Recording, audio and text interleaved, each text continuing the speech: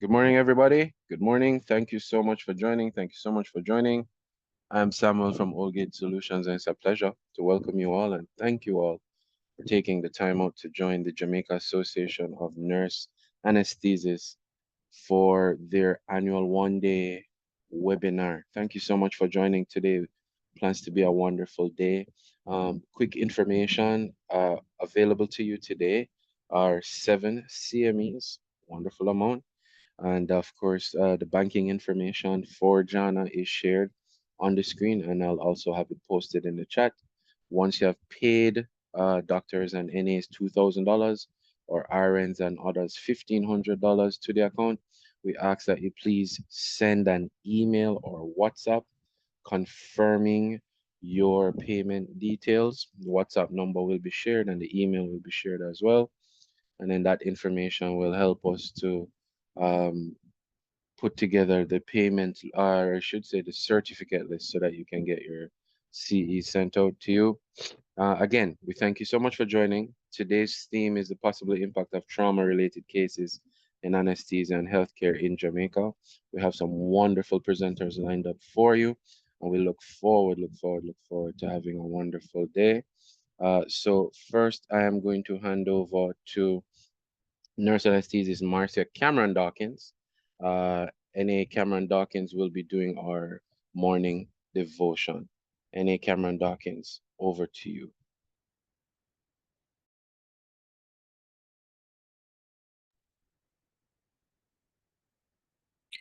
Good morning, everyone, and welcome once more.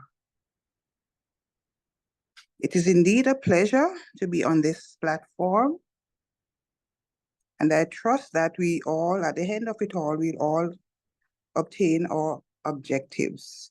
Let us pause for a moment of meditation. According to Lamentations 3, verse 22 and 23, it reads, "It is of the Lord's mercies that we are not consumed, because his compassions fail not. They are new every morning. Great is thy faithfulness." Indeed, we have more than enough to give God thanks for the fact that we are alive to see this beautiful day, and therefore we should be grateful as we go from day to day. Let us pray. Our God and Father, the creator, sustainer of the universe, we praise you, we honor you, we give you the glory. We are telling you thanks for your love, for your mercy, and for your grace. As we come on this platform, our webinar, we present all those who will be participating, our presenters, the technical persons, and all those who will be listening or watching online. I pray for a special covering. We pray for the program, that everything will be done according to plan and purpose. We pray that there will be no mishaps, and we pray that your Holy Spirit will take full control. We give you the glory, we give you the honor and the praise, while the blessing be ours. Through Jesus Christ, our Lord and our Savior, we say, Amen. Thank you. Thank you so much for that wonderful, wonderful prayer. Our moderator for this session today is N.A. Erna Reed. N.A. Erna Reed is with us. Let me allow her to say good morning to everyone and introduce our president, who will be giving us a welcome. N.A. Erna Reed. Good morning. Hi, I'm Erna Reed. I'm sorry about the technical difficulties I had this morning. The next session is our president, Mrs. Parkinson, who is from Savlamar Hospital. She's going to be giving the welcome and the greetings. Over to you, Carol. Good morning and welcome to the Jamaica Association of Nurse Anesthetists annual webinar. As a group, we believe in education, and so today we invite you to join us under the theme, the possible impact of trauma-related cases on anesthesia and healthcare delivery in Jamaica today. According to the West Indies Medical Journal 2015, trauma remains a challenging burden on the health system of developing countries. It is the leading cause of death for persons under the age of 40 in the Western society. Jamaica has a murder rate of 36 per 100,000, one of the highest in the world, while death from motor vehicle accidents is 18 per 100,000 compared to 10 and 10.2 in our neighboring Caribbean countries. Jamaica Gleaner in 2016 reported that in the year 2006, the estimated cost of hospitalization related to trauma was US 33.4 million, or 20% of the health budget. In 2010, the 10-year data from the Jamaica Trauma Registry showed that trauma accounted for 20% of surgical admissions, with close to 50% of these cases being intentional. Today, we will see the impact of trauma on orthopedics, general surgery, neurosurgery, anesthesia, and yes, obstetric and gynecology, among others. We will share information. We will reflect on our situation. We will discuss. Please stay with us. Remain connected. Remain online. Have an educational day. Thank you. Amino.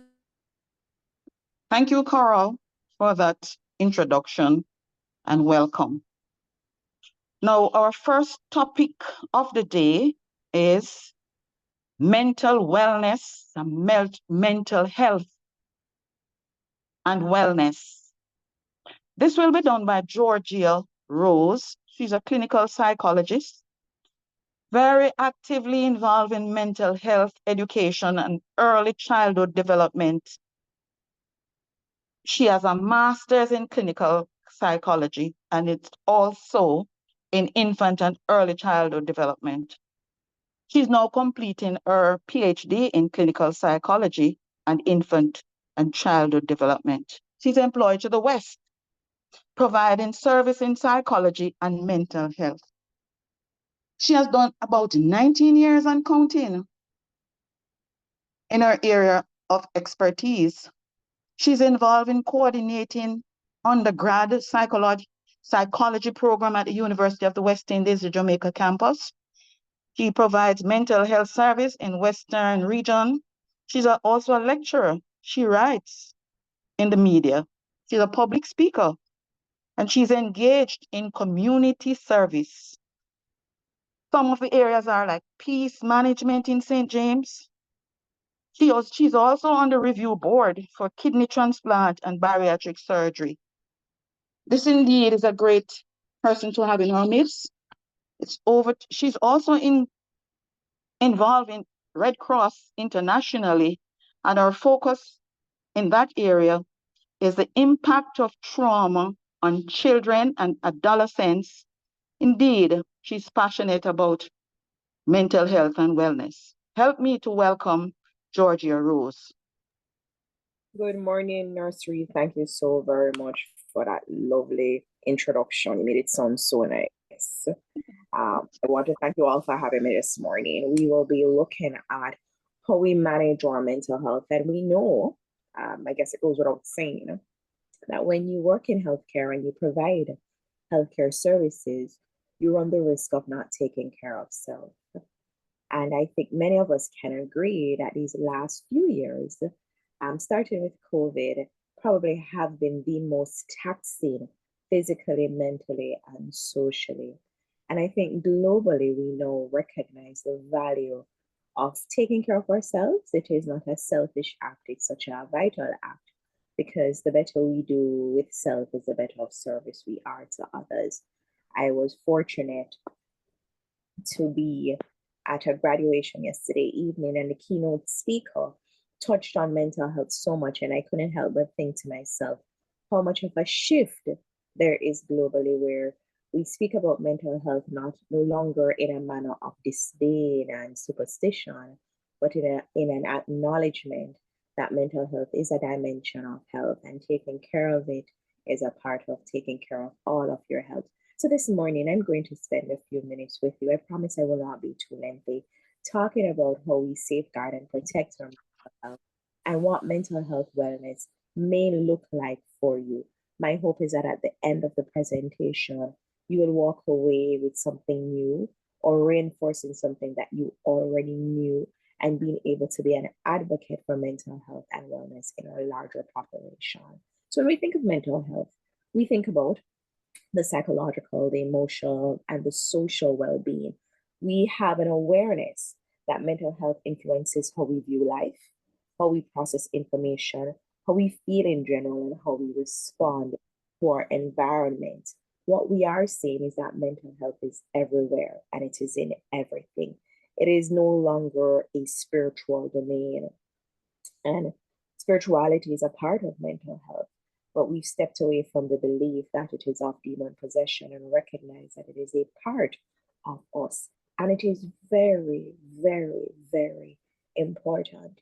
You know, I say to people, you can be very wealthy, you can be very educated, you can be very accomplished, you can be lots of things. But if your mental health is not intact, you're going to find that all those things don't mean anything.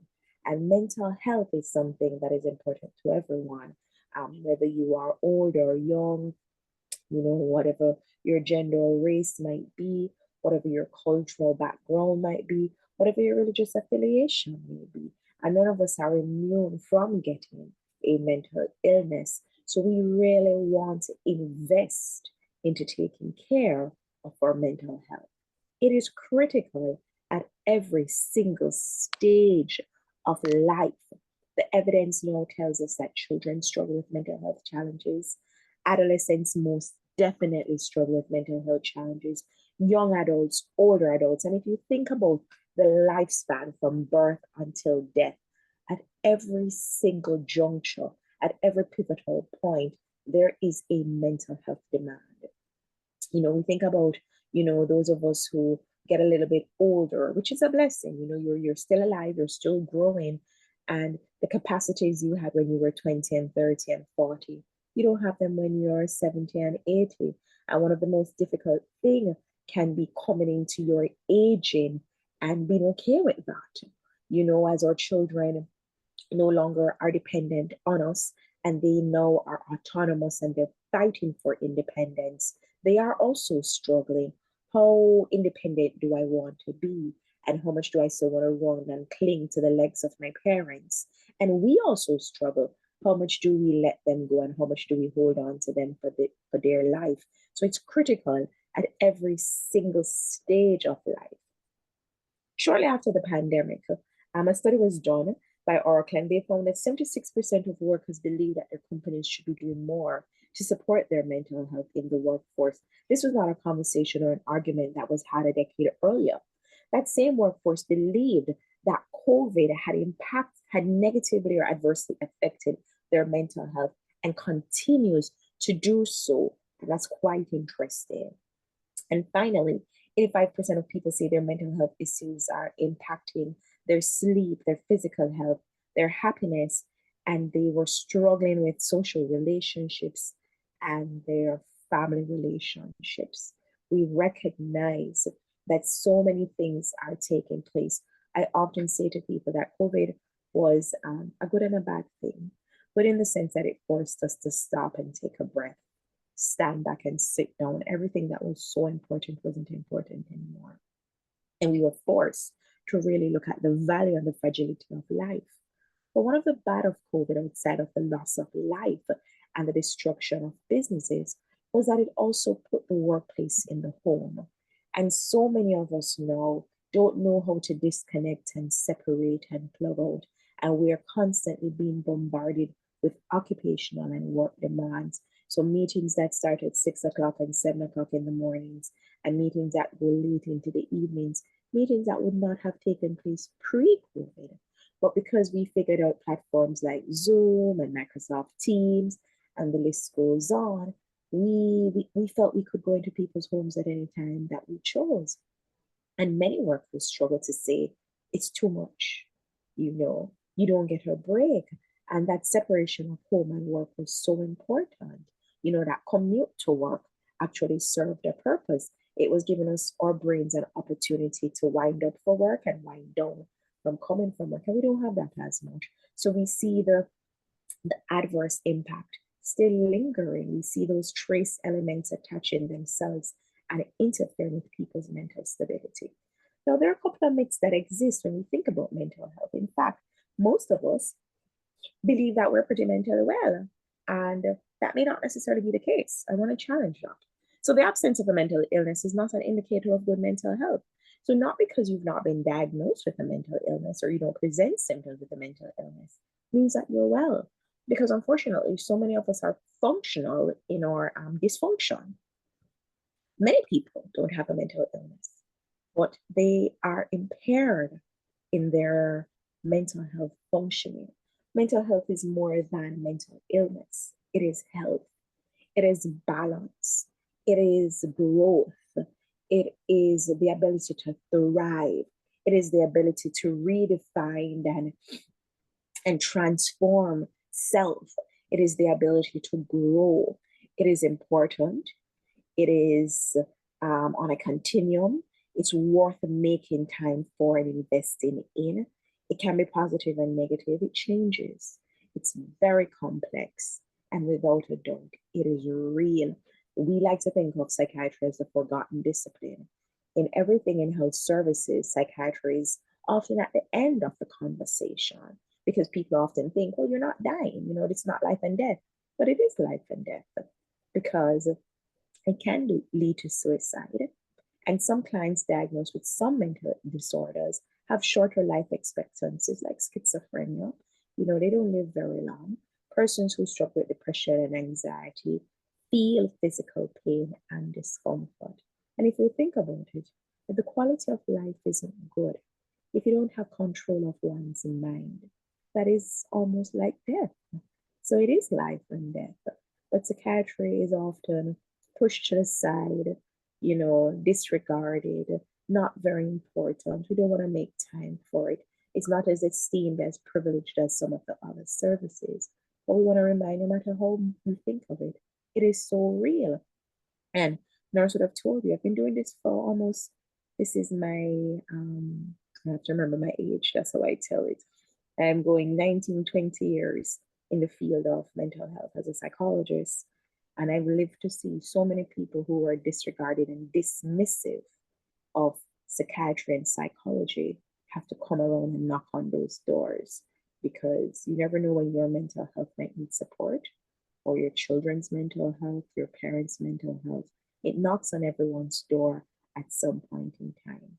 And when you open up yourself to that reality, then you want to be grateful that it is not something to be ashamed of, that it's not a sign of weakness, that it's not necessarily a negative thing, that it's not fake, it's not fixed, it's not something that you can just snap out of. It's not something that only happens to some people. It's not something that you decide to have and therefore you can just give it back. That it is very much a real illness. So, how do you know if you're doing well mentally? How do you know if you're in a good space? And these are a couple of the things that we have found over a course of time and lifespans. So the ability to engage in healthy coping strategies in times of stress, because stress is an inevitable part of life. You cannot escape it. You cannot get away from it. Stress is stress, and stress will always be stressing, as my adolescents will say. But you want to be able to cope. And I give the example, you're going to work and you get a flat tire. The day doesn't end. You don't throw your hands up in the air and say, I'm not going to work, because I peer crosses and stress this. No. You put on your spare, you put on your donuts, or you might have to leave the car and take a cab and go do your work and come back. Your whole day doesn't get disrupted because of one thing. And ask yourself, whenever you're faced with stress, is your default to catastrophize? Do you step into your doom and gloom space? The world is coming to an end, the sky is falling down.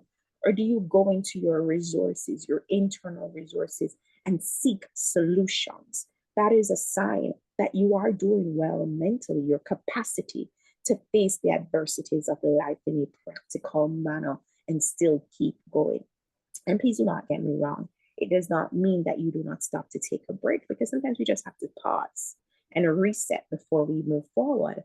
But it is not about, being frustrated and overwhelmed. And it's one of the things I try to teach my children, that things happen, but you don't get to fall apart and, my God, I can't function. You can always function. I have a very big rule in my house. We don't get to say it's a bad day, bad things happen, but you don't get to qualify the entire day as bad, because then you've set yourself up for bad experiences throughout the day. So something is missing, something is broken, that's bad, but the entire day has nothing to do with that. The realization of your potential in life. Who are you destined to be? Are you operating at your full potential? If you have religious beliefs, and let me put a disclaimer here, I am of the Christian faith and I believe in the Christian principles.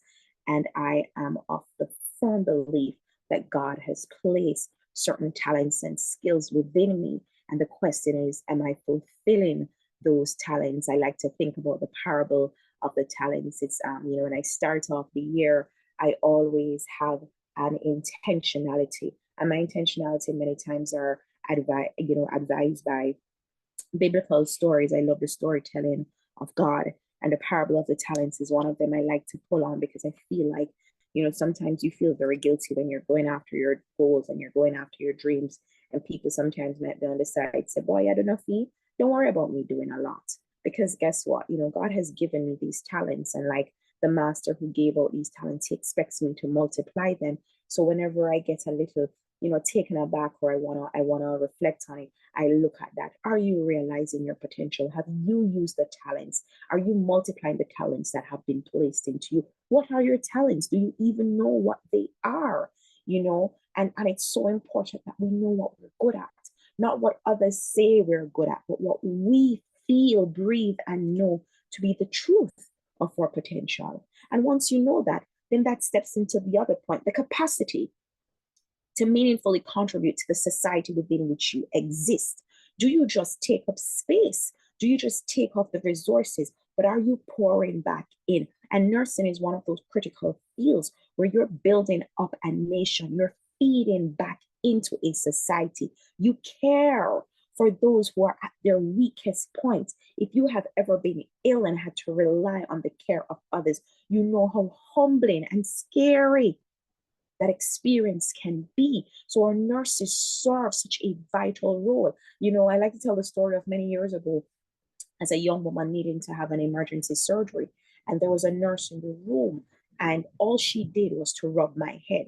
I remember that very clearly. I wasn't under general anesthesia. And there was this nurse, and she thought I was much younger than I was. She thought I was 13. I was 25 at the time, and she was rubbing my head and being, very soothing.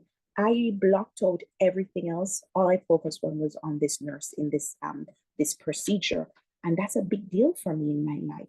She made something that was so scary so much more bearable. Fast forward to many years later, having my first child, and they started out with local, and it just wasn't working because I was freaking out. So you serve a vital purpose. So your ability to contribute back to your society. Going forward from that, the capacity to create and maintain healthy relationships. There was a study, it's called the happiness study, and it was a longitudinal study that included a lot of participants, many participants, and they wanted to find those pivotal variables that contributed to long life and satisfaction in life. And they looked at many things. They looked at religious affiliation, they looked at education attainment, marital status, whether or not you had children, whether or not you went to the gym, lifestyle and diet. They looked at where you live. They looked at socioeconomic status, taking vitamins, not taking vitamins, being involved in physical activity. They looked at everything you could think about. And at the end of the study, the results consistently demonstrated that having positive relationships, healthy relationships, relationships where people encourage you and build you up, not relationships where people are tearing you down and quarreling with you and emotionally abusing you, but relationships where people make you feel good about yourself. People build you up, people pour into you, people stand in the gap with you. Those are the things that determined satisfaction in life. And COVID proved that. Many people, the biggest challenge of COVID was the isolation from those relationships, the isolation from those supportive interactions. So the creation. So you have to be able to start these relationships and you have to be able to maintain them. And you want to reflect on that. Do I have solid, healthy relationships? And we're not talking about the relationships where people are forced to interact with you. We're talking about the relationships where people want to be in your presence, where people want to interact with you. And the ability to create and maintain healthy relationships comes from an awareness of who you are as a person. So a healthy awareness of self. All of us require self-work continually. All of us have really great parts about ourselves. And then we also have parts of ourselves that we need to work on. And the ability to step back and recognize how people receive us is so critical to a healthy foundation of mental stability. If you are an unkind person, if people receive you in a disingenuous way, in an inconsiderate way, in a way of malfeasance, you have to recognize that no matter how great you think you are, you're not being received in a great manner. And some of us like to say, well, as some time I'm not change, we like it that I fit in business. You get to a point where you realize that that's not truth. That's a myth that has been perpetuated, a narrative that we've heard many times. And that's why we have many persons in their elderly and later years in life who struggle with loneliness. I work in mental health, and I can tell you the biggest challenge for persons with mental, for the elderly, is loneliness and isolation. Some of it because their peer group, will pass away. That's a natural course of life. But so often because they do not forge very healthy, meaningful relationships when they could. The capacity to be productive and a rational and realistic approach to life. So often we have very unrealistic expectations. We're very dissatisfied with life because we have these fantasy type views of what life should be, and life doesn't work like that. How do we create, maintain, and support our mental health? It is good that we engage in deliberate actions in the same way that we go to a gym and we eat well and we go to church, right? In the same way that we exercise and practice balanced nutrition, we also have to intentionally look at our mental health and wellness. And it's good that you check in with yourself. Are you excelling? Are you surviving? Are you in crisis? And only you can really answer these questions when you think about it, like where are you and what can you do to make it better? So here are some strategies, and these are some simple strategies that I want to leave with you, right? Have a plan for your life, and it has to be your plan. Nobody else has the authority to tell you what you should be doing with your life, when you should be doing it, and how you should be doing it. The moment you become an adult, you have to step into accountability and preparation for yourself. No one else owes you anything, and no one else has the capacity to make your life good but you. So have a plan. You can only live and enjoy the life that you want, the life that you accept. So have that plan. Consistently evaluate your life, yourself, and those in your space. Am I where I want to be? And the people who exist in this space with me, are they the people for me? Are they the right people? Are they pouring into the plan, or are they taking away from it? Are they making me better? And people often ask me, Miss Rose, how do you know if it's a healthy relationship? You know it's a healthy relationship if it brings out the best in you. You know if it's a healthy relationship if you grow in it. If you are in a relationship where you are always aggressive, always arguing, always quarreling, engaging in deception, doing all the things that hold you back and stifle you as a person, then it's not for you. And it doesn't necessarily mean that the other people are bad people. It's just that sometimes, just like how some elements don't mix, oil and water, no matter how much you shake them up and confine them, they will never fully integrate. It's the same thing with some people in our lives. And sometimes when we free and we release people, they get to grow and we get to grow. So you have to evaluate that, and you have to do it in a very authentic and honest way. Invest in healthy relationships. I spoke about that. Pour into relationships in the same way that you want them to pour back into you. Find passions, and your passion has to be your passion, and explore it. Whether it want to be baking, sewing, dancing, swimming, reading, writing, going out in the community, whatever it is that you, when you do it, you find that it really lights a fire in your spirit. I really want to encourage you to do that. Accept yourself. You can be nobody else but who you are. Accept yourself. And accept yourself doesn't mean you don't work on yourself, but accept yourself means that you love yourself. And you love yourself with your flaws, and you recognize their flaws, and you try to work on those flaws. You know, there's only one you. You were created specially. Nobody else can be you. You serve a purpose. You have a talent. You have a gift. But that gift will only shine if you dust it off, if you shine it yourself. Learn and practice financial prudence. So often a lot of our stresses come from the choices we make. And I find that financial choices are one of the biggest elements in our stress indicators, because so often we maybe are trying to impress people or live amongst our means or do things to say, I am worthy, I am a heir, I have arrived. But we're stressing out ourselves. It's not necessary. It's not necessary. Cultivate a positive attitude. Positivity, not in a toxic way, but positivity in the sense that you look for the good. So many of us invest energies looking for the bad. The bad is always there. We know that. We're not naive. We're not blind. But you can also look for the good. And, you know, I tell my students that positive and good is very subjective. What one person is happy with is not what another person is happy with. But sometimes we need to ease ourselves, as Jamaican people would say.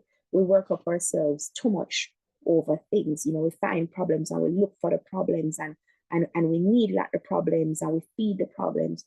We don't try to find the solutions. Learn to be positive. Get up and force yourself to look outside and look at the sun and say, my God, today going to be a good day. And when it's raining, say, oh, thank you for the rain, because the earth did really need it, cool down the place.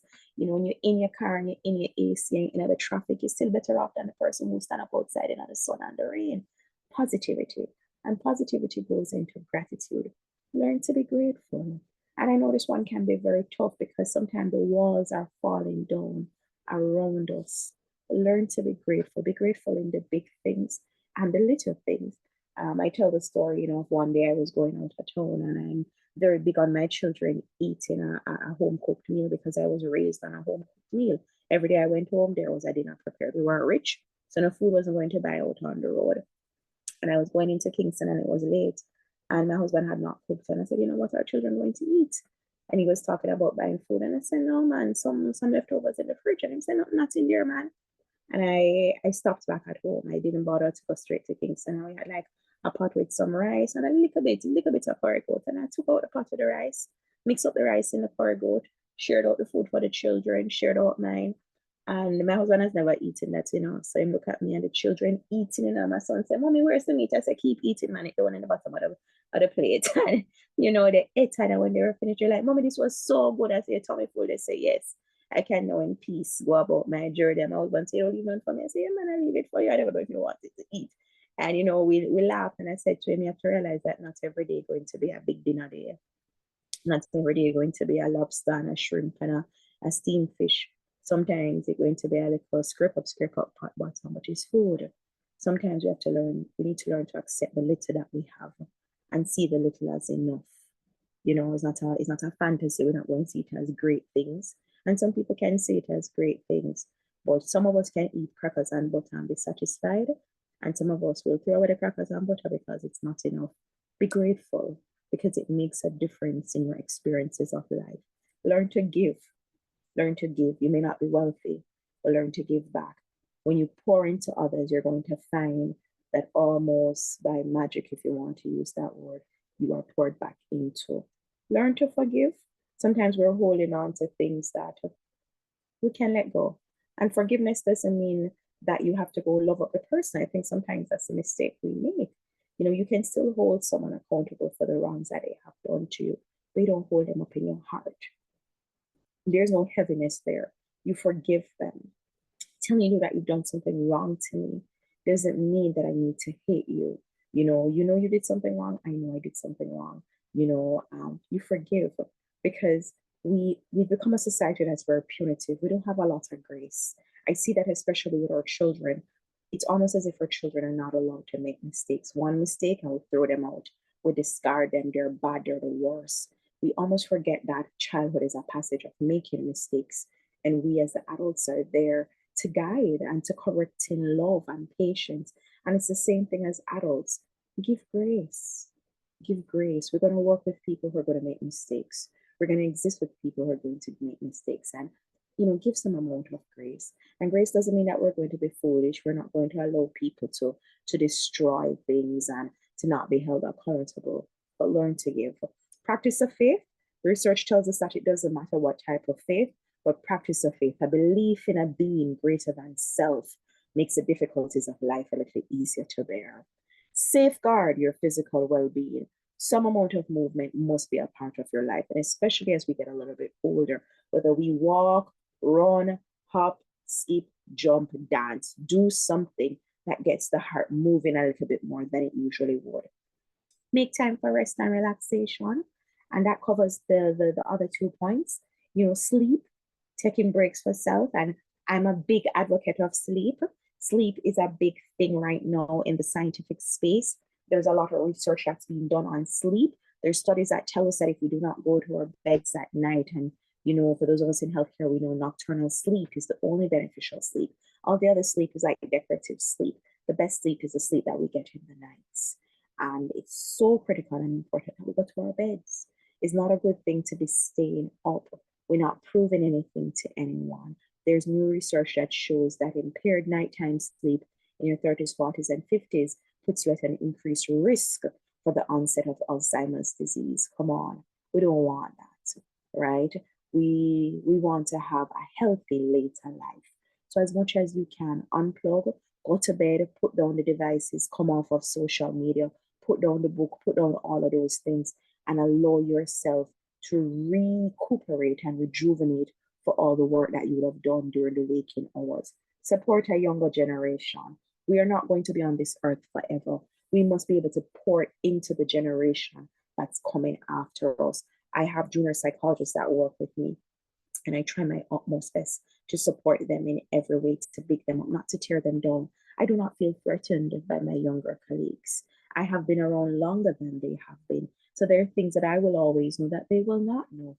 But I pour in everything that I know back into them, because there must come a time that I will exit from the services, whether I will exit because I want to exit it, or when the Lord says your time on earth is up. And I don't want to take all of that knowledge with me by myself. That serves no one any purpose. I want to know that my team has benefited from my presence, that I have poured back. And I love to teach. I love to pour back everything that I learn back into the people that I'm around. And it makes me feel good to see them be able to benefit from that. So learn to give back to the younger generation. Don't see them as a threat. Don't worry that they're coming to take your space. No, we're going to build them up so that when we leave, they'll do a better job than we have done. Live your most authentic life. There is only one you. Do not live for anyone else. Live for you. Do what makes you happy. Do what makes you smile. Do what brings joy and peace into your space. At the end of the day, you have to give account for that life. So live it, live it, live it, live it, live it, live it, live it, live it, live it, live it, as much as you possibly can. There's some activities I usually do, but I prefer to do these when I'm in person versus online. But I'll tell you a little bit about them. I'm going to speak about just one, the me mapping, because that's something you can do for yourself. In therapy, I like to engage my clients in what I call a me map. It is a map that's centered around you. You draw on a piece of paper and you put a circle in the center of the paper and you write your name in the center. You can write me, you can write the word me. And then you put some tentacles, like branches, tree branches, shooting off from the circle. And you identify all the areas of your life that you want to work on. So if you want to work on your finances, one branch is finance. If you want to work on self-care, another branch is self-care. If you want to work on your spiritual relationship, you put spiritual. If you want to work on your family, you put family. And you try to be as specific as you can under each branch. So when you say financial, what about your finances do you wish to work on? You might say, I want to save a little bit more. And then I would ask, what does more mean? And you might say, save 1,000, I want to save 10,000. I want to save 10%, I want to save 5%. And I encourage all of you, if you are led and if you have the time, to sit down and just write, illustrate what you want your life to look like, where you want your life to go, what are the changes you want to see. And every now and then to check back on that map, tick off what you have accomplished. And some of my clients also want to stick it up on their mirror or put it up on a wall that they can see. So it's in their mind's eye as often as possible. And what it really is, a commitment to working on self and a commitment to investing in self and making self a priority. And as always, we remind everyone whenever we have an opportunity that no matter what you do, there is absolutely no good health without good mental health, encouraging all of us present to continue to take care of our mental health. And I thank you.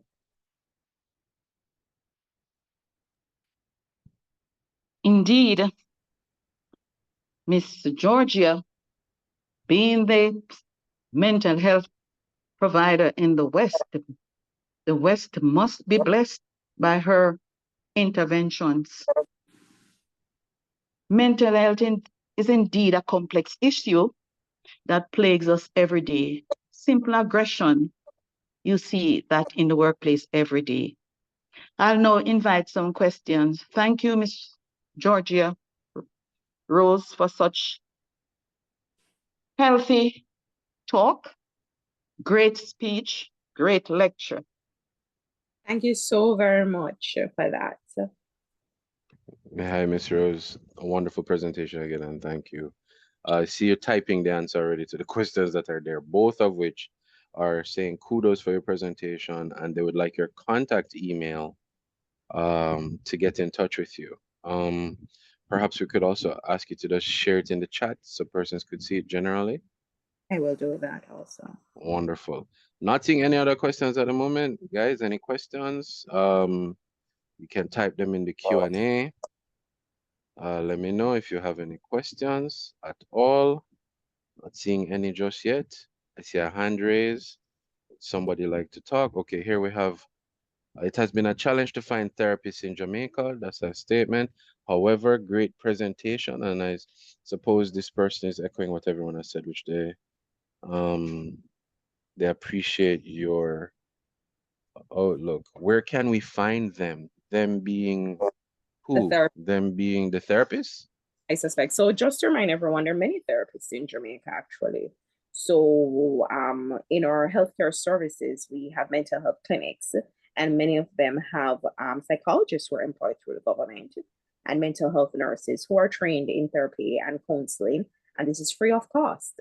And then we have a lot of private therapists around the island, and you can find a full listing on the Jamaica Psychological Association website. So if you're interested in finding a therapist, and the Jamaica Psychological Association website, and then there's some familiar names such as Family Life Ministries, which is a Christian-based counseling organization, and they have psychologists and counselors there, but it's Christian-based and oriented. So just for you to know that. And we have private psychological services like Tea House Therapy. This is located in Kingston. And there are a few in every little parish you can find therapists. So as I said, go on the Jamaica Psychological Association website. I've sent you my email address. And if you live in a particular parish and you want to find someone, you can send me a message and I'll try my best to assist you. Okay. Thanks again, Miss Georgia Rose. On the program next, we have Alternative Investment Simplified. This will be done by two young ladies, Miss Yasmin Reed Winter, she's Premium Client Manager, and Miss Trisha Gay Clark, Assistant Vice President, Premium. They didn't want to be introduced otherwise. Over to you, Miss Reed and Clark.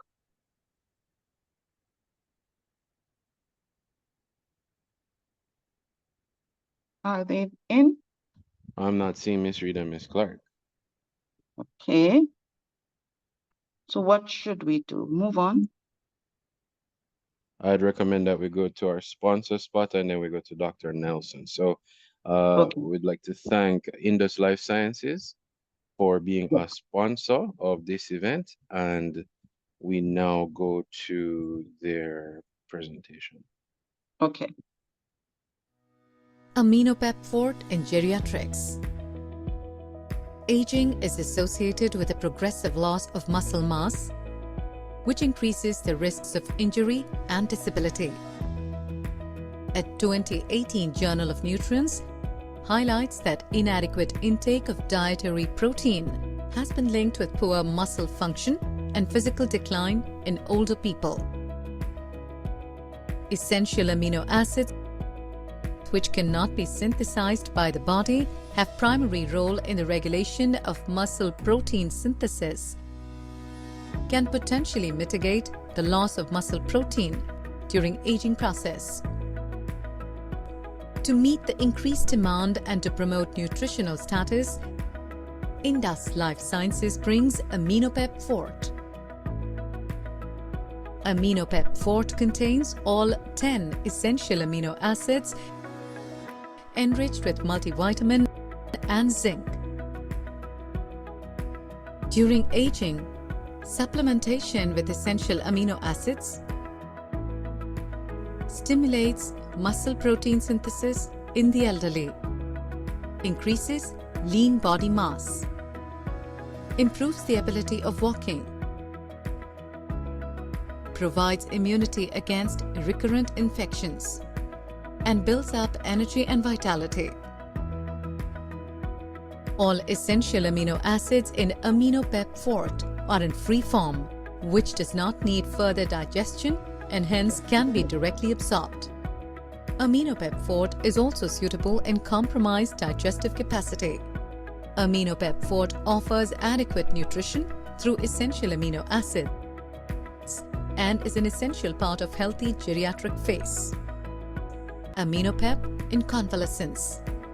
Following illness, body proteins like enzymes and hormones are rapidly broken down and are insufficiently resynthesized due to lack of essential amino acids. During convalescence, there is rapid weight loss due to loss of body fat and skeletal muscle mass. This is frequently accompanied by short-term self-limiting disease process like injury, surgery, and infection. Hence, supplementation with essential amino acids promotes tissue regeneration and healing, shortens convalescence, strengthens immunity, and provides sense of well-being. Aminopep Fort supplementation strengthens body resistance and improves immunity. Aminopep Fort shortens recovery phase and hence back to work faster. In old age and convalescence, Aminopep Fort acts as an ideal nutritional supplement. In today's fast-paced world, where modern food choices often challenge our quest for a healthy body and mind, many of us face the relentless battle against hyperacidity and acid reflux. Acid reflux occurs when excess stomach acid creeps upwards into the esophagus, causing burning sensations and inflammation. It's a condition we know all too well, gastroesophageal reflux disease, or GERD. But the question remains, do regular antacids truly help? Unfortunately, they only neutralize the acid, leaving the root cause unattended. That's where Indus Life Sciences steps in, presenting a revolutionary third-generation alginate antacid. NuGel combines the power of alginic acid, magnesium hydroxide, dried aluminum hydroxide, magnesium trisilicate, and dimethicone. Alginic acid creates a light yet sturdy foam raft that floats on the stomach's contents, preventing acid from reaching the esophagus. This innovative technology offers instant action and long-lasting relief, providing rapid relief from acid reflux within just 5 minutes. Thanks to NuGel, you can finally say goodbye to those uncomfortable moments, and its effects can last up to 4 hours, ensuring uninterrupted joy. And with dimethicone, NewGel tackles flatulence, helping you feel more comfortable and at ease. NewGel is recommended for hyperacidity, GERD, gastritis, flatulence, and as an adjuvant to NSAIDs, a comprehensive solution for your gut. And that's not all. For those with symptomatic pain due to gastric and duodenal ulcer, we present NewGel O Suspension. It combines the power of NewGel with the mucosal anesthetic agent oxetacane, providing prompt and prolonged pain relief. Choose from our 200 ml, 100 ml bottles or our convenient on-the-go 10 ml sachets. Or for those who prefer a delightful experience, try our chewable tablets in a delicious mint flavor. Worried about sugar content? Fear not. NewGel and NewGel O are sugar-free, making them diabetes-friendly and safe for everyone. NewGel, your 5-minute miracle antacid. To the entire medical fraternity, we extend our heartfelt thanks for supporting Indus in our journey towards better healthcare. Indus, your partner in a healthier life. Okay. Thanks to our sponsor, as usual. Should we move on to We Dr. can Randy? know, I think we can Oh. now ask Miss Trishege Clark Okay. to take over. I believe she's online now, and Okay. have the presentation done on alternative investments. Trishege, are you there? Okay.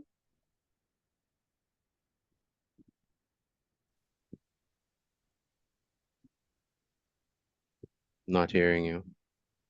You hearing me now? Yes. It's a little louder.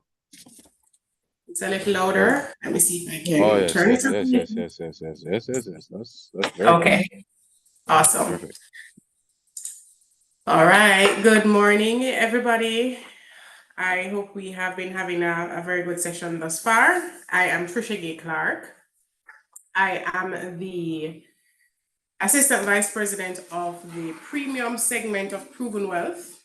And Proven Wealth is a wealth management company. We offer a suite of products.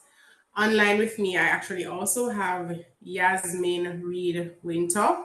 And we're going to be splitting the presentation because we have a slew of products that we want to introduce to you. So please allow me to share my screen. You can let me know when you're seeing it.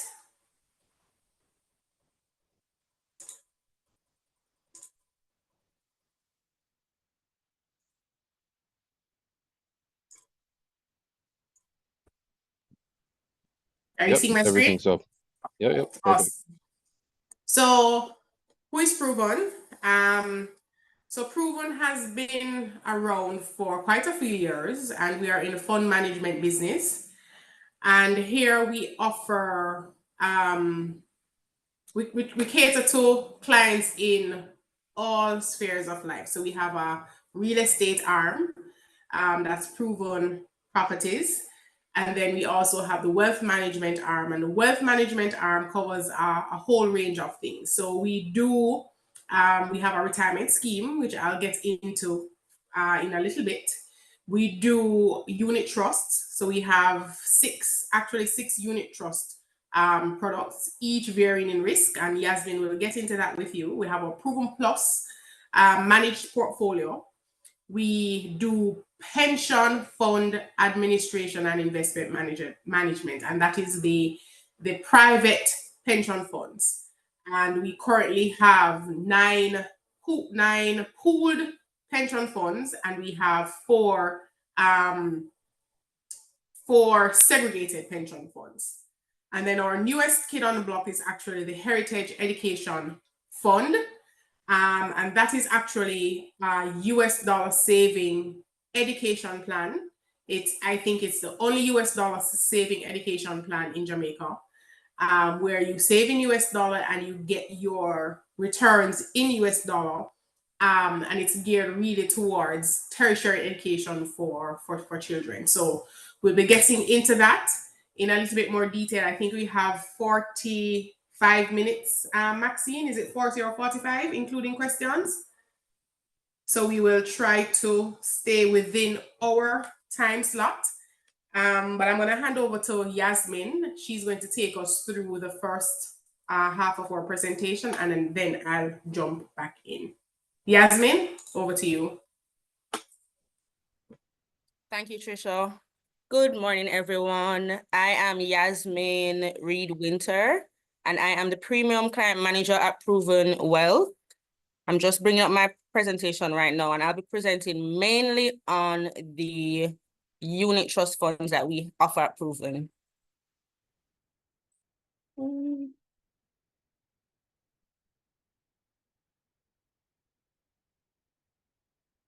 Are you seeing my screen? Can you see the screen, Trisha? Yeah, man. Yes, we are Wealth seeing it. management. All right.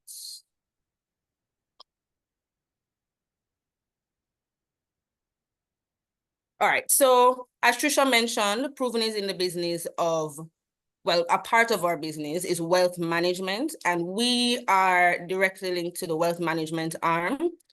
At Proven, we are in the business of helping you to make your money work for you. So should you be interested in starting a portfolio at Proven, the first thing that we would sit down with you and discuss is your budget, how much disposable income you have, and what you can do with this disposable income after you've met all your immediate obligations. So we like to look at your investment time horizon, right?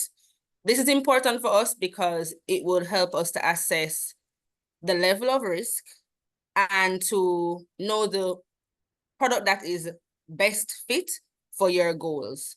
So once you have defined those objectives to us, and people typically invest for the same reasons and have similar objectives, then we'll be able to assign products based from our suite of products for those objectives, right? And most of the objectives, as I said, are similar.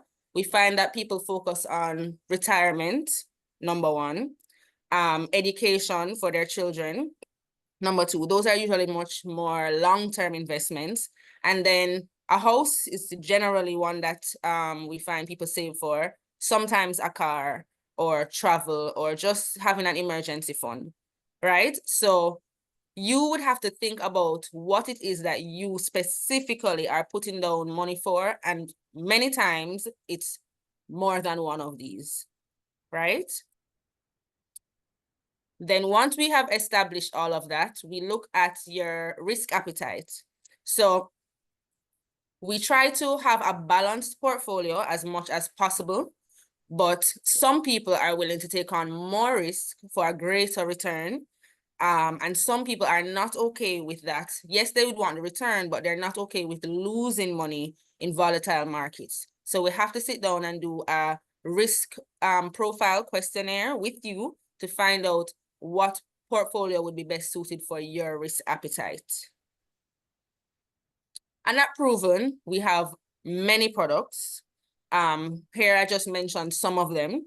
So stocks, local and international, we are able to provide access to our local market as well as the international markets, not only the US, but Canadian, European, Asian markets as well through a third-party broker.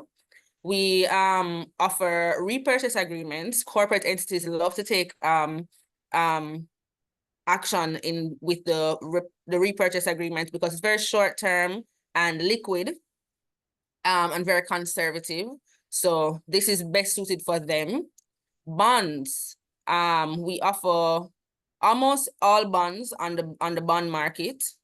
If you are looking for a fixed return, and we find that our older clientele, a lot of our pensioners like to take advantage of the bond market because they're looking for steady income. Then we have the education savings. That is what Trisha will touch on more later, which is a product, as we said, Heritage Education Fund. It's a product geared towards saving towards tertiary education for children. And we have pension plans, we manage pension plans, and we have an approved retirement scheme. Trisha will also touch on that, Proven Rock, for people that are focusing primarily on retirement, and of course, our unit trust. Now, the good thing about unit trust is that it can be used for anything, and that because we have 6 funds, you can use them for their multi-purpose, right? Depending on the goal that you have. So what is a unit trust? A unit trust is an unincorporated mutual fund structure that holds assets and provides profits to individual unit owners instead of reinvesting into the fund. A unit trust is established under a trust deed, and the investor is the beneficiary. In this case, the investor would be you. Who manages the unit trust fund? So we have fund managers. We have a department actually at Proven, and these people are qualified to manage the assets in the fund to ensure that our investors get the best return and that the risk is managed properly, right? All unit trusts have trustees that are assigned to the funds, and these trustees are basically acting in the best interest of the beneficiaries, ensuring that the funds are properly regulated. And for ours at Proven, the JCSD, the Jamaica Central Securities Depository, is the trustee.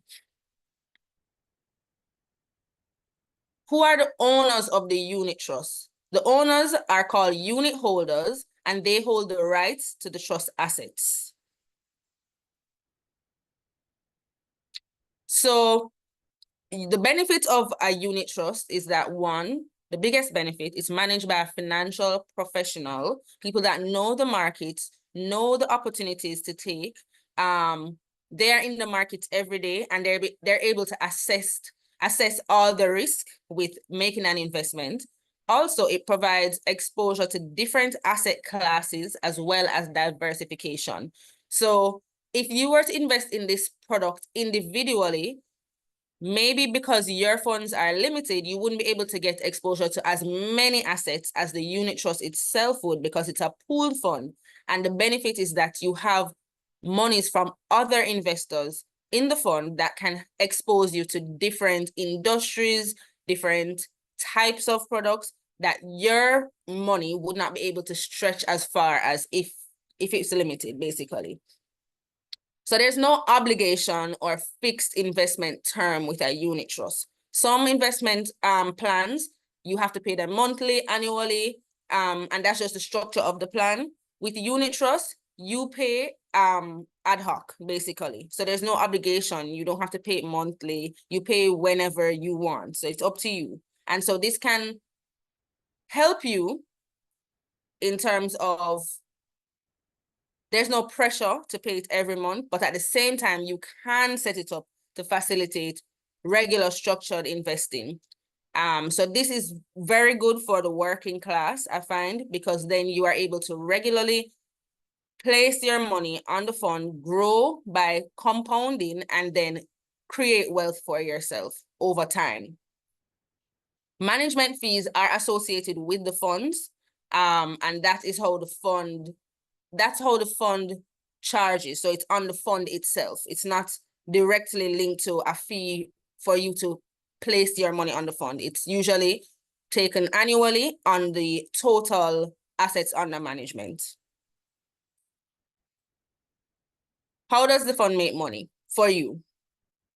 The first way it makes money is by capital appreciation of the assets in the fund.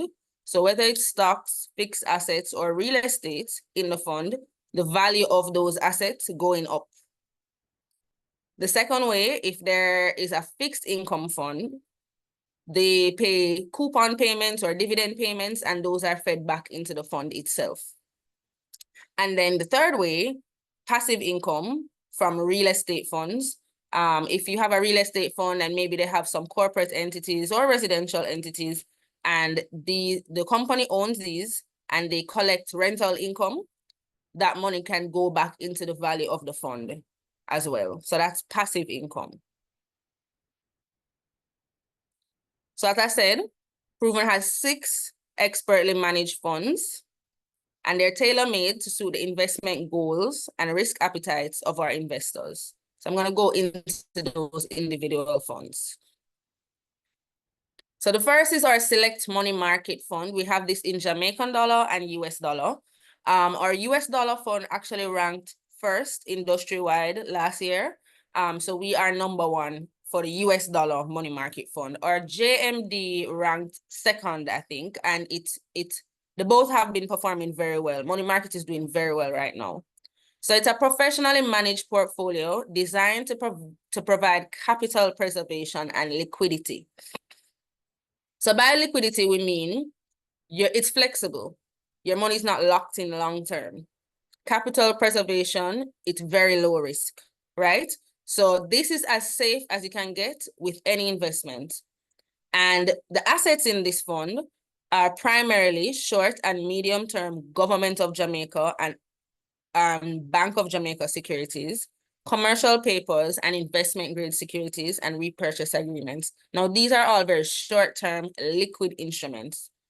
Usually with the money market funds, there's a 30-day holding period. After 30 days, there's no penalty to touch the money. So that's how short-term it is. And I like to convince people to place your money here if you want to get some return, but you know that you can't lock in this money long-term. You may have some need for the money later in the year, but you don't want it to be sitting in your bank account getting less than 1%. Here, you can get returns of over 6% annually at the moment. Last year, both the Jamaican and the USD did between 6.1 and 6.5% per annum. And this is one of our lower risk funds. So 6.1 to 6.5 is on the lower end. Next, we have our Proven Select Income Fund. And this is a professionally managed portfolio designed to provide long-term capital growth through appreciation and interest income. So this here is really for those who want to benefit from regular income. So this is, I would say, it's a moderate fund. And it invests in medium and long-term Government of Jamaica and other sovereign bonds, medium and long-term investment grade corporate bonds, and repurchase agreements. Now, what happens is when this fund buys multiple bonds, those bonds have fixed terms. So they know that they're getting a 5%, a 10% per annum, etc. And they have set dividend payment dates, right? When those dividends are paid, it feeds back into the fund. And so the fund is growing, not only by capital appreciation, but by the income that is coming back into the fund from those assets. So this is perfect for someone that doesn't want to take on the risk of investing in one bond per se, because with a bond, you're always taking on risk. You try to get an investment grade bond. However, maybe investing in one bond is too much exposure to risk. A fund like this would be good for you because it would be compiled with a suite of bonds versus just one. So you find a lot of persons that are getting closer to retirement, they choose to invest in a fund like this. This more suits their investment objectives at the time. And this is a US dollar fund. Last year, this did over 6% as well. It did about 6.5%. And we ranked third in the industry for this fund. Proven High Yield Fund. This is a Jamaican dollar fund. And this, as the name suggests, it gives you a higher yield, right? So it's managed, it's a long-term portfolio and it's designed to provide above average risk, adjusted fixed income returns. So it's also invested in medium to long-term corporate bonds, corporate loans, government fixed income, preference shares, and private debt transactions. However, what you'll find is that this fund will focus on fixed income assets that will give you a higher return. So they take on more risk. So you'll find that the bonds in this portfolio may be looking like 8% return annually up, maybe as far as 12%. Whatever the market is offering, they'll take advantage of that, whereas the fixed income fund may stick to investment grade, lower moderate risk. So this is definitely for people that want more returns on their money and they're willing to take on more levels of risk. So I would say this is more on the aggressive side And last year, it provided a return of over 9% per annum. It's doing very well right now. The holding period for this fund is 180 days, so 6 months. And after that, there's no cost to liquidate, but you have to keep the money in the fund for at least 6 months. And the Proven Select Equity Fund is a Jamaican dollar fund. This, I would say, is our most aggressive fund because it is primarily stocks. And you know, with stocks, there's a great opportunity to maximize your return, but with stocks, the markets tend to be volatile at some periods. And so with this, you're definitely taking on a high level of risk. I would say an equity fund is definitely a long-term fund, because with equity markets, over time they do well, they perform well, but it moves in waves. And so you want to get into this fund and hold it for a very long period where you will maximize the fund as much as you can. And with equities, I would say 10, 15 years, you'll definitely see the benefit, because this will outdo any other asset. So the portfolio suggests, it invests in Jamaica Stock Exchange listed equities, both the main and junior market, equity listed on regional exchanges, that could be Trinidad Exchange, Eastern Caribbean Exchange, etc. Equities listed on any other recognized stock exchange subject to foreign exchange restrictions, right? That could be the New York Stock Exchange, the Canadian Stock Exchange, once they are within their regulation for the fund. This is a Jamaican dollar fund, so they will have limitations as to how much they can expose themselves to different currencies. And the real estate fund, this is our flagship fund right now. It's a #1 fund at Proven. It has performed well year over year, always providing a return of over 10%. Last year it did about 10.8% in for the course of the year. And what I like about this fund is that with real estate, you're getting very high returns, but it is not too aggressive. It is moderate, right? And Proven, we're getting bigger in the real estate space. I know that you have seen a lot of our developments going up, and we have much more coming. And Proven Properties is doing very, very well right now. So they try to give you direct exposure to real estate assets, provide returns commensurate with investing in the real estate market. So the portfolio invests in real estate properties, real estate unit trusts, real estate investment trusts, which is called REITs, and other real estate linked investments. So they may invest in a bond that is backed by a real estate asset. So right now, we are third in the industry for the real estate fund, but this fund, I can say, is true organic growth based on the properties that we own at Proven and some level of liquidity in other assets, right? The real estate fund, generally, it takes a bit more money to start because real estate usually requires a larger lump sum, and usually the fixed term to hold your money is longer. So for this fund, you have to leave the money for at least a year. And to start the fund, you need 500,000 Jamaican. And then with each additional investment, it must be 100,000 or more. With the other funds, Jamaican, it's 200,000 to start. And with each additional investment, it's $10,000 or more. And for the US, it's $2,000 to start. And with each additional investment, it's 100 US or more. And if you are interested in getting started today, sitting down and doing an assessment, you can contact me at yreed@weareproven.com. And I also put my phone number if you'd like to reach out, 507-9296. And we're looking forward to hearing from you so we can help your money work for you and help you to grow wealth the organic way. And that ends my presentation. Trisha, off to you.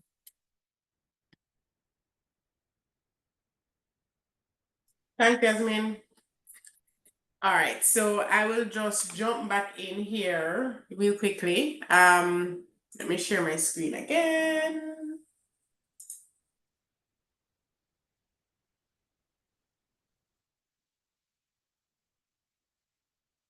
All right. So what I have here, so Yasmin would have gone into the wealth management side. And I know that just in terms of the profession that we're dealing with, many persons may actually not be actively saving for retirement or maybe a part of a formal pension plan, meaning an approved superannuation fund because of the nature of your employment.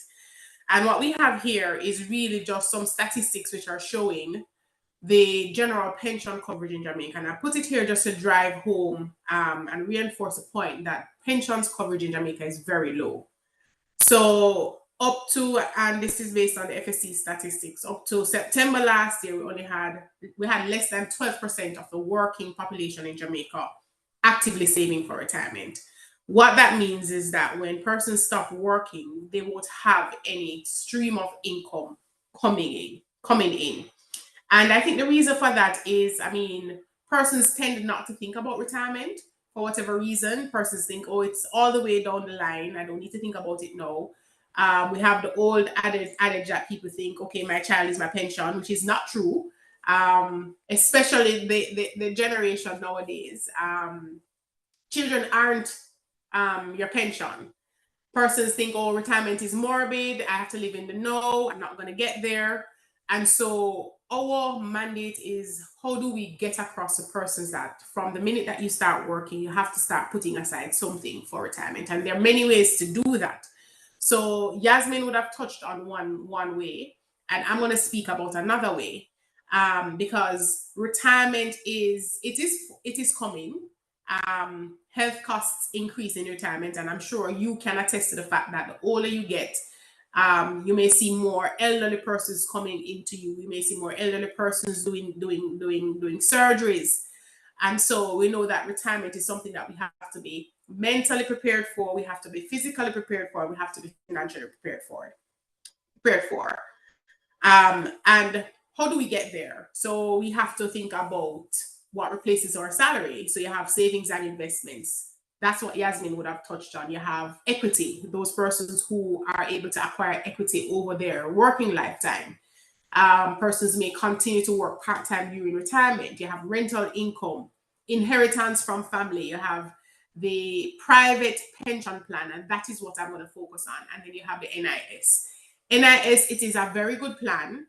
But the reality is what we put in is not a very significant amount. And so what we get out is not going to be significant enough to cover our retirement income, because during retirement, it is recommended that you have a stream of income that replaces 75% of what you would have been getting prior to retirement date. And so the pension plan, of course, is the most beneficial way to save for retirement. And I encourage persons to maximize your pension plan, which is your private pension plan savings first, and then you do the additional things to make up your retirement portfolio. And here's why. So saving through a private pension plan, and in our case, it's going to be a retirement scheme. Some persons call it IRA, which is the international phrase, but in Jamaica, it's called an approved retirement scheme. And it is for persons who are self-employed, persons who are employed to a company, and that company doesn't have an approved superannuation fund in place for its employees solely, or persons who are employed on contract and are not contributing to our superannuation fund. So that is where an ARS comes in. And so we're pitching that ARS to you today. And the ARS provides a steady stream of income during retirement. It provides a benefit on death, ill health, and if it is that you have to retire prior to normal retirement age, it does that as well. And it is non-assignable, meaning creditors or nobody can touch your pension. Courts can't say, well, you owe me some money. You can't use your pension to guarantor a loan. Can't do any of those things because it's non-assignable. But what I want to speak to you about is really the tax benefits, which I think is a very, very, very, very good thing. all contributions that come out of your salary towards an approved retirement scheme or an approved pension plan, all those contributions are tax exempt, meaning pension is actually the first call on your income. So you take the pension out and then you calculate income taxes and all of the other taxes. What that means is that for every dollar you contribute to a pension plan, you actually save 25 cents. So that I think is a brilliant benefit, because if it is that you are doing additional savings, which are good, but you are starting from a place where you are paying taxes on those monies and then you invest. With the retirement scheme, you're actually investing and then you pay taxes on what's left. And so we always encourage persons to maximize. You can actually give up to 20% of whatever it is that you're earning towards your pension plan. So you can pay 20% less tax, basically, if it is that you maximize your benefits. That's the first tax benefit that we get. The other tax benefit is the income that is earned. So when you give us your monies to invest in a retirement scheme, the income that is earned on those investments, we don't pay taxes on them either. And so you find that the accumulation is more significant because we're not taking anything out to give to the government based on the nature of the retirement scheme. And also, when you get to retirement age, you are entitled now to get a quarter of whatever you would have amassed over the years as a lump sum upfront. There are no taxes paid on it either. When you start to get a pension, you are entitled to the regular threshold, and then you have an additional pensioners threshold that is applied. And so you find that the tax benefits that you get are really, really significant. So we encourage persons to maximize saving through a retirement scheme, and then you do the additional savings, because we understand that we need a whole portfolio to ensure that we are fully covered during retirement and we're fully hedging against inflation and the devaluation of the dollar and all of those things, the unplanned emergencies. And also, it is convenient. So contributions come out, you can set up an automatic deduction from your bank account. You can set up the deduction, salary deduction with your employer, where they take the monies out, they pay it over to us on a monthly basis. It is your money. It's not tied to any particular employer. If your employer chooses to contribute on your behalf, it is your money. They have no call on it whatsoever. And so what it does is that it forces you to save it. If it comes out before you see it, you find that it actually forces you to save, and you get so accustomed to it that you don't even realize, okay, this amount is coming out every month. All right. So those are really the advantages of saving through a retirement scheme. Here we speak about the contribution rate. So you have up to a maximum of 20% that you can give annually. We have a minimum of 5% of your salary, or $2,000 per month.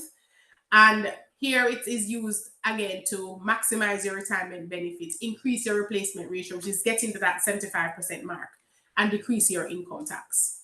These are the plan benefits. So you have a death benefit, it's your money. So if you die prior to getting to retirement age, the money doesn't revert to proven. Actually, the assets of the retirement scheme are not invested in the name of proven. Based on the regulations, it's a fully governed industry. The pensions industry is governed by the FSC, it's governed by the Bank of Jamaica. And so we have very stringent regulations that we have to abide by. And so in this instance, if it is that you die prior to getting to retirement age, whatever it is that you have accumulated is paid to your name, the beneficiary. If you change employment, you simply notify us. You can continue to make contributions. Once you are not contributing to another pension plan, you can continue to make contributions to the retirement scheme.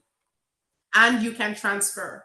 Based on the industry now, it allows you to transfer from plan to plan. If it is that you now move on, you find a better option out there and you want to diversify, you are able to do those things. Upon retirement, your entire pot is used to purchase a pension. You have the option to take the lump sum. And then that is purchased from a licensed insurance company. It's called an annuity. An annuity is really a stream of income that is paid for as long as you live. So you can't outlive your pension. That is the risk that is borne by the insurance company, because your pension is paid for as long as you live. So if you live to 100 and you're getting an annuity, then you'll get your pension until that time. All right. So based on the retirement scheme that we offer, which is called the Proven Rock Approved Retirement Scheme, we offer the ability to choose how you want your money invested, because we know that persons have different risk appetite. And so we say, okay, you have the option to say, I want my money invested in this way versus that way. We do, however, recommend a portfolio mix based on your age. And also based on your risk appetite. So if somebody is very risk averse, we're not going to tell you to go in equities. But we have 4 pooled funds that we actually give you the option to invest in. It's the money market fund. And here we can see the actual performance of the money market fund. We have the fixed income fund. We also have, and the fixed income fund is moderate risk, mainly invested in medium to long-term fixed income securities. And then we have the equities fund. And the equity fund is really the high risk fund, which we know equities are volatile, but equities, as Yasmin said, would have outperformed all of the other asset classes over the long term. And the thing about saving for retirement is actually it is a long-term investment, because we're looking for investment up to retirement age, which is age 60, 65, persons who want to retire early 55, but it's long-term. So we always encourage a little equities, unless you're staring retirement right in the face. And then you have the diversified fund. So this one is a mixture of equities. It has a little real estate, cash. It has all of the other asset classes in it. And so we always also recommend some diversification. You have the option to choose. You also have the option to switch your portfolio mix once per year. So based on what is going on, if it is that you can foresee and realize that, okay, the equity fund is going to go down, then you have the option to actually move your monies around in terms of how you want it invested. And these portfolio switches once per year, there's no charge to switch your portfolio. You also have the option to change your beneficiaries. You also have the option to change your allocation mix, meaning you could have said, okay, put 50% to equities, 30% to fixed income, 20% to the diversified fund. And you say, you know what? Going forward, please change it. Put 30%, 30%, 30%, and 10%. So you have that flexibility. Because why? A retirement scheme is tailored to you. It is flexible based on your investment needs, based on your age, based on your long-term goal. And so we tailor it to ensure that you have the option to maximize your retirement benefit. You have the option to keep it or the suite based on your actual needs. And so it's flexible. It allows you to increase your contribution rate to the 20%. It allows you to decrease your contribution rate, so you're not locked in at anything. You have that ability to determine how much it is that you want to contribute, and there is no regulation or anything that says if you start at 10%, then you have to continue for 10% for the rest of your life. If it is that you stop working, we don't expect it to be contributing during that time. And so it's a very flexible plan that is really tailored to your current situation, whatever is going on in your life. If it is that you can give a little more for a couple months, it allows you to do that. So it is something that we really do encourage persons to do, save for retirement using an approved retirement saving vehicle, which is in this case an approved super retirement scheme. The other product is called an approved superannuation fund. And the approved superannuation fund is for companies, specific companies. So for example, Proven would have a superannuation fund for its employees. You have Courts would have a superannuation fund for its employees. And so that is the difference between the two. With the retirement scheme, it's a pooled arrangement, and persons who are, anybody who is self-employed, anybody who is employed on contract, anybody who is actually permanently employed but not contributing to a superannuation fund, they have the option to contribute to a retirement scheme. All right. So that is really the retirement aspect of our presentation. I think we have 5 minutes to go. I'm trying to just get through everything. And the last thing that we're going to touch on is the education savings plan. I mentioned it very briefly earlier, and it is called the Heritage Education Savings Plan. And it's really a very simple product. You start saving, you save in US dollar until your child gets to 18, the plan matures. You get back whatever it is that you would have put in, less fees. And then for the next 3 years, your child is eligible for what we call a scholarship. And the scholarship is paid once the child is enrolled in a tertiary institution. They're eligible for the scholarship in each of the 3 years.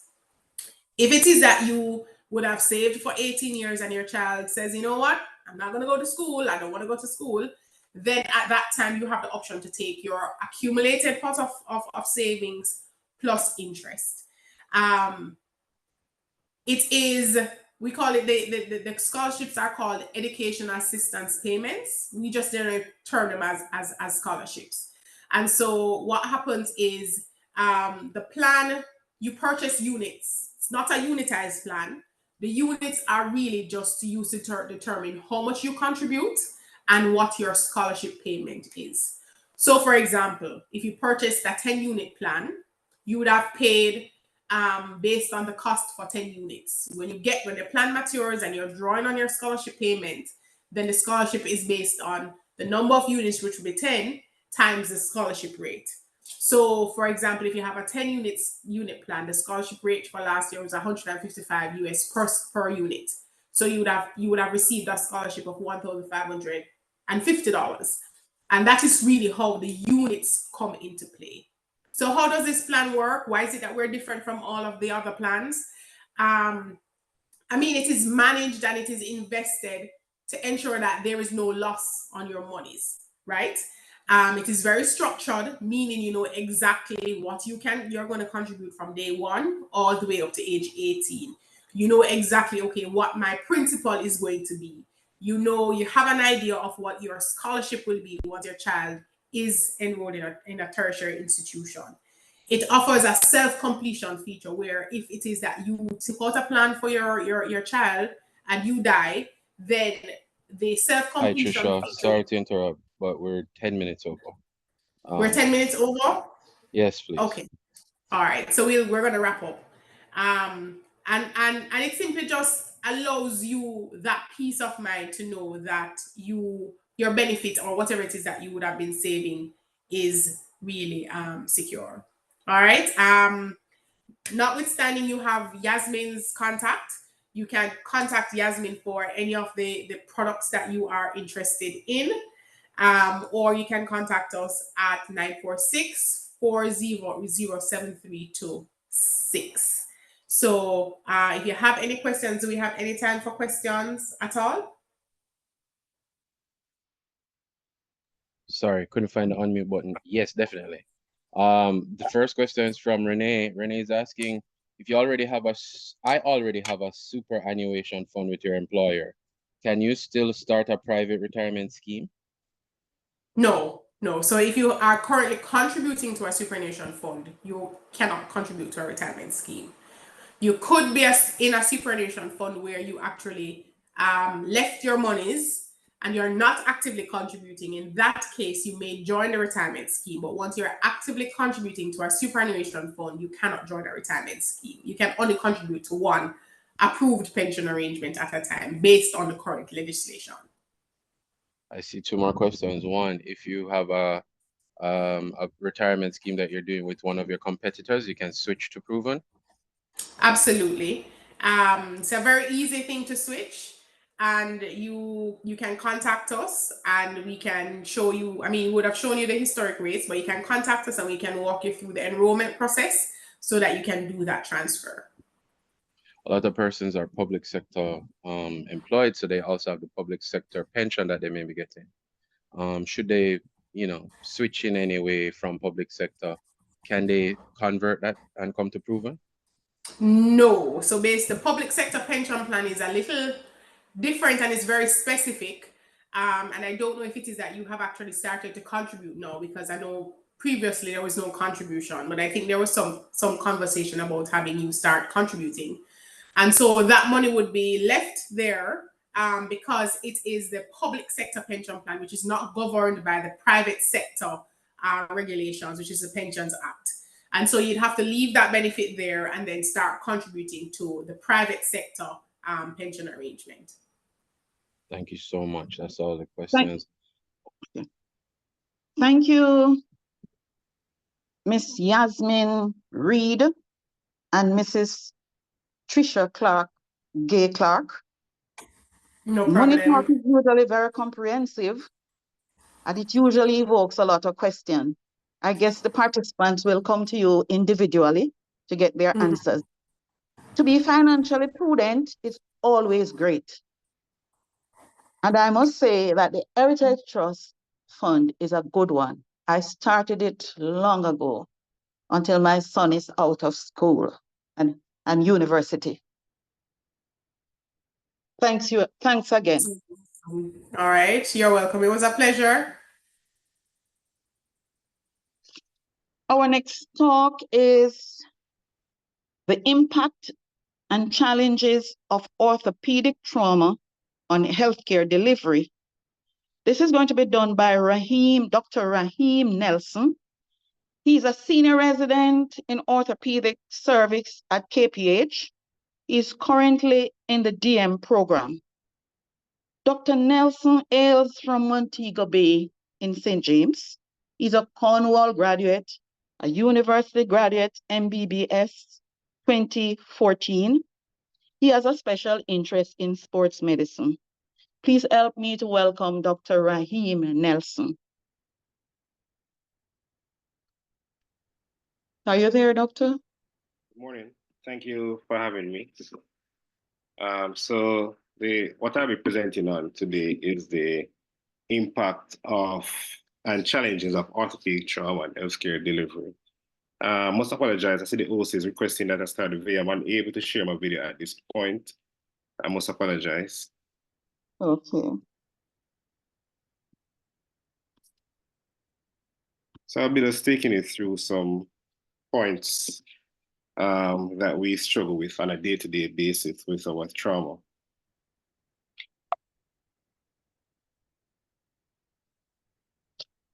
Before we continue, just to note, just to save time, whatever I say in this presentation, just assume that I'm never wrong. So it's a subset of surgery that deals with musculoskeletal disease. It's further divided into a larger number of specialties. However, in our population, the greatest aspect that is that of trauma. There's a negative impact on our healthcare delivery. In our country, which is classified within a low and middle income society, with the prevalence of motor vehicle accidents, motorbike accidents, gun violence, falls from height, whether a person's working on a site, or falls in the elderly. We have similar issues worldwide in countries within the low and middle income bracket as classified by the WHO. The question we need to ask ourselves, what can we change?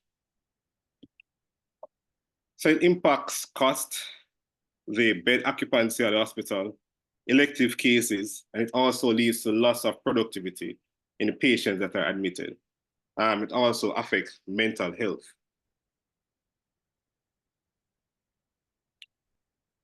So all patients that are admitted need medication in some form or the other. They need food and boarding. So the food and boarding is provided by the hospital. So in case of Kingston Public Hospital, free of cost, covered by the government, where patient gets 3 meals per day. Whatever investigation the patient may need as a result of the injury, and if the injury is so severe that they may need blood support and transportation to or fro from the hospital if the investigations aren't available in the hospital. So there's actually a correlation with trauma and bed occupancy on our wards. So most of the patients that are admitted due to trauma, they end up being long-staying patients because they have to stay on the ward until they are fit for discharge. So especially patients with long bone fractures in the form of femoral shaft fractures, those make up a large majority of patients that are admitted. So for the week that passed, there are currently 50 patients admitted on the ward. 70% of these are males and 30% are females, with 95% of the admissions are trauma related. For the cohort of males, mostly the traumatic injuries in the males, mostly due to high trauma, so high velocity trauma, majority being motorbike accidents, few motor vehicle accidents, and another few secondary to gun violence.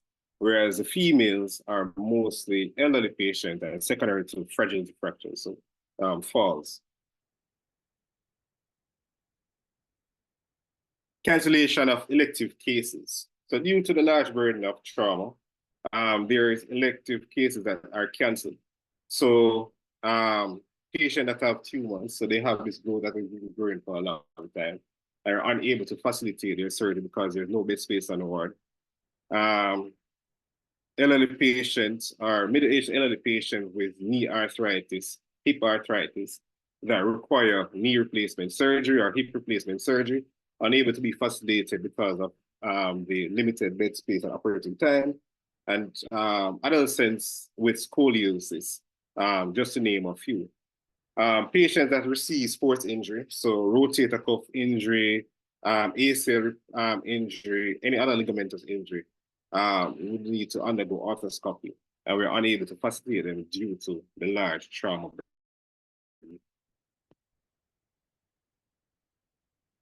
Loss of productivity. So, as I mentioned earlier, so majority of the trauma cases that have been admitted are males. So 70% as encompasses the 30% of the total admissions.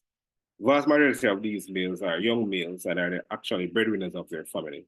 So there's significant income loss after surgery, and with some injuries taking up to a year or more for full recovery. This is how long these patients will be out of work prior to going. So if they're out of work for so long, then clearly the income generated by them is lost. So related to the income loss and the stressors of being in hospital, patients may go into depression due to lengthy hospital stays. Patients in the hospital also undergoes PTSD, secondary, whether it was their cause of admission was due to violent crime or near-death experience from a very bad motor vehicle accident or a motorbike accident. Elderly, what we see most in the elderly is delirium. So they come in on the night of admission, fine, but while they're there for a while, they start to get delirious as it comes into the evening.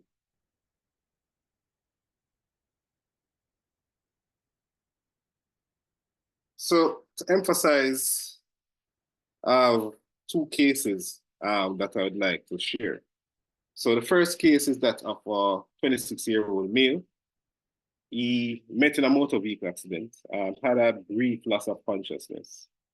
He had normal vital signs when he arrived in casualty. However, he had pain and deformity to his left arm, left forearm, right knee, and right hip. He had radiographs done, which highlighted a left humerus fracture, a left radius and ulnar fracture, a right acetabular fracture, and a right distal femur fracture. So, showing on the screen are the radiograph of the index patient.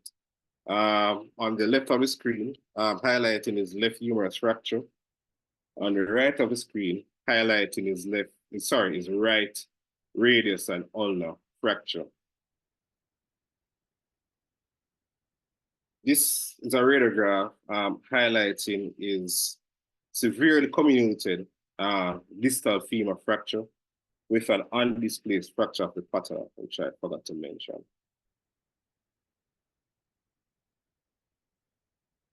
Second case, 83-year-old male, community ambulant, walking and was pushed by some young men.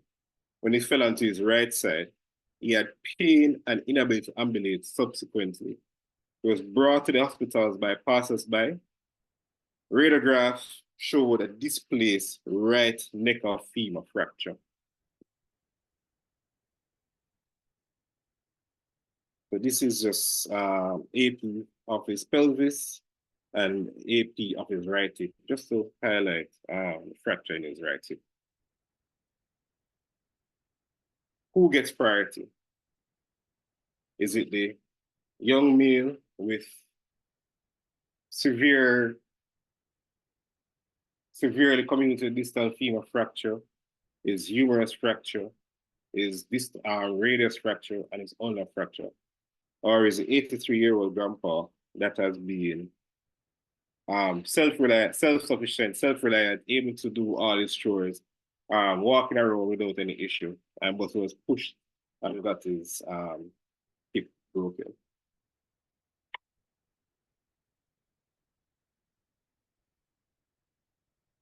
So both cases are trauma-related cases, different extremes of age. So first case definitely will require general anesthesia, definitely require blood support. It will be a long surgical time, multiple implants to fix his various fractures. Possibly need 2 surgical teams to work simultaneously to fix the fractures. Second case can be done with either spinal or general anesthesia. Blood reserve, there's a low chance that the patient will need transfusion. Maximum time for surgery, 2 to 3 hours, sorry, at most. There are persons that can have one every arthroplasty done in the 1 hour and 1 surgical team.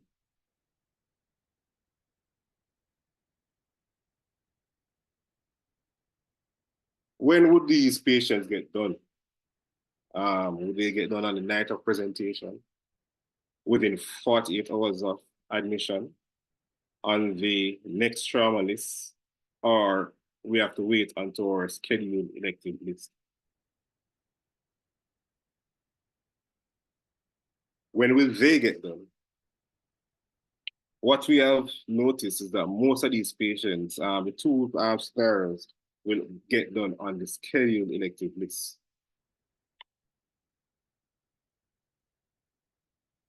So there are 3 orthopedics firms at Universal Health West Indies and Kingston Public Hospital. A trauma list is once every 3 weeks for each firm, and each firm gets 1 elective list per week. So the option of getting cases done on the emergency list is also there, but you are competing with patients from different surgical specialties. There is a preconceived notion that there are no emergencies in orthopedics. Also, majority of our patients needs implants to be fixed in their traumatic fractures. So is there an availability of implants? Is the implant readily available at the hospital?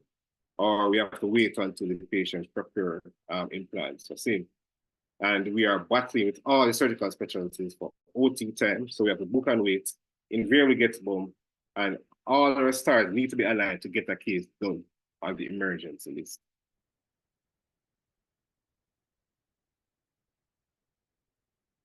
So some of the drawbacks. So because of a longer wait time to surgery, clearly the surgery is going to be more difficult. A more difficult surgery, more blood loss, longer surgical time, the need for transfusion, longer surgical time with blood loss, increased risk of infection, and patients waiting for surgery may develop venous thromboembolic events such as DVT or pulmonary embolism, further delaying their surgery, bed sores, and electrolyte derangement. So just to go back to the first case that we spoke about. So this is a 26-year-old man with multiple fractures. So one of his drawbacks that he was, because he had so many fractures, all of them necessitated fixing. He had difficulty procuring his implants. It was very costly to procure all the implants to fix all these fractures. when he finally got his implants was possibly 3 to 4 weeks after injury. And he was done at 5 weeks post-injury. So while you have a fracture, if it's whether or not it's in a good position or a bad position, the body is still making attempts at healing the fracture. And because of the body attempt to heal the fracture, then what you have now is malunited fractures. So at the time of surgery, instead of just going in, fixing the fractures, now we have to remove the attempts that the body made to fix the fractures. Hence, reiterating, increased blood loss, long surgical time, the need for transfusion, risk of infection in his case. His surgery was done and took a total of 78 hours to fix all the fractures. Case number 2. So this is a elderly man, relatively healthy, came into the hospital, fell, came in to get his hip sorted out so he could go home. There are some delays, varying reasons why he got delayed. Couldn't get his surgery done. Tried attempt made to get him done on emergency. Tried on our elective list, unable to get him done. So after 2 weeks of waiting, patient started to have respiratory distress. Did investigation, patient found out to have pulmonary embolism. So because of his pulmonary embolism, now, he was further delayed and sent to do additional investigation to check for DVT in his legs prior to him being fit for surgery. And with a view to reviewed by internal medicine and then reviewed in anesthetic clinic prior to being admitted for surgery. He was delayed for other issues, varying issues. At one point, he asked to go home. So because he was not stable, he was allowed home and he was readmitted approximately 2 months post his previous injury. When he got his surgery done, at 3 months post his initial injury. So what we see a lot in these elderly patients, if they are not done within few days of admission, they get DVTs, they get bed sores, they get electrolyte derangement, they get uncontrolled diabetes, they get uncontrolled hypertension, and all the works that are coupled with patient just being elderly and exacerbated by the patient being bedridden in hospital. How can we change? So clearly, primary prevention. So public education, better conflict resolution, less reckless driving on the roads, be mindful of your surroundings, especially bike riders. Most of them are hit from unsuspecting motor cars because of the way they ride on the road. Is there a role for ambulatory trauma surgery? For patients with long bone fractures in the upper limb that are able to go home, can we facilitate nerve blocks for these patients so they can get their arms fixed and then discharged on the same day? Do we need dedicated trauma centers where there's 24 hours dedicated trauma OT availability?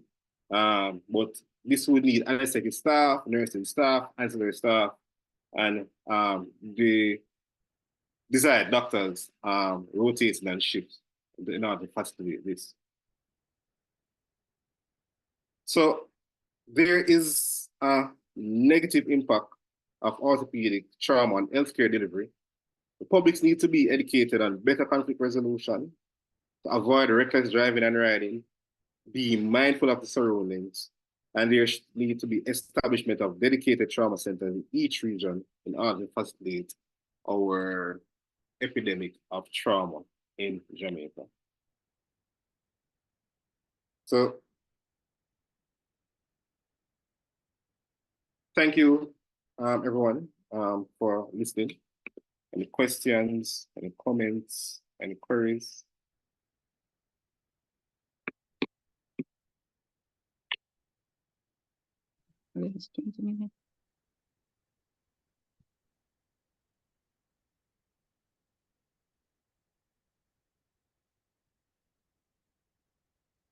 Are there any questions, please?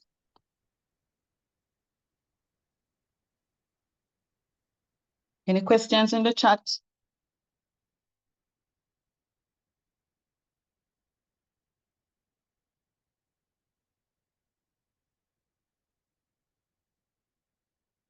There be no questions.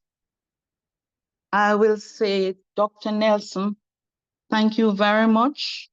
A very practical and somewhat interactive and a very comprehensive talk. Thank you so much. Yeah, you're welcome. I guess everybody took everything. We still have a little time. Maybe about 15 more minutes, probably. Yeah. It's now 11:02, or a little more than 18 minutes to be exact. So any questions in the chat? Let me see. Can you use prophylaxis to prevent DVT? Yes, all patients that are admitted actually get DVT prophylaxis from the day of admission throughout. So we give them either heparin 3 times per day, or give them Clexane based on their weight. Our doctors trained to deal with war-based trauma. I mean, working in Jamaica, at the end of the time, I'm sure that all of us will be equipped to deal with war-based trauma. But to answer the question seriously though, no, there are not any formal training to deal with war-based trauma here. What about a trauma center? So a trauma center would be one of the things that I would advocate for if we're supposed to adopt like the NHS. Well, not really NHS alone, but the NHS model they have dedicated trauma center in the US that is closer to us, also have dedicated trauma centers. So with those, they also have trauma surgeons that work and operate on trauma cases right through. Because there's actually a specialty for trauma surgeons. In the older person thing, Miss Arna Morgan was saying something, I'm not sure what it was. St. Joseph, there was some talk about it being at the special hospital, but I am not in the capacity to comment on that.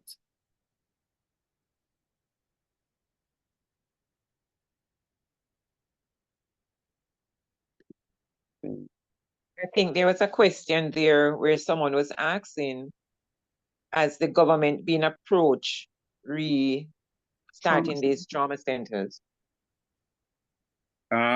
So it's something that, so 2 persons basically asking the same question. So is the Orthopedic Association campaigning for a trauma center, which would be tying with the government being approached. It's something that I would have to check back on, but from where I'm sitting, I don't think so. But it's something that I can't really comment on, as it's as enough to say it's above my pay grade.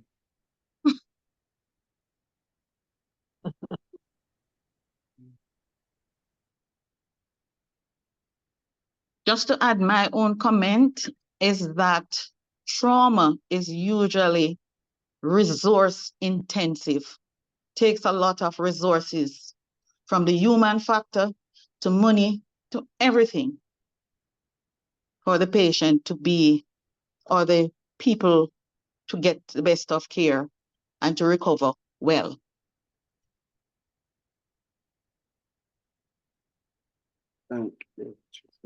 And it is what we are forced, because it comes right up in your face. So we are forced to deal with it before we deal with anything else. So you don't have the option of bypassing the patient to deal with other patients. You have to deal with them before you deal with other patients. And it's an ongoing thing. So you fix 4 patients this week and then 6 patients come in with similar or worse injuries. And we have so in our setting we have operating theater list start at 8, finish at 4. So how many cases can you really get done on an 8 to 4 list? Sometimes nursing anesthesis may facilitate us going up to 8 o'clock. So you may end up getting 3 cases done, depending on the type of case, 4 maximum on 1 OT day. As I outlined in my presentation, the trauma list is only every 3 weeks. So what we end up doing is actually placing trauma patients on our elective list and canceling elective patients to be done, that are to be done. So it's a chain reaction. So wards are full, and then clinics get full because there are patients in clinic that are constantly waiting for surgeries. The ambulatory or semi-ambulatory patients with traumatic injuries end up becoming elective cases because they are now malunited, and you have elective book them for their corrective osteotomies. Fixation. I think I answered all the questions. If there are no more questions, thank you guys for having me. A big thank you again, Dr. Raheem Nelson. Thanks very much. You're welcome. It's my pleasure.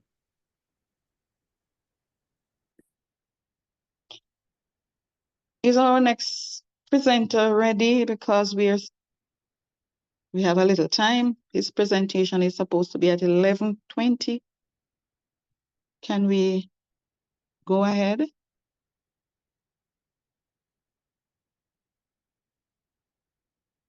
Are we to go ahead for the next presenter?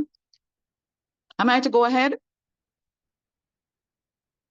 Hello? Hearing anybody?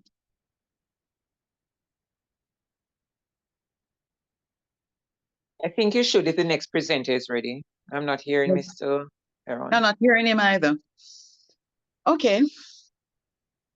We are If the moving right presenter is along. ready. I'm not sure if the presenter is ready. He still has a little time. He should be starting at 11:20. That gives us about 12 minutes to go or so. Anyhow, Yes. I will go ahead and introduce him. He's supposed to be doing or giving us a talk on acute management of the trauma patient. Dr. Lincoln Cox, he's a consultant general and vascular surgeon at Savannah Lamar General Hospital. He's also a graduate of Cornwall College, a graduate of UWI-Mona, where he did biochemistry and chemistry degree. He also did his MBBS at UWI-Mona. He's one that is passionate about sports medicine, both locally and internationally. He's the vice president of Reno Football Club in Montego Bay, I think. I think if he's ready, we will now welcome Dr. Lincoln Cox.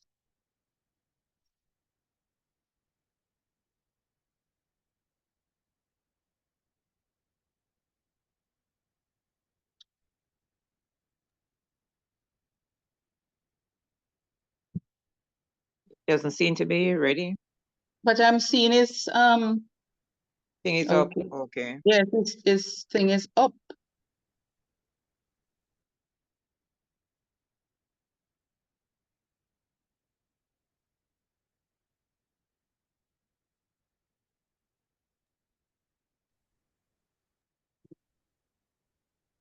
Mr. Dr. Heron, Cox, are could you you read? speaking? Okay. Good morning. I'm hearing. Okay. Right. We're hearing you too. You're hearing me now? Yes. Yep, definitely. Okay. Well, I think I joined about the right time because when I joined, I was aiming for 11:20, but I saw That's as when I joined just now, I heard they were making comments about me. Anyway, thank you for the comments, and I would like to thank the Nursing Association and the Association of Nurse Anesthetists for inviting me for a third round of presenting something related to surgery. I would just like to say that the management of the multiple trauma patient, one that we see ever so often in Sablamar, and one that challenges our resources and certainly impact our personnel and staff at this section of the island. And there are some things that are unique to Sablamar and Westmoreland associated with multiple trauma. And we just like to, I'm certainly going to go through some of the basics, very simple presentation on the approach to the multiple trauma patient.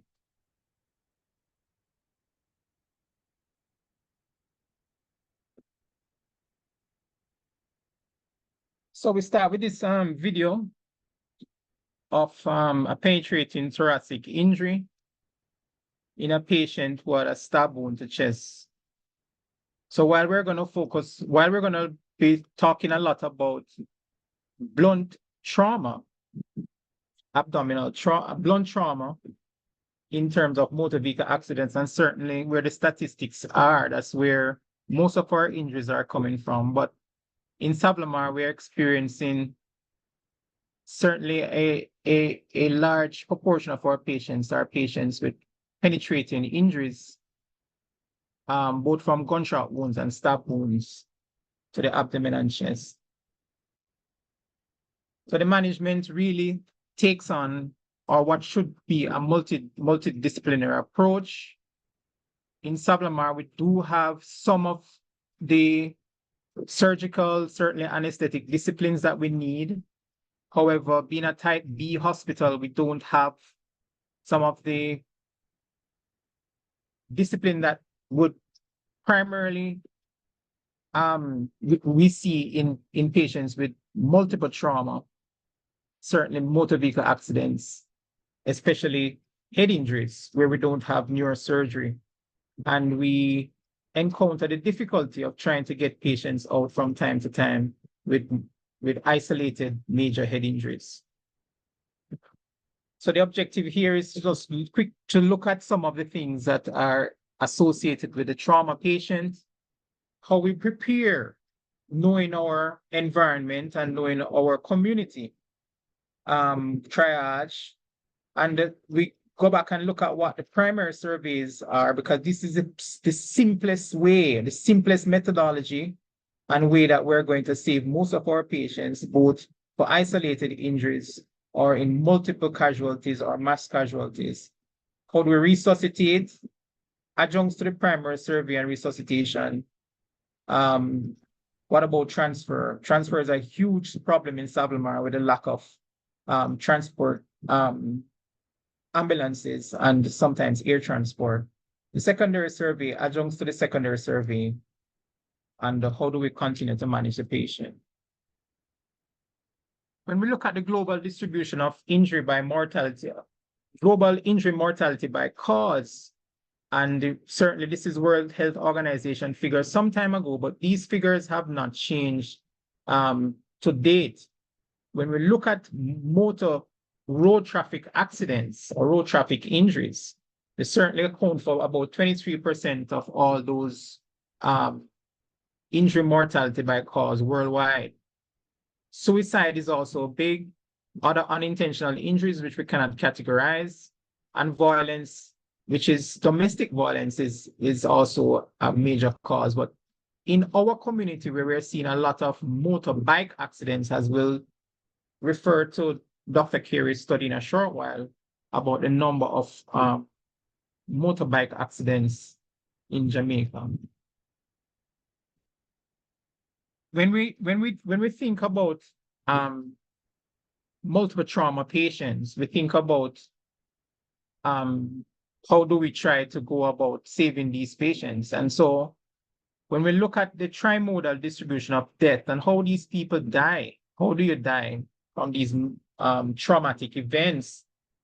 We find that there are people, there are patients who are dying at various times, and the peak hours, there are 3 peaks to the death distribution. There are those that are going to be dying immediately. What we call the first peak is certainly going to be dying in certain minutes or seconds to minutes or even hours after the presentation. But after the event, and these patients in the first peak are dying mostly from apnea secondary to severe brain or spinal trauma, or even heart rupture, aortic rupture. So large vessel ruptures, or massive injury to the brain. Most of these patients in the first peak will die on the spot where the accident occur, before the patient can even get to hospital. And so we don't really see a lot of these patients in hospital. The second peak is what we're mostly interested in and who we're going to see most. And this is the window where we're going to save most of our patients. That these death occurs within minutes to hours of the incident. And they certainly involve things like subdural, epidurals, and hematomas, hemopneumothoraces, ruptured solid viscous in the abdomen, and certainly hemorrhaging.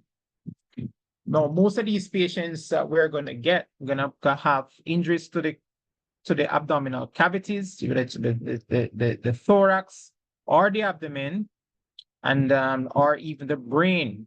So if you look at these injuries with certainly epidurals, subdurals, and so on, we have a very short window to save in these patients. And this is why in places like Savlamar, without a neurosurgery unit, transfer is of ultimate priority. The third peak of death occurs really weeks and so on after the injury, and usually occurs because of sepsis or some multiple organ dysfunction that occurs over longer periods of time in the trauma patient. There's certainly a similar slide looking at the trimodal distribution taken from the ATLS presentation. Now, when the Jamaica Gleaner does report and look at this as a social problem and hence a financial problem, where motor vehicle accidents and accidents in general has caused significant financial burden on the hospital system and on the government in general. And in a recent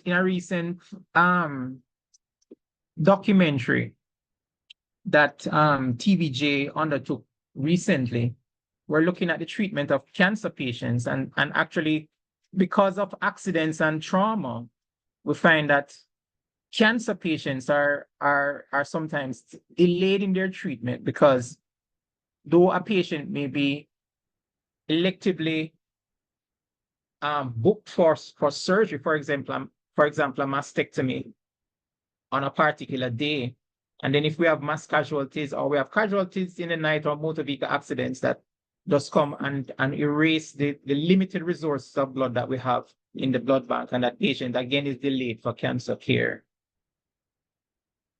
So the way we approach trauma patients is by the advanced trauma life support protocols.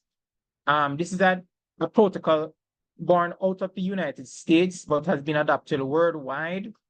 And the history basically started in the 1970s when a Dr. James Steiner had crashed his single-seater airplane. The orthopedic surgeon, while he was traveling from one medical facility to the next.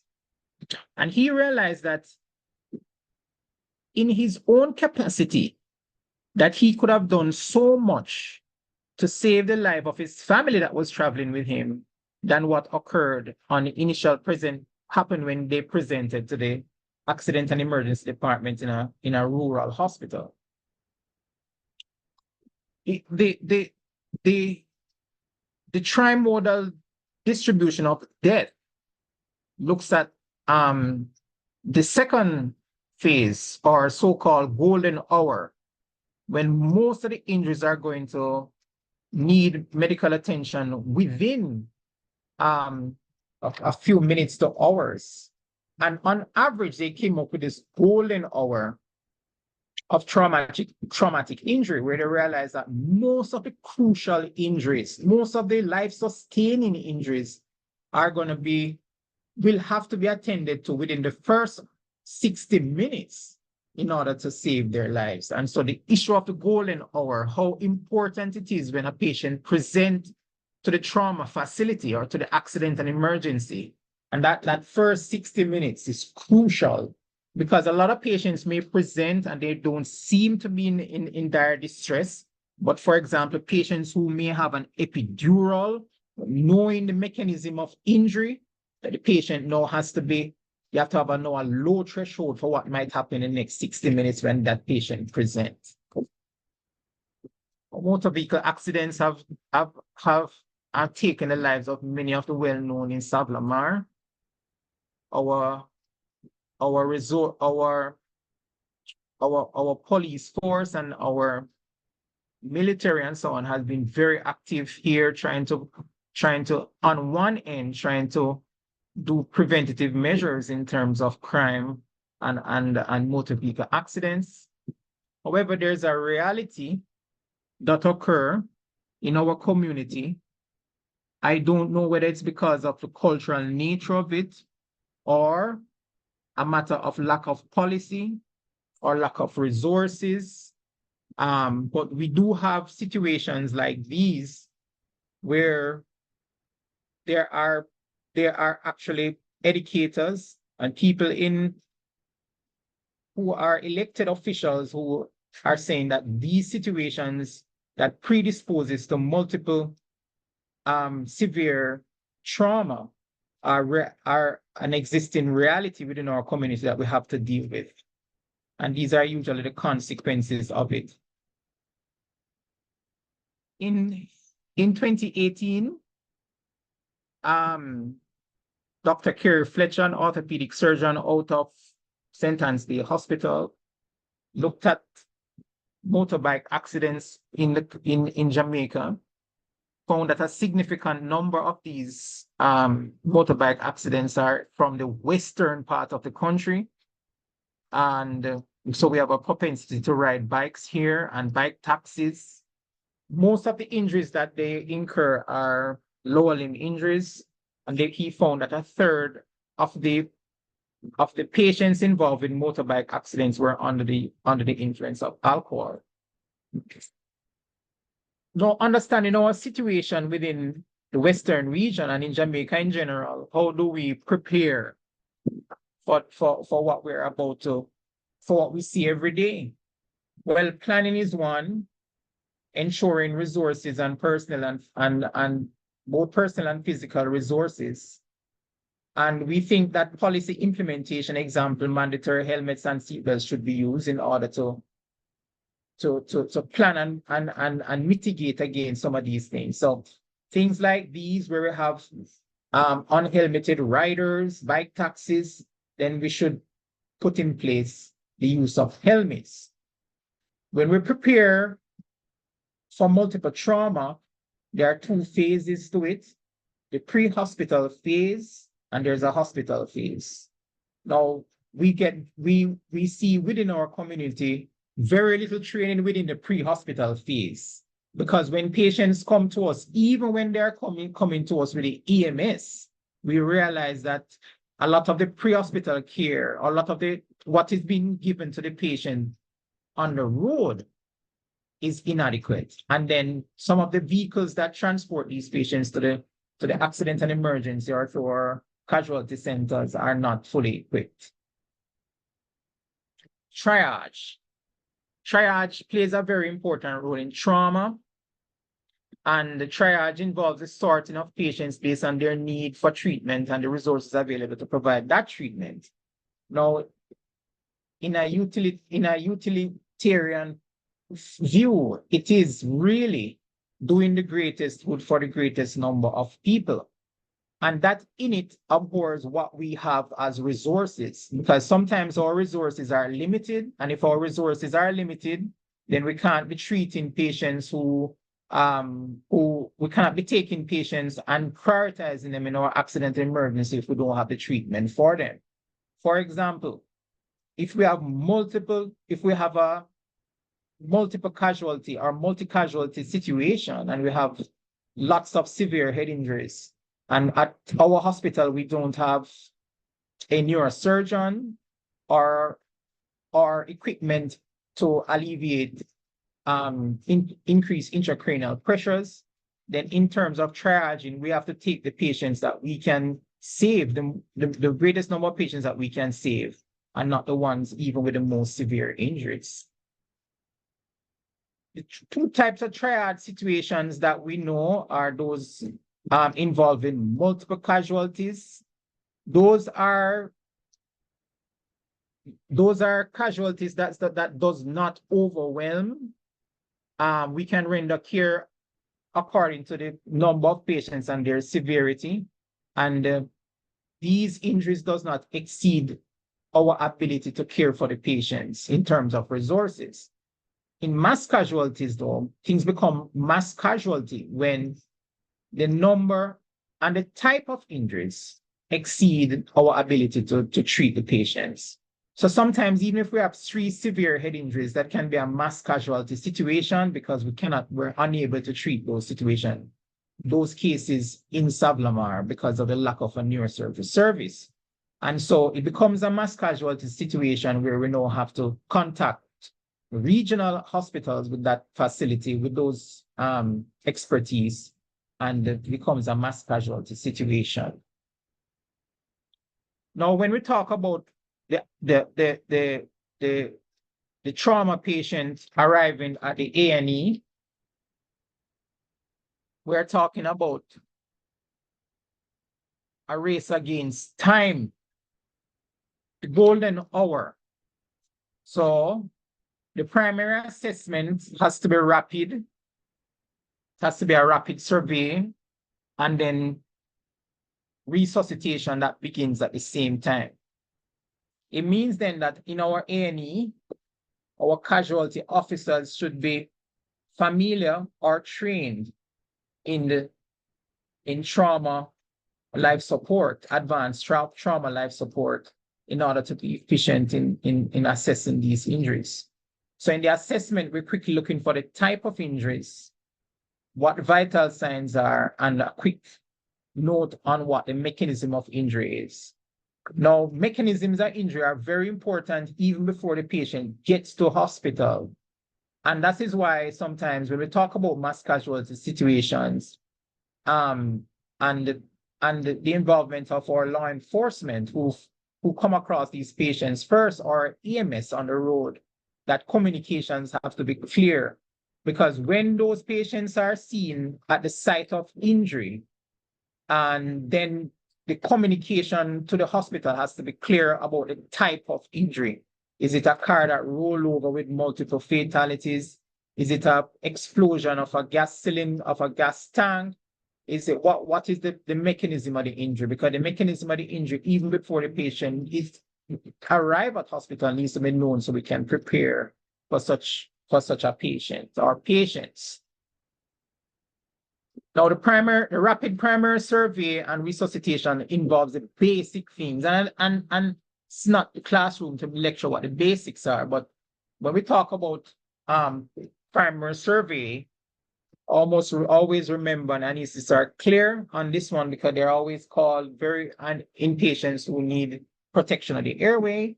Airway maintenance with cervical spine protection is important.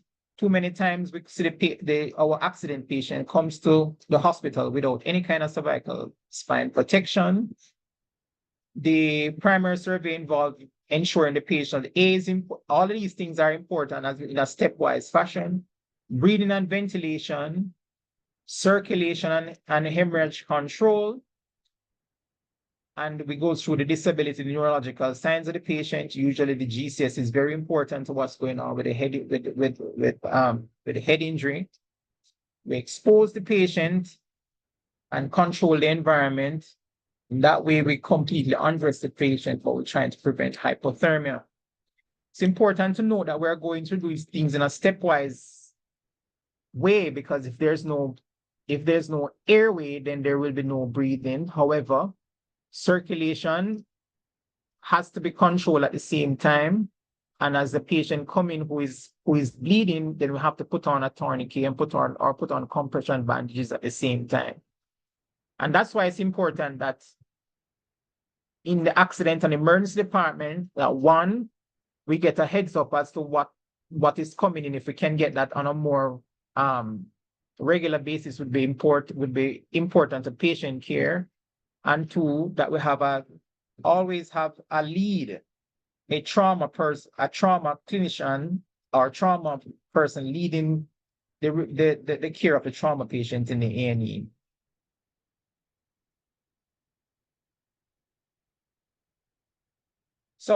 So once we ensure that the patient is airway, breathing, circulation, disability, and so on, those are assessed, then we can know what's the status of the patient.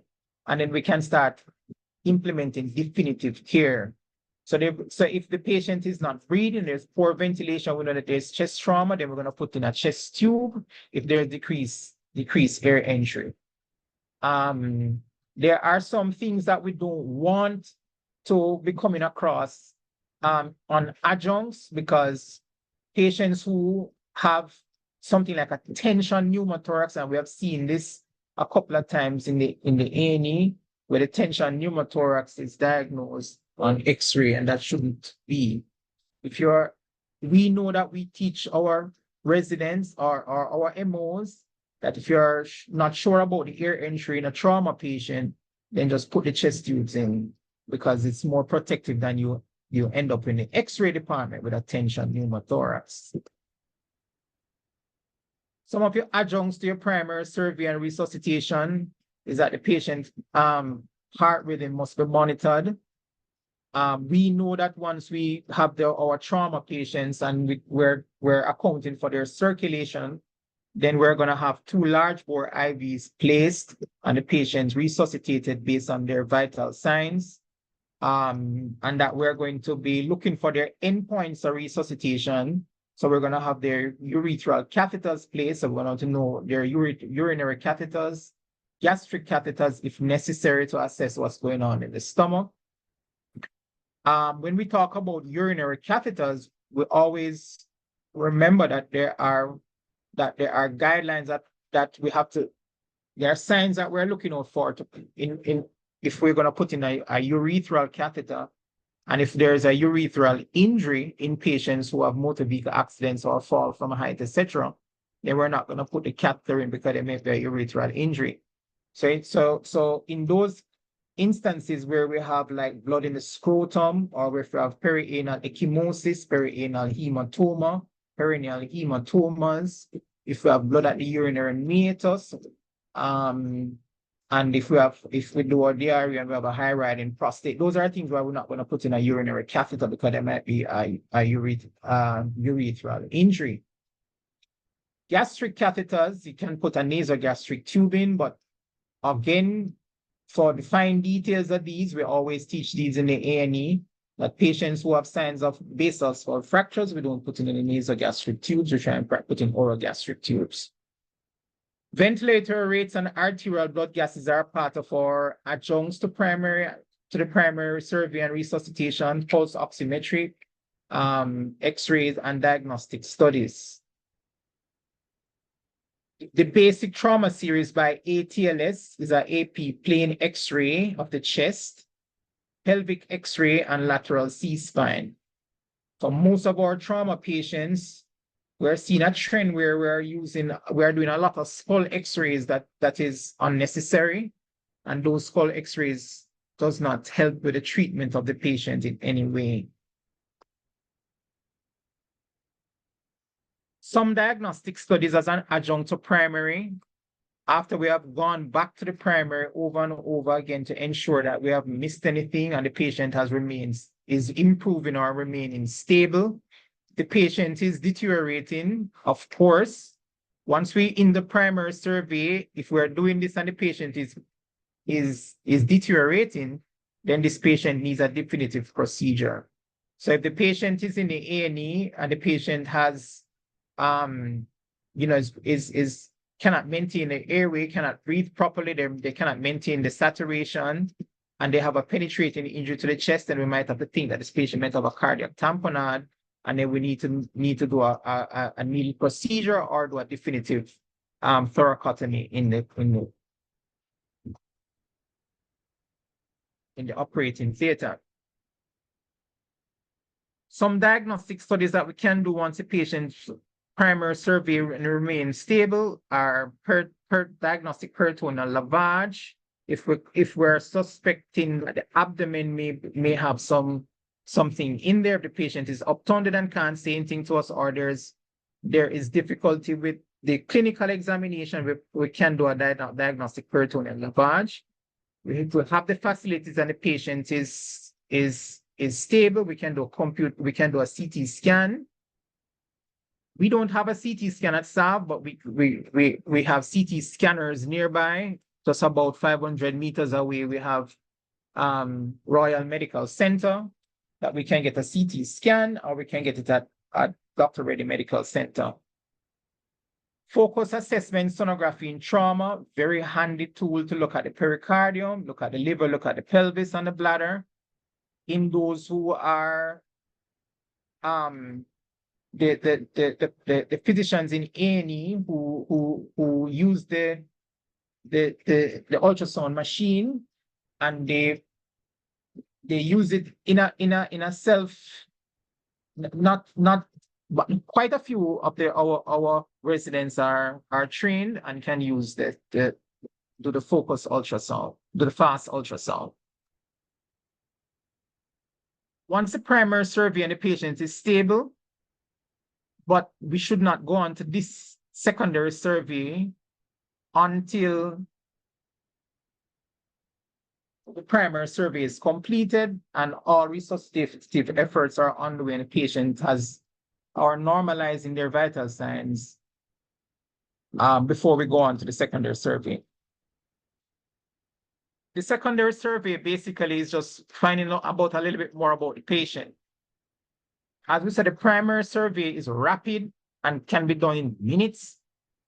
And once our large bore IVs are in and our catheters are in, our drainage tubes are in, and we're monitoring their vital signs and their saturation and our endpoints of resuscitation, then if those are stable and improving, then we can move on to the secondary survey. Lots of the time, the secondary survey are also being done the same time the primary is happening, because we realize from early that some patients will need to move to the operating theater very quickly. And so a basic ampli history, looking at their allergies, medication, if the patient's awake, or if their next of kin or persons that know about them is there with them, present with them, then we can know about these things, the allergies, their medications currently in use, past illnesses, pregnancy, last meal, and their events related to their trauma. It's important to get this trauma history. The trauma history is important because we want to know if this was a blunt injury or this is penetrating. Blunt injuries take on a different profile than penetrating ones. Blunt injuries in general, they're not severe. They have to give us a little bit more time before the operating theater, but they can be more devastating. Penetrating injuries are sometimes hidden. Some of them, like gunshot wounds, like high velocity gunshot wounds and so on, are quite obvious, but then we have low velocity injuries, like from knife injuries or ice pick injuries, as are sometimes not picked up very easily. And so the history of the incident is very important. Thermal injuries and burns are clear. Those speaks for themselves. And the nature of the burns is important. What is the nature of the burn? Is it an open flame? Is it a chemical burn? Is it from is it an electrical burn from high voltage, low voltage? All of those things are very important in the history because it determines how we manage the patients and how we interpret some of the results. What about hazardous environments in patients who may find themselves with acid spills or toxic spills? Those are also important. The physical examination is more complete in the secondary survey. The case of head injuries like these, that mass like depressed skull fractures in the head is important because depressed skull fracture should not be missed in patients with isolated or severe head injury because they take on a more long-term morbidity and even in the immediate setting as well, because for infections and so on, they take on severe morbidity and mortality. Facial-maxillary structures are examined. It's important that we do rule out our cervical spine injuries, even though patients may present to the accident and emergency department with C-spine stabilizing mechanisms. They can have on a C color, but we need to rule out if this is really an injury or not just by doing things like the Canadian, going through the Canadian C-spine rule and examining the patient. Chest, there is no replacement for the clinical examination of the patient. As we mentioned earlier on in the primary survey, complete exposure is important, and examination of the chest, musculoskeletal system, perineum, rectum, vagina, and we go through the neurology of the patient. These are critical in the secondary survey for documentation and for later on to see how the patient improves or if the patient is worsening. Some of the adjuncts to the secondary survey are similar to those in the primary. However, in the secondary survey, we're getting through with things like contrast urography in patients who are, and clearly patients are stable if we're worried about the urinary system being with trauma. Proximity injuries for high velocity injuries, for projectile injuries like in gunshot wounds, and we're worried about things like pseudoaneurysms or intimal flaps that may develop, and later on patients developing strictures within the arteries. Then we can do an angiogram. Transesophageal ultrasounds are very important in patients who we think may have chest injuries and know may have cardiac arrhythmias and valvular problems. Bronchoscopy and also esophagoscopy, looking at bronchial or esophageal injuries.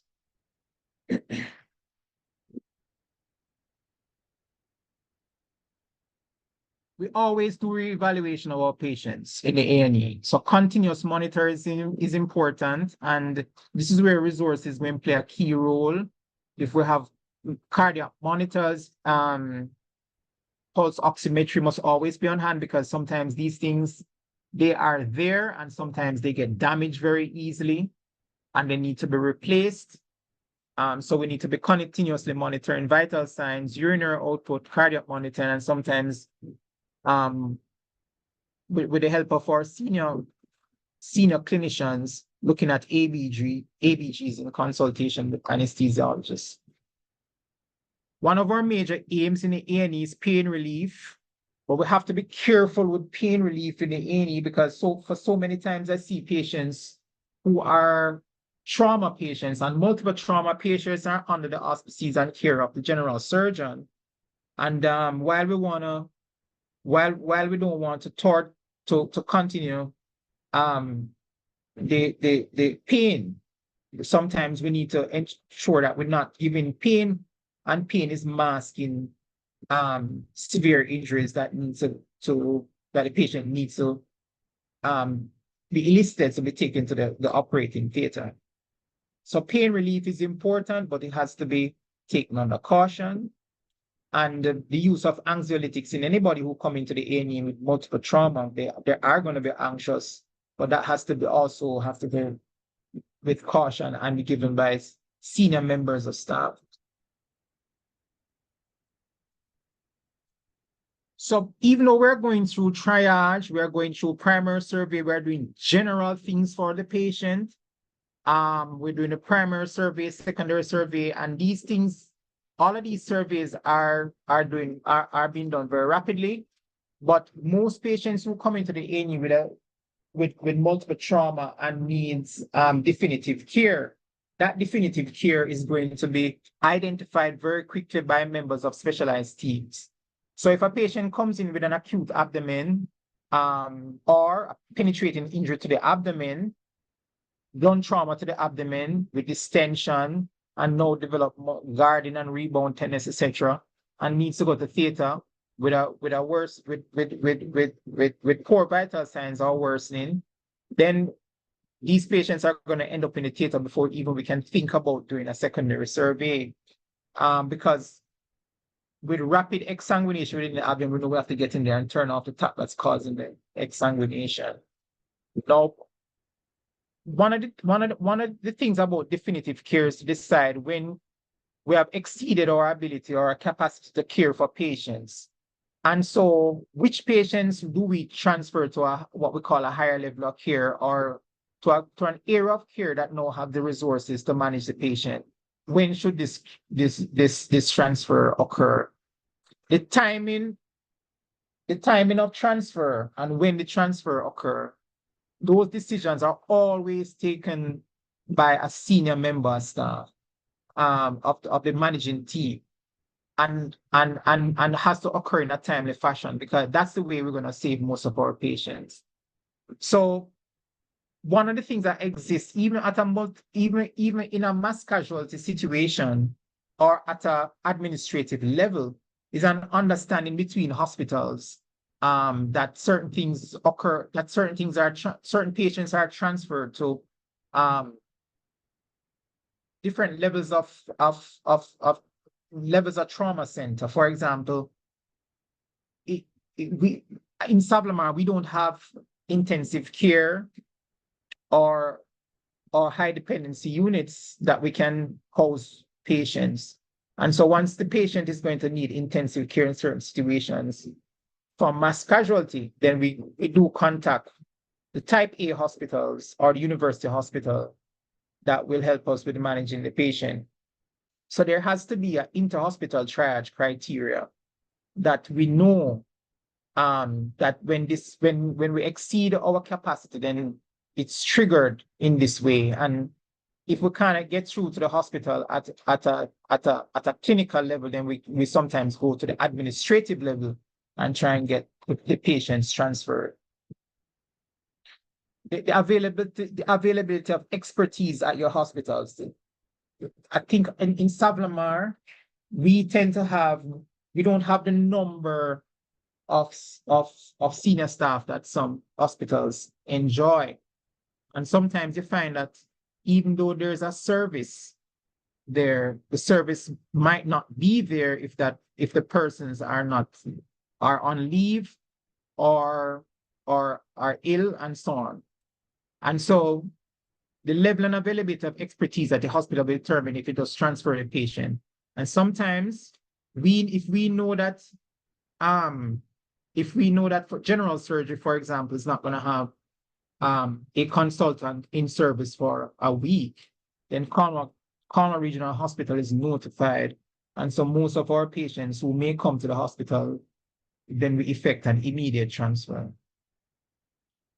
The American College of Surgery and the Committee on Trauma has resources. These are has resources for optimal care of trauma patients, and we can always refer to these resources in terms of how we go about dealing with patients at an administrative level or patients who may, or situations that may overwhelm our hospital at the time that it occur. So there's always a reference to resources that we can use. So for example, recently we did a mass casualty management course for a week in Montego Bay with the Ministry of Health. And we realized that for mass casualty events, we're unprepared in terms of resources and stockpiling of resources. And we are also unprepared because most of the doctors that work in our hospital they're unaware of our call out cascade for certain mass casualty events, and those things have to be revised. Mass casualty events that we talk about, Doc, 1 minute left. Those that overwhelm our local and regional resources, our mass casualty management plan has to be revised, our call out cascade has to be revised, and we have to look at very critically at what we stockpile for disasters that we know of, like hurricane and earthquake. Not looking at that, we're not looking at classification of head injuries either, but and specifically we won't be looking at this in terms of emergency room thoracotomy. We don't do these because of the expertise and resources available in the A&E. We do traumatic circulatory interventions in the operating theater, but not in the emergency room. Now, this is a situation with our bike taxis in Negril. But we still maintain good hospital and operating facilities in Savlamar. The nature of our situation, since I have a minute, thank you very much for allowing me to present. Thank you, Dr. Cox, for your comprehensive talk on management of the trauma patient. We now invite questions. Thank you very much. So actually at the moment, is Dr. Nelson still on? Because I've been getting a number of messages just asking Dr. Nelson to answer a few of the questions about trauma before we head into the questions for Dr. Cox. Dr. Nelson, are you still there? Yes, I'm still on. Wonderful. Thank you so much. There was a question about St. Joseph becoming an orthopedic specialist hospital. Do you have any information on that? Yeah, I addressed it. I think I addressed most of the questions that were asked. So I was telling them that there was some talk about earlier, but as to comment on where we are and what is going to really happen with St. Joseph, I can't really say. Thank you very much. And can you use prophylaxis to prevent DVT? That was Yeah, all the patients get DVT prophylaxis from admission. Once they're bedridden, get for DVT prophylaxis. But I use heparin or Clexane. So heparin 3 times a day, Clexane 2 times a day or once a day, depending on the patient. And then the final question that is, are doctors trained to deal with war-based trauma? No, there's no formal training. I think I answered all the questions. The questions was answered. I answered. saw that you had typed some of these as well. I think one but I got some question personal messages. There's no formal counseling for patients post-traumatic injuries on the orthopedic ward. I think that was the only question. Thank you very much. For Dr. Cox, wonderful presentation. Thank you. Question here is, have there been instances at Savlamar where analgesia masked and therefore delayed treatment for a serious injury?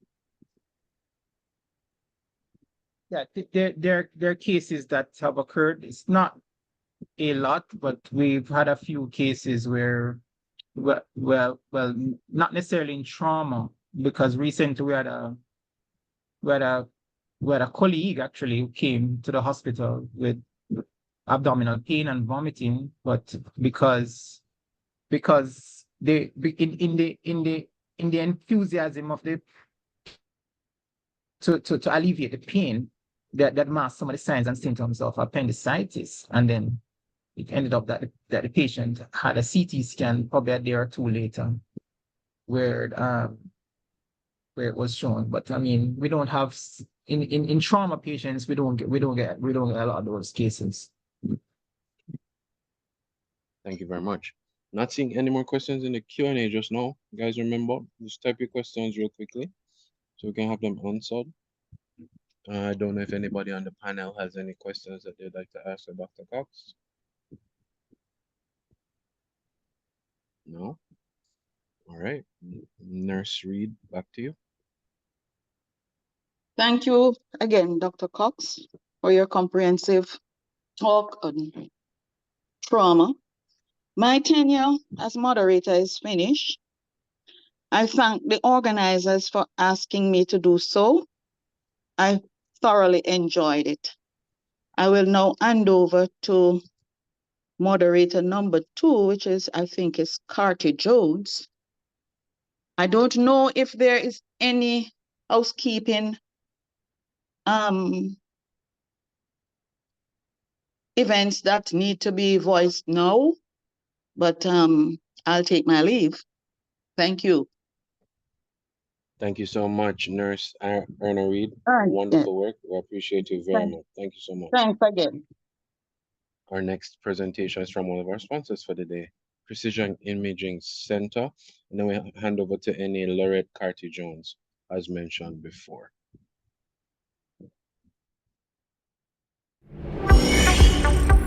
Welcome to Precision Imaging Center.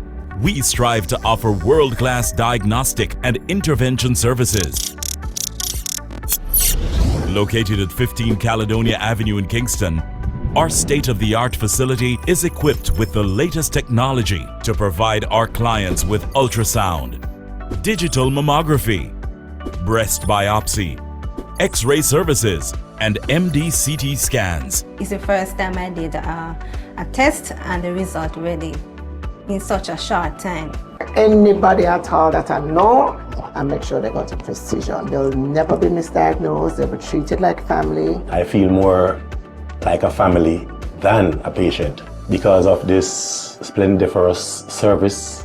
Precision Imaging Center, because your health matters. Welcome to Precision Imaging Center. We understand how crucial quality health care is to society, which is why we strive to offer world-class diagnostic and intervention services. Located at 15 Caledonia Avenue in Kingston, our state-of-the-art facility is equipped with the latest technology to provide our clients with ultrasound, digital mammography, breast biopsy, X-ray services, and MD-CT scans. 6 years ago, I felt a lump in my breast, so I went to Cancer Society to do a mammogram. They gave me a letter to do an ultrasound at Precision Imaging Center. I had a clot in the leg, so I have to do a ultrasound. Every year, I do a medical checkup, and imaging is a part of my yearly checkup. My chest exams and my spinal x-rays. Precision imaging is my first choice. Our prompt service and dedication to excellence guarantees speedy results and exceptional customer service for all our patients. I was shocked when they called me and told me that the result was ready, because it's the first time I did a test and the result ready in such a short time. The center not only facilitates Jamaicans at home, but also extends the services to those from abroad. At Precision Imaging Center, we are devoted to raising awareness and providing affordable screening and care, because your health matters. Having gone to Precision and the doctor, oh my God, she took nothing for granted. So she did the mammogram, noticed that there was something, did an ultrasound, told me to go and have a seat. She didn't send me home. Went back, reviewed, called the doctor, and just orchestrated everything. And since then, they've been my family. During that I had breast cancer was a really dark spot in my life. But Doc, she's happy. You made it, you look good, Anne-Marie. You're shining, you're looking high five, you made it, girl. You don't feel that you're sick. They just make you feel welcome. You can be guaranteed that your results are accurate. The staff is second to none. The doctors here are so professional. I'm always on point when it comes to my appointments. They call with regular reminders.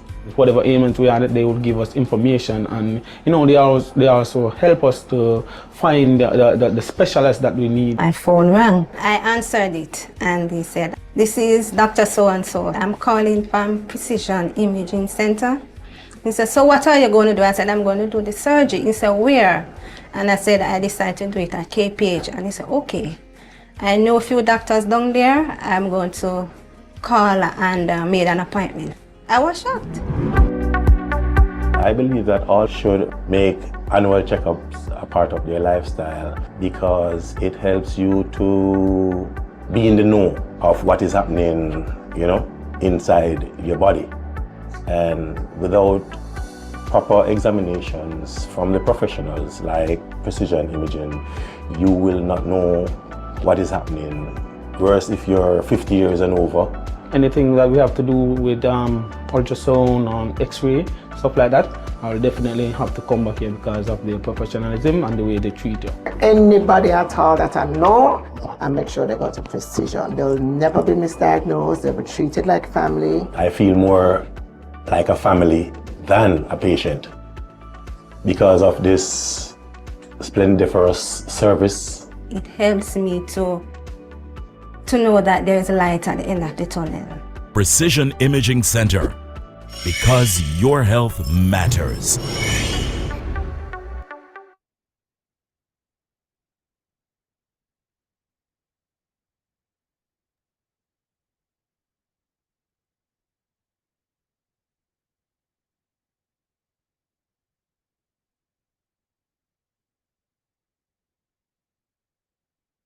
Okay. Thanks to Precision, Mr. Heron. Hello. We're not hearing him. Good morning. And I don't, yes, you're hearing me now, Hi, how Mr. are you? Heron. Yes, we're I hearing you. I don't see Dr. Harrison Rowe on, is she? She's the first presenter for the afternoon. 1 second, let me see. Not seeing Dr. Harrison Rowe either, no. She's contacting me just now. She's not really due Yes. until 12:10, but I'm trying to see what is happening. All right. Let us just thank our sponsors again. We'll just play some more of their videos and then give her some time to join.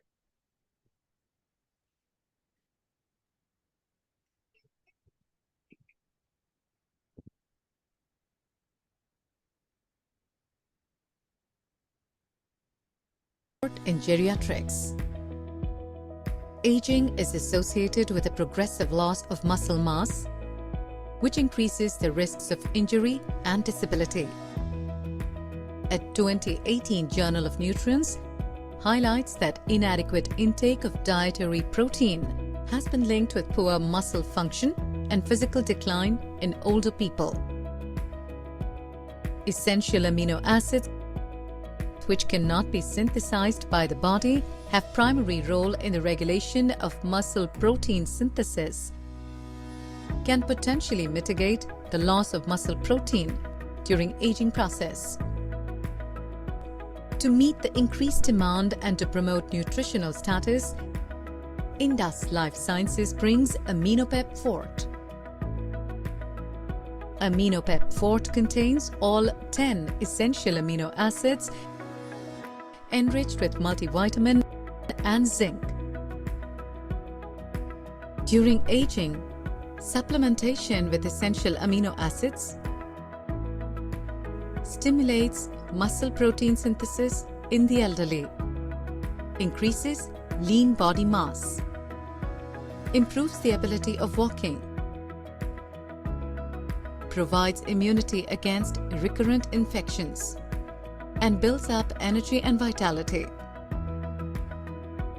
All essential amino acids in AminoPep Forte are in free form, which does not need further digestion and hence can be directly absorbed. AminoPep Forte is also suitable in compromised digestive capacity. AminoPep Forte offers adequate nutrition through essential amino acids and is an essential part of healthy geriatric face. AminoPep in convalescence. Following illness, body proteins like enzymes and hormones are rapidly broken down and are insufficiently resynthesized due to lack of essential amino acids. During convalescence, there is rapid weight loss due to loss of body fat and skeletal muscle mass. This is frequently accompanied by short-term self-limiting disease process like injury, surgery, and infection. Hence, supplementation with essential amino acids promotes tissue regeneration and healing, shortens convalescence, strengthens immunity, and provides sense of well-being. AminoPep Forte supplementation strengthens body resistance and improves immunity. AminoPep Forte shortens recovery phase and hence back to work faster. In old age and convalescence, AminoPep Forte acts as an ideal nutritional supplement. In today's fast-paced world, where modern food choices often challenge our quest for a healthy body and mind, many of us face the relentless battle against hyperacidity and acid reflux. Acid reflux occurs when excess stomach acid creeps upwards into the esophagus, causing burning sensations and inflammation. It's a condition we know all too well, gastroesophageal reflux disease, or GERD. But the question remains, do regular antacids truly help? Unfortunately, they only neutralize the acid, leaving the root cause unattended. That's where Indus Life Sciences steps in, presenting a revolutionary third-generation alginate antacid. NewGel combines the power of alginic acid, magnesium hydroxide, dried aluminum hydroxide, magnesium trisilicate, and dimethicone. Alginic acid creates a light yet sturdy foam raft that floats on the stomach's contents, preventing acid from reaching the esophagus. This innovative technology offers instant action and long-lasting relief, providing rapid relief from acid reflux within just 5 minutes. Thanks to NewGel, you can finally say goodbye to those uncomfortable moments, and its effects can last up to 4 hours, ensuring uninterrupted joy. And with dimethicone, NewGel tackles flatulence, helping you feel more comfortable and at ease.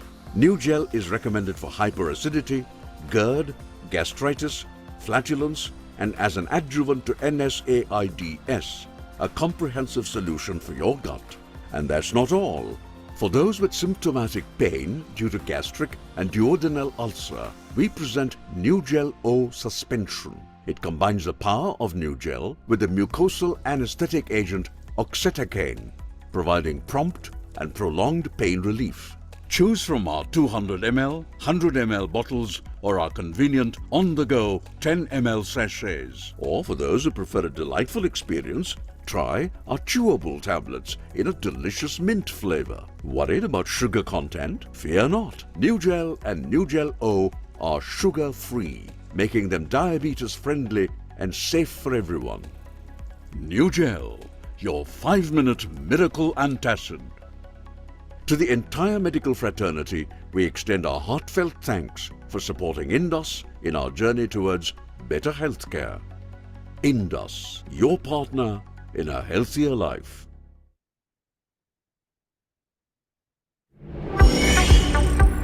Welcome to Precision Imaging Center. We strive to offer world-class diagnostic and intervention services. Located at 15 Caledonia Avenue in Kingston, Our state-of-the-art facility is equipped with the latest technology to provide our clients with ultrasound, digital mammography, breast biopsy, X-ray services, and MD-CT scans. It's the first time I did a test and the result ready in such a short time. Anybody at all that I know, I make sure they go to Precision. They'll never be misdiagnosed, they'll be treated like family. I feel more like a family than a patient because of this splendiferous service. Precision Imaging Center, because your health matters. Welcome to Precision Imaging Center. We understand how crucial quality health care is to society, which is why we strive to offer world-class diagnostic and intervention services. Located at 15 Caledonia Avenue in Kingston, our state-of-the-art facility is equipped with the latest technology to provide our clients with ultrasound, digital mammography, breast biopsy, X-ray services, and MD-CT scans. 6 years ago, I felt a lump in my breast, so I went to Cancer Society to do a mammogram. They gave me a letter to do an ultrasound at Precision Imaging Center. I had a clot in the leg, so I have to do a ultrasound. Every year, I do a medical checkup, and imaging is a part of my yearly checkup. My chest exams and my spinal x-rays. Precision imaging is my first choice. Our prompt service and dedication to excellence guarantees speedy results and exceptional customer service for all our patients. I was shocked when they called me and told me that the result was ready, because it's the first time I did a test and the result ready in such a short time. The center not only facilitates Jamaicans at home, but also extends the services to those from abroad. At Precision Imaging Center, we are devoted to raising awareness and providing affordable screening and care, because your health matters. Having gone to Precision and the doctor, oh my God, she took nothing for granted. So she did the mammogram, noticed that there was something, did an ultrasound, told me to go and have a seat. She didn't send me home. Went back, reviewed, called the doctor, and just orchestrated everything. And since then, they've been my family. Knowing that I had breast cancer was a really dark spot in my life. But Doc, she's happy. You made it, you look good on Marie. You're shining, you're looking high five, you made it, girl. You don't feel that you're sick. They just make you feel welcome. You can be guaranteed that your results are accurate. The staff is second to none. The doctors here are so professional. I'm always on point when it comes to my appointments. They call with regular reminders. Whatever ailment we had, they would give us information, and they also help us to find the specialist that we need. My phone rang. I answered it, and he said, "This is Dr. So-and-so. I'm calling from Precision Imaging Center." He said, "So what are you going to do?" I said, "I'm going to do the surgery." He said, "Where?" And I said, "I decided to do it at KPH." And he said, "Okay.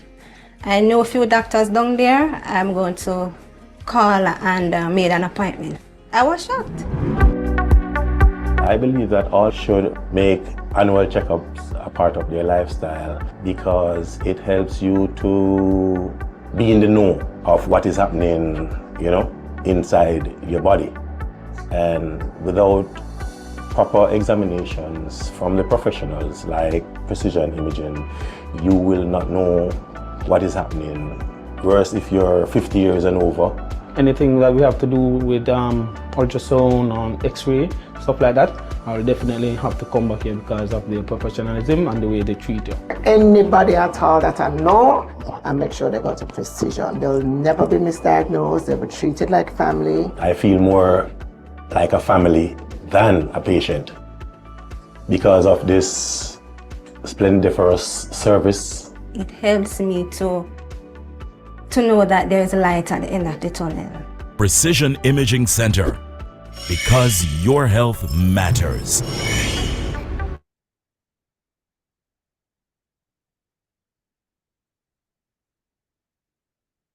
Thanks, Mr. Heron. My pleasure, my Hello. pleasure. My pleasure, my pleasure. I take it. I hope that Doc is on now. Yes, I can see her. All right, wonderful. I'm not sure if she's Over to ready, you. but I will go ahead. Good afternoon, participants. Good afternoon, everyone. I am Laurette Carty-Jones, and I'll be your co-pilot for the afternoon. Our first presenter, Dr. Giselle Harrison-Rowe, she'll be talking to us on endometriosis.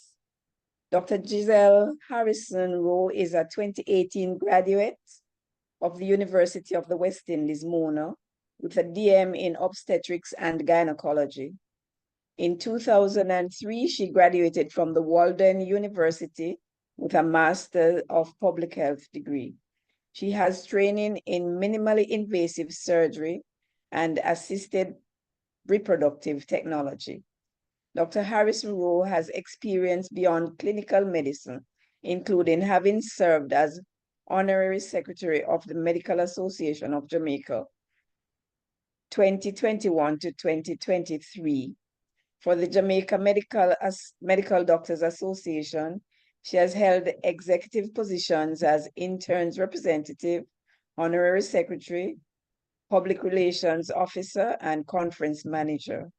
She has also served in the American Congress of Obstetrics and Gynecology, the West Indies chapter, as Junior Fellow Chair 2017 to 2018, Vice Chair 2016 to 2017, and Young Physicians Representative 2019 to 2021.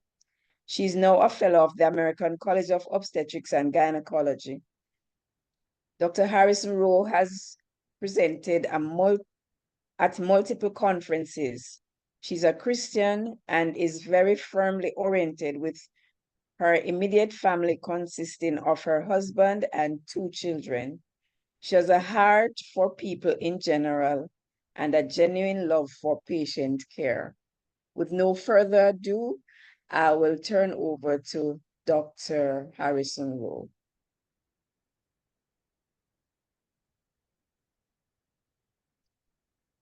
Dr. Rowe?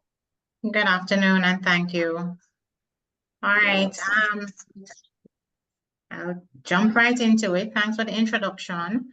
Along the lines of all the things that have been mentioned, the family life has been quite chaotic. That said, I have tried my best to put together a presentation today for you. We're just going to run through endometriosis. I'm definitely open for questions at the end of the presentation. So you can let me know if there are any questions. All right, so we're going to jump in.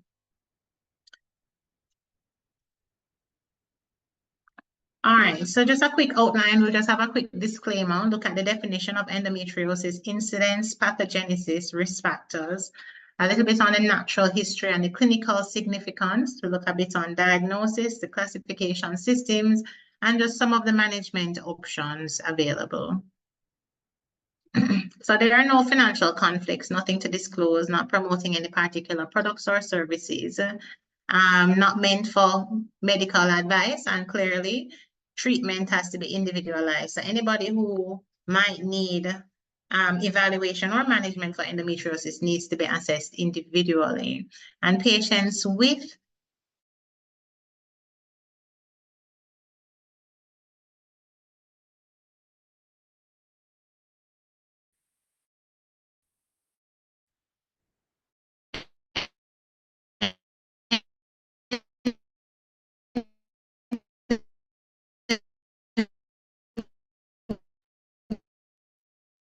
endometriosis, whether endometriosis specialist care. All right, topic endometrium. So the lining of the endometriosis. So essentially, anywhere from around the uterus, on the ovaries, around the fallopian tubes. It can also be found beyond the pelvis. So it can be found in places like your chest, in and around the lungs. You can find it in the brain. And some patients will have cyclic catamenial seizures, which is a manifestation of the endometrioma, the endometriosis deposit being active around the time of the menses. It is a benign process, even though it behaves otherwise. It's highly estrogen dependent. It causes a lot of inflammation. So these deposits, just think about irregular monthly. We have a menstrual flow that comes, say, every 28 days, which means you'd ovulate at day 14. For the endometriosis patients, these lesions are a bit active a little before the actual flow. But every time you have a lesion that is active in a menstrual flow, it essentially burns out over time, and then you have the inflammatory process and the scar tissues that are being seen, and that definitely affects your reproductive system. Now, the problem with endometriosis as a condition is that it affects women in the peak of their life, and so by virtue of that, it affects their spouses, it affects their family life, and it affects their ability to function. So think about the prime of your life, adolescence, when you're thinking about what do I want to be, you know, to being in college, to trying to study, to trying to have kids, and then getting into menopause. So it's from adolescence and all the way to menopause. You do have a few documentation of early onset endometriosis, like 13 and so, but for the most part, it's going to be in the peak of your reproductive years. There are various thought processes as to the pathophysiology. Why does it happen, or how does it come about?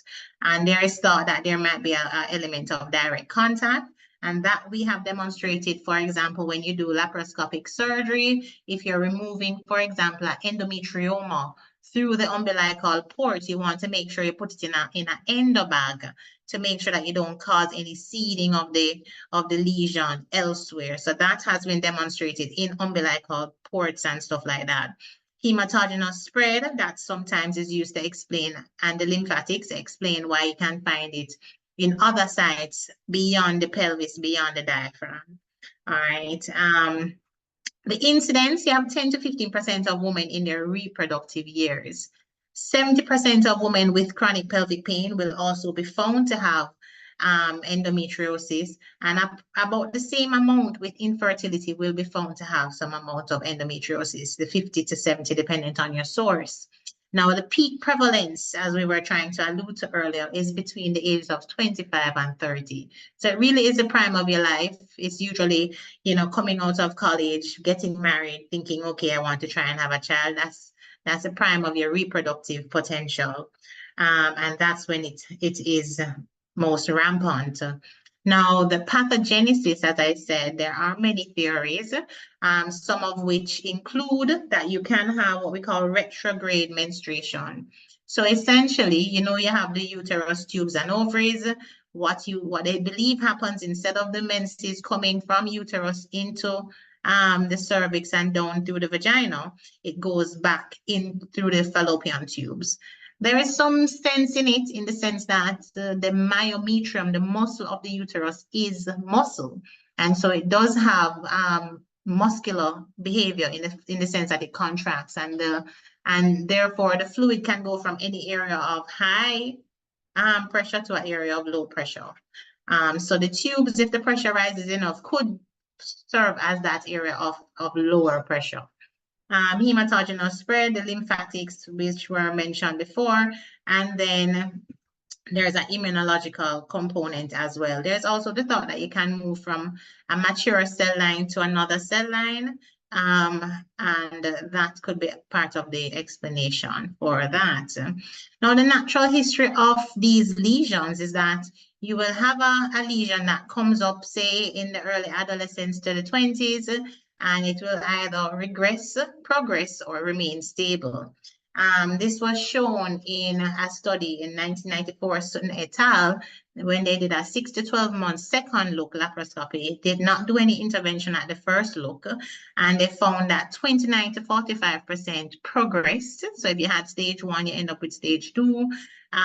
22 to 29% were seen to regress, and 33 to 42%, up to 42% remain stable over time.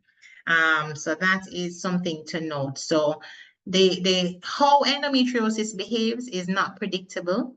There are no patient factors that will tell you that in this patient it will progress or this patient will have severe endometriosis. And what is even more difficult is the fact that the disease severity does not match the symptomatology. All right, so the disease is not well understood. You can't just look at a patient and say, oh, you have severe or you have mild, because again, the symptoms don't match the disease process. So we've had patients with stage 4 endometriosis, and they have minimal symptoms, nothing that's debilitating. They're able to function. They don't live on pain medications. Whereas we have patients with 1 lesion and 2 lesions, mild disease, and they end up needing to be on combination analgesics and stuff. When we look at risk factors, there are things that have been shown to increase the risk and some things that have been shown to decrease the risk.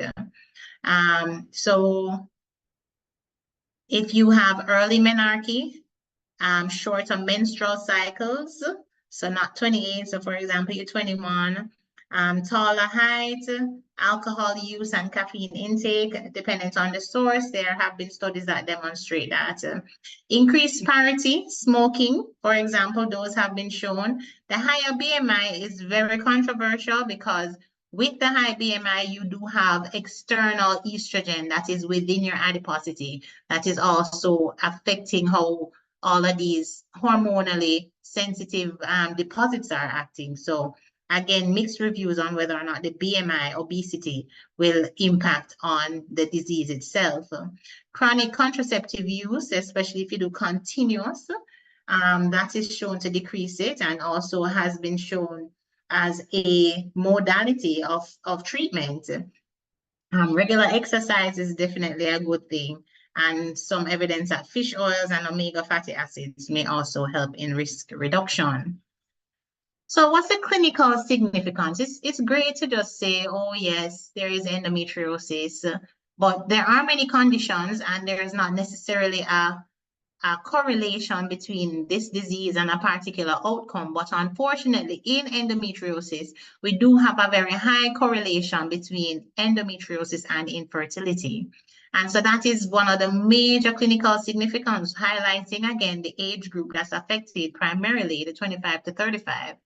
All right, so how does endometriosis affect your reproductive potential? It is shown to increase the chances of patients with diminished ovarian reserve. So remember we said we have these chronic lesions and you have where the deposits are on the ovaries, and essentially over time, you have a lot of scar tissue and the ovaries are damaged. So these little areas that would have had follicles are now having scar tissues, being replaced by endometriomas, and so we have a diminished ovarian reserve. And how we evaluate for that, we can do 2 things primarily, or 2 things that we do quite often would be ultrasound, pelvic ultrasound, to do something called the antral follicular count, and we also do something called your AMH, anti-Mullerian hormone. So the antral follicular count is, as it says, you count how many follicles, and that tells me, okay, you're doing well or you're not doing well. But anti-Mullerian hormone is produced by the small follicles. So anything in your ovary that would, you can call it a cyst. So say you have a thing in the ovary, which is a cystic structure, but it is less than 1 centimeter, that's considered an antral follicle. Sub-centimeter follicles, those are what we would be expecting to produce anti-Mullerian hormone. And so when we look at the value, we kind of correlate it with the number of follicles that we expect you to have.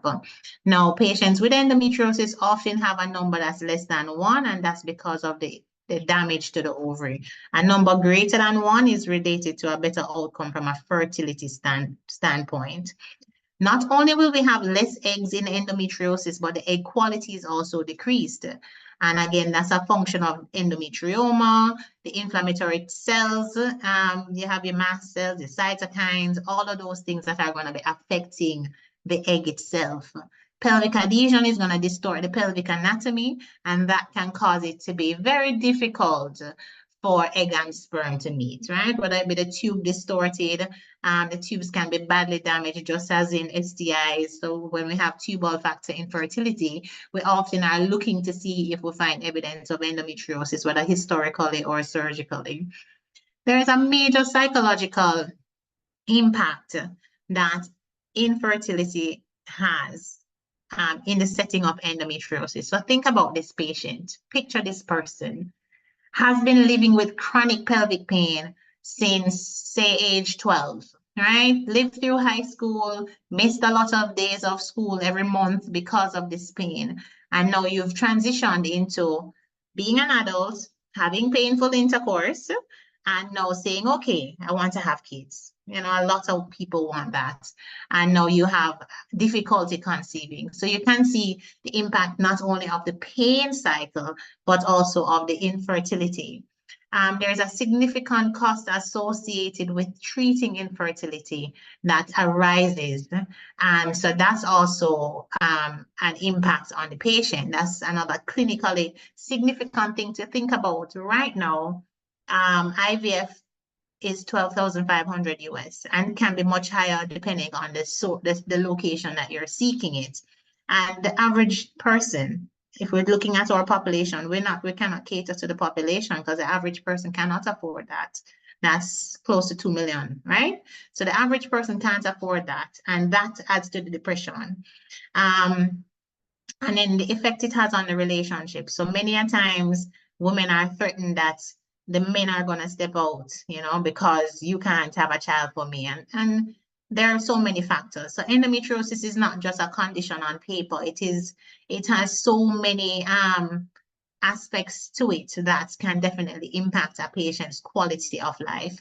The chronic pelvic pain, as I said, lost work days, the depression, the stigma associated with the patient who needs the opioid to be comfortable, you know, the opioid dependence that is often the label to the patient. And pain is a subjective experience, and you can't really tell a patient that they are or are not in pain. And again, the sexual dysfunction.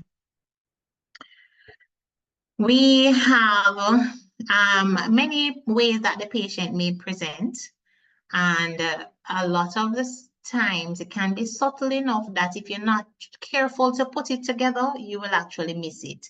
So seeing a regular doctor or even a person who is not experienced with managing endometriosis, it can be missed. But some of the symptoms that a patient may present with include dyschezia, so painful stool passage with bowel involvement, dysuria, painful urination with the bladder involvement, dyspareunia, so those patients tend to have deposits of endometriosis in the posterior, so the pouch of Douglas, posterior to the uterus, right? Somewhere there behind the posterior fornix going up. They may have painful menses. And these pains, the classical thing about endometriosis pain is that it precedes the flow. So I say your period starting on Wednesday, you probably start having pains tomorrow, Sunday, and the pain sometimes goes beyond the duration of flow. The typical patient with menstrual pain that is not a pathology will have pain probably on the first 2 days of the period, and then other than that, it's manageable. So that's the normal pain history. Patients may also have intermenstrual bleeding, and remember that endometriosis is such an interesting condition in the sense that in my head, it behaves like a cancer, but it won't kill you, so you end up suffering longer than somebody with a terminal illness. So it can be quite debilitating. Now, if you think about it as a cancer, you can think that it can spread to anywhere. So you can actually have endometriosis inside your vagina, on the surface of the cervix, on the surface of the vaginal wall. And so that might contribute to the intermenstrual bleeding. Then the infertility. So they may just come to you primarily, say, boy, we've been trying to have a child, can't have a child, and you investigate and find it. The shortness of breath, spontaneous pneumothorax, hemathoraces, blurred vision, headaches that are cyclic, those are meant to kind of throw you a curveball. So there is the possibility of endometriosis in the plural, around the lungs, and also in the brain. And so that would explain your shortness of breath, your pneumothoraces and stuff like that. All right. So how the pain is going to be described will be dependent on the patient. Stabbing, burning sensation, sharp, throbbing pain, pain that travels to other parts of the body, such as the stomach, back, or legs, pain during and after intercourse, pain with bowel motion, urination. But at the end of the day, it's just pain as one of your primary stuff. So the diagnosis, there is a lack of non-invasive, definitive, and consistent biomarkers. That is such a loaded statement. There is a paucity or an absence of non-invasive, definitive, consistent biomarkers. So whereas a patient can come to you with a particular list of symptoms and you can say, okay, that sounds like endometriosis. And you can examine them and say, we think this is endometriosis. There is no specific test that you can do, no hormone profile that you can send off that will tell me that this patient has endometriosis. For the diagnosis of endometriosis, it's going to take a sequence of things, and the definitive diagnosis is through visual inspection and histologic confirmation. So hence the statement of the non-invasive, nothing non-invasive that is definitive. Everything else we can surmise, but you have to confirm through histological evaluation. Clinical history and examination can, as I said, give you a preliminary diagnosis. And sometimes what the history we would have understood already. When we examine a patient with endometriosis at times, what we're feeling for, so we do a vaginal examination. We can do the inspection with a speculum, and sometimes you will see a lesion that's suspicious of that. But more often than that is you'll see nothing on vaginal inspection and inspection of the external genitalia, but on doing a vaginal digital examination, when you feel the pouch of Douglas, so posteriorly, around behind the cervix for those midwives among us, when you feel around there, you'll feel some nodularity. It feels rough and a little coarse and irregular. Those things are what we're feeling for, because with the recurrent activity and burning out of the deposits, you have a lot of scar tissue, and at times the patient may be tender. You may also feel a mass, whether left or right, and that could represent an endometrioma. All right, so tenderness in and around the uterus, especially posteriorly, but you can have some anteriorly. The presence of a pelvic mass, usually either deviated to one side or kissing in the middle, because the ovaries sometimes are going to be fixed together because of the scar tissue again. Pelvic ultrasound is not definitive in the sense that many a times an endometrioma is probably the only positive thing that you can find, and even that is sometimes misconstrued to be a hemorrhagic cyst or something else. The MRI can do a little bit better at delineating soft tissue. But again, if you're not getting the specific appearance on MRI, then you may not be able to say definitive. The MRI comes close, though, to being able to give us something definitive based on the appearance of an endometrioma. Only way to confirm diagnosis is by direct visualization and histologic confirmation. Laparoscopy and biopsy, gold standard, remains that way. What we look for at laparoscopy, so you might just see adhesions, which is here, which is the posterior wall of the uterus being stuck to various things. Many times we've had to reach out to our surgical colleagues, whether it be that we need help to break down these adhesions so we can access, because you can see in this same picture, the extreme one to your right, that we can see an ovary. right? But I'm not seeing the contralateral over on this side. So if I was to try and get to it, it may be what is under here. And so you'd have to try and break down the adhesion. So sometimes to do that safely, we do ask for help. And that is sometimes useful. So you might see scar tissue. You might see these deposits now all over the place. They can be cherry red, they can be black, they can be brown. So it depends on where the lesion is in its lifespan. So it's the active current lesion, it's going to be red and gelatinous looking. And that's, just think about your endometrium. If you're going to be putting back a baby there, naturally or otherwise, it's going to be somewhere that's highly vascular, very nice and pink, and it would be in keeping with your menstrual effluence, right? You're seeing blood admixed with other things. So it's nice and beefy red. But as it burns out, it may become more dark colored, and eventually the deposits can be white. And white to me is just something that's burnt out. And that usually is associated with some tethering. The peritoneal lining is going to be pulled towards that area of the scar. Sometimes that deposit is also very deep. Some of these are just little hemorrhagic areas. You can't really tell too much, but here you would see some obliteration of the pouch of Douglas. So I cannot see all the way down, which is similar to what I'm seeing here. You really can't see all the way down to what we're looking for, like the uterus sacrals and stuff. It will distort the anatomy. So here, that should possibly be around your ovarian ligament. This should be your fallopian tube, and the round ligament should be in front. But the tube here looks a little bit stretched in any case, and just generally anatomy not so clear. On histology, so we go in and we see these deposits, and you can see in the first image, you can actually see a laparoscopic instrument here. We would be trying to remove the deposit. Sometimes we can burn the deposit, but where it is safe, we do what we call peritoneal stripping. So we actually try to hydrodissect, we inject and get a little plane so we can peel off this layer of cling wrap, the peritoneum, and that is sent for histologic assessment. On histology, what is seen is that there are these hemosiderin-laden macrophages and mixed with glands and stroma. So it's a picture like this. You won't see the macrophages so good, but you can see glands and stroma. Glands being the space, stroma being the rich purple-looking area, and that would be what you'd be looking for under the microscope. Now, there are various classification systems that try to tell us whether the disease is mild, moderate, and severe.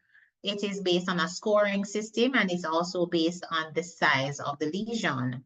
Now, if the disease is superficial or deep, there is a separate scoring system, and you want to look if it's affecting both sides, both ovaries. You also look to see if it's affecting the pouch of Douglas. Is it obliterated? Is it dense or filmy adhesions, left to right? And then based on that scoring system, you look back up here, it is considered to be minimal if you have a score between 1 and 5. If you have a score between 6 and 15, then a cumulative thing, then you are considered to have mild disease. Stage 3 is moderate with a score of 16 to 40, and severe is anything over 40.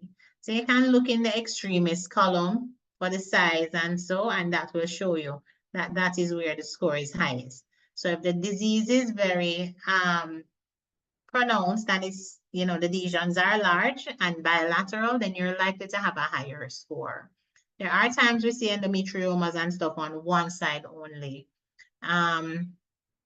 Other people have proposed their own system, especially when it comes on to looking at deep infiltrative endometriosis. And in those cases, you do have something called Allen-Masters lesion. That's a well-described thing that you can see at laparoscopy.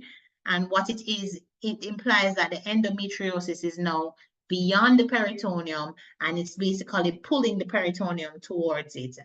And that is one of the cases where the patients will have a lot of pain. That is associated with a lot of pelvic discomfort.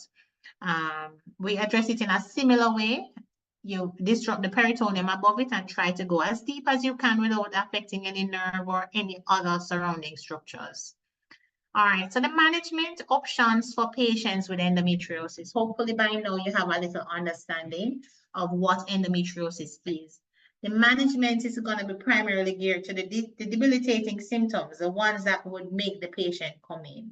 And a lot of times that is pain and the reproductive desires. Management is multidisciplinary. For those with pain concerns, again, we in this country probably need to increase our use of pain specialists. And so we should really look into having pain centers. We do have a pain clinic, I believe, that happens here. I've been told of. I'm not sure if it's still active, but definitely those specialists among us who are versed on pain management need to, you know, help our patients, because a lot of times we as gynecologists, those who really have bad pain, we are at our wits' end trying to manage them. And it has to be a balancing act now between giving them analgesics and the risks associated with these drugs, whether it be the stomach irritation from the NSAIDs or the stupor and the drowsiness that comes from the opioids. Is really a balancing act and a balance between taking meds and being pain-free and being able to function as well. There is also the role of hormonal treatments, and that's probably one of our mainstays where the patient has no contraindications. What the aim is there is to suppress, delay recurrence, and to slow the progress of the disease.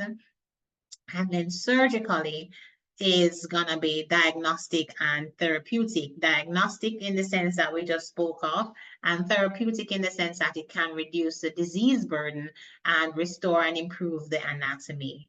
Surgical and medical can both be as efficacious in relieving symptoms, and is the choice as to which to offer has to be individualized. So not every person who comes and sounds like they have endometriosis needs surgery, because not every time we go in, we're gonna be able to improve their pain. All right.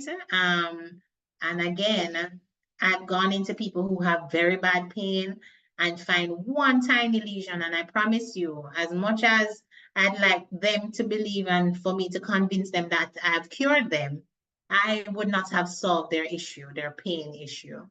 So definitely multidisciplinary, and definitely has to be individualized, because that patient might have benefited from hormonal manipulation more than they did from the surgery. And a lot of times we come out and still have to give them the hormonal manipulation. So definitely needs to be individualized.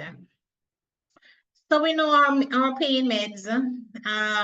This is definitely the group. You guys can probably teach me more than I know about pain medications. So this is just a list of some NSAIDs that we pull on quite often enough. The opioids we know of, or cetadine, the combinations with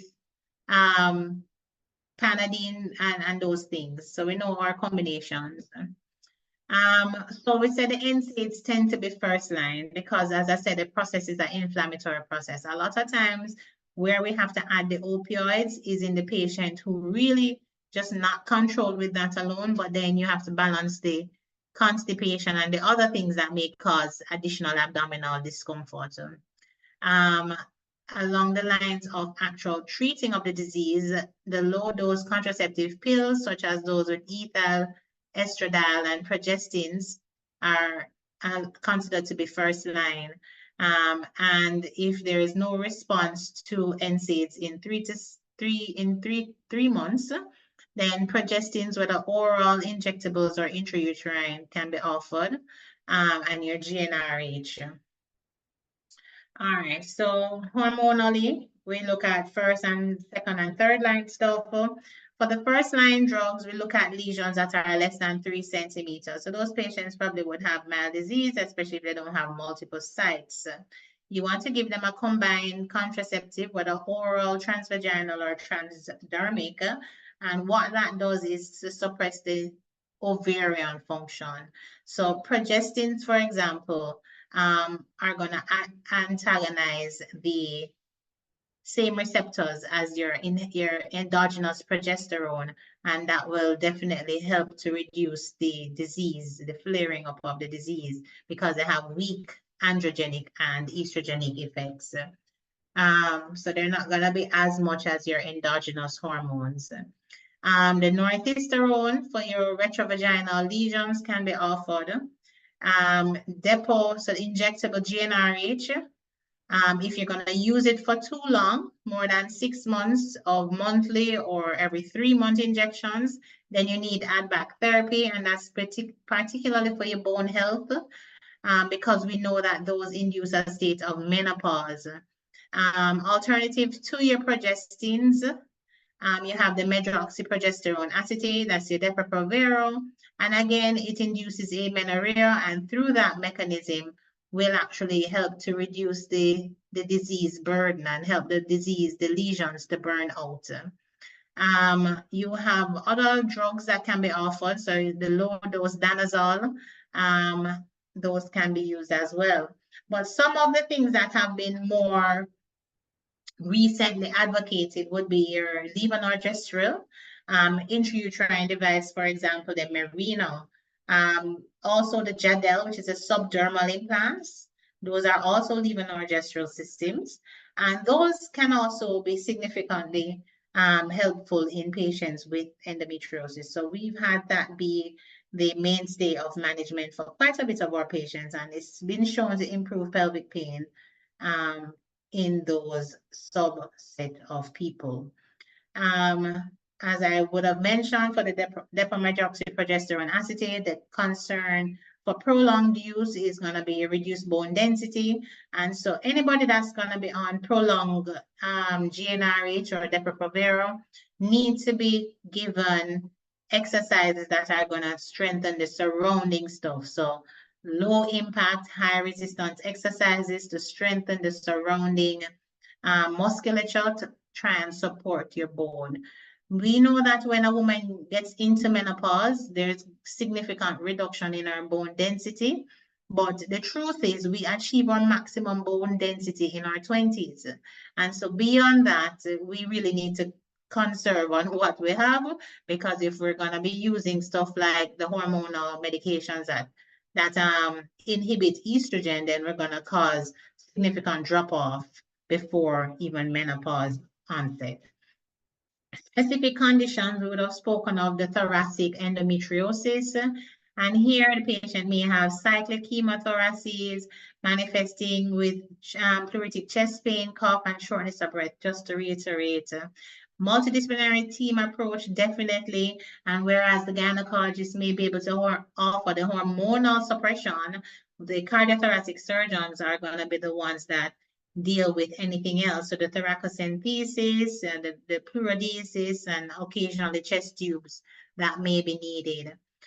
For the CNS manifestation, incidentally, I've seen it once, and it was actually at postmortem. So you can understand that it's going to be very, very difficult to diagnose, and unless there is a significant lesion that forces a neurosurgeon to go in to evaluate that, or the patient has significant hemorrhage or anything that's a lateralizing thing that pushes things, deviates your brain's tissue to one side, then other than that, you're not really going to have a reason to go in a living patient. So a lot of times we may not even pick up on this diagnosis because it's really not so common.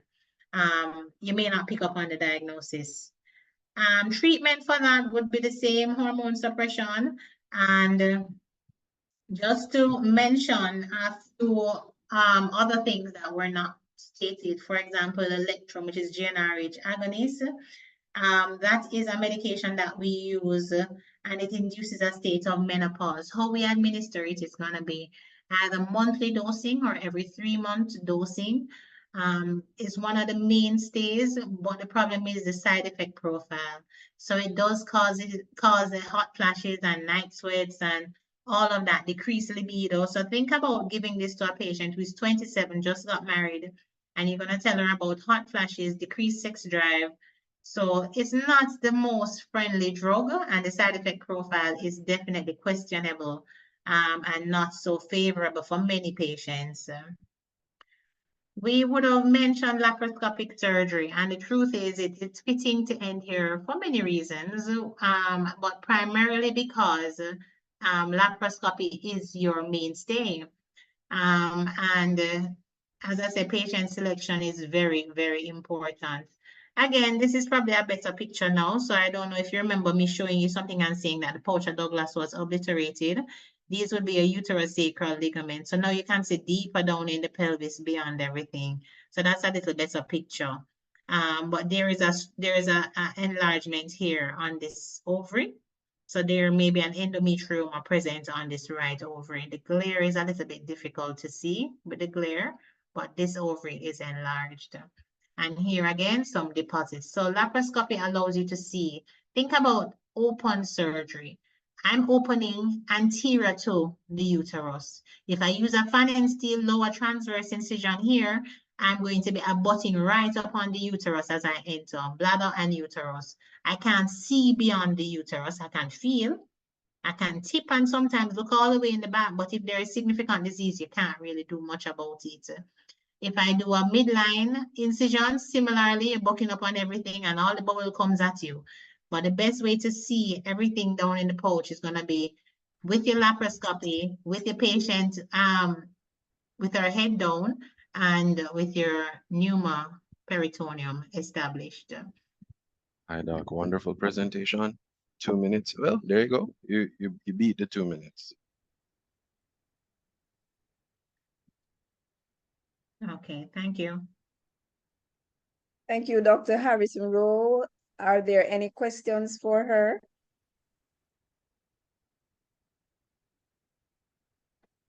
Thank you so much. So the first question I have here, while the golden hour is critical and provides the best chance of survival, consideration should That be one given. was for What's trauma. a statement? No That problem. one was for Dr. Cox. I don't know Cool. if he's No still problem. on. Well, before we go there, question here from Akila. Does MRI help with delineating adhesions prior to surgery? MRI is quite helpful. It's definitely does help to guide us, and it does help us to anticipate what we're going into, because a lot of times we can have an endometriosis case that lasts many hours. And I think if you have enough findings on MRI, you can anticipate that kind of a surgery. Yes, it does help in delineating what lesion the patient has, and also in anticipating a surgical time. Thank you so much. Many of the symptoms are cyclical. However, if we have a patient who has irregular cycles, do we tend to rely more on the other symptoms? Example, dyschezia, dyspareunia. Has it been found harder to diagnose endometriosis in those patients? I would take it that that patient with irregular periods, I'm going to just call that patient a PCOS patient. It's not a given, but I'm just going to say that the absence of a menses actually is protective and is part of the treatment. So if you have irregular cycles, you're less likely to have endometriosis. They can coexist. And so, yes, it would make it a little bit more difficult, but if you can establish your historical menstrual related pain, and it is also keeping with the normal menstrual pain, and a history that suggests that there is a change is often what helps us as well. So a patient in their adolescence would have had some amount of discomfort, but now it's amplified over the past few years. That would help us. So even if it's irregular and it's unlikely to be present, we would still be able to establish suspicion of endometriosis. Thank you so much. Another question here. Would adenomyosis be managed the same as endometriosis? I often don't present on endometriosis without mentioning adenomyosis because it is also ectopic endometrium. The only difference is that the endometrium resides in the muscle of the uterus. So it's not where it should be, which is inside, like the middle of an orange. It is now infiltrating the outer parts. Yes, the treatment can be quite similar, and both have been associated with infertility, though endometriosis has more of an association than the adeno. Thank you so much. That's it for all of the questions. I'm not seeing any more. Wonderful, wonderful presentation. Back to you, Nurse Carty Jones. Okay, thank you very much, Dr. Harrison, for enlightening our darkness on this debilitating condition. And we hope you can have a good afternoon and enjoy the rest of the presentations. Our next presenter, Dr. O.J. Gordon, will be presenting to us general anesthesia in the adult trauma patient. Dr. O.J. is a consultant anesthetist, is a product of the University of the West Indies. He completed a BS in Natural Sciences with first-class honors before embarking on a career in medicine after a short time in education. He has since dedicated himself to patient care and is now a consultant in anesthesia and intensive care at the University Hospital of the West Indies, with a special interest in critical care, neuroanesthesia, and cardiac anesthesia. He hopes through advocacy for establishing quality improvement systems to advance patient care. Dr. OJ, over to you.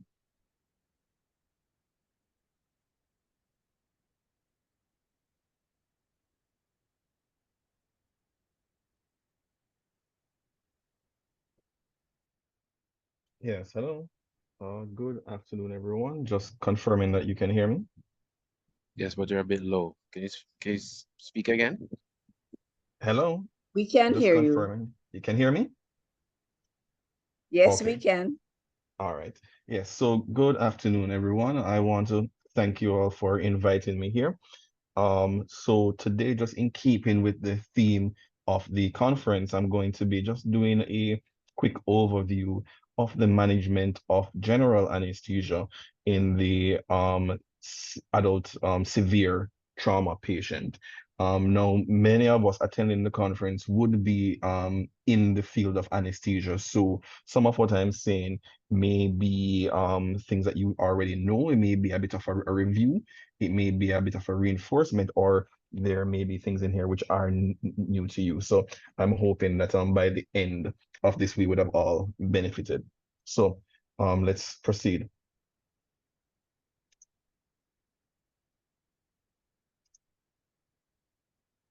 All right. So the severe trauma patient often comes presenting to us in the anesthesia field in shock, right? And they require emergent and dire surgery. Now, in this setting, what is the role of us as anesthesia providers? So generally, and I think it was quite apt that we had that previous presentation on the initial management of the trauma patient, because from that presentation, we would recognize that resuscitation is often initiated in ideal settings at the scene, or definitely once the patient comes into the emergency department. Now, it is our role as anesthesia to either initiate, if it hasn't been done, or to continue this resuscitation of these patients. We also optimize the physiology, which is often deranged in these patients, of the shocked patient. And it is also our role to ensure adequate surgical conditions for the operative team. So in this severely injured trauma patient, the modality that we use for anesthesia is going to almost always be general anesthesia in the intraoperative period. And this is for fairly obvious reasons. This patient is presenting to us hemodynamically unstable, and time is of the essence to get this patient anesthetized so that the underlying problem, whether it's bleeding or whatever it is, can be surgically dealt with and the patient stabilized. So under these circumstances, use of regional techniques or blocks is not really something that we're going to be engaging in, at least in the initial period. Though post-operatively, particularly in some cases of like thoracic surgery, there may be a role for blocks to reduce the need for the use of large amounts of opioids for pain control. But definitely in the initial period in establishing anesthesia, we're almost always going to be going with general anesthesia. Now, anesthesia in this setting must occur in concert with what we call damage control surgery and damage control resuscitation. And these are terms which I'm sure a number of us are familiar with. Now, the graphic that we can see over on the right pretty much shows us some of the main tenants, some of the main things that we do in damage control resuscitation. As you can see there, we limit crystalloids. You need to have rapid diagnosis of what is going on with this patient. You give antifibrinolytics, rapid anatomic control, that's where our surgeons come in, permissive hypotension, and an early transfusion strategy with a 1:1:1 ratio. And we're going to go a bit more into detail in some of these components as we go along. So I think it's good whenever we're having these discussions just to go through some definitions so we're all on the same page of what we're talking about. So first, let's talk about what is damage control surgery. What is the definition of it? And in brief, what it is an abbreviated surgery, right? So we limit what we're doing. The surgeons limit what they're doing. They abbreviate their surgery.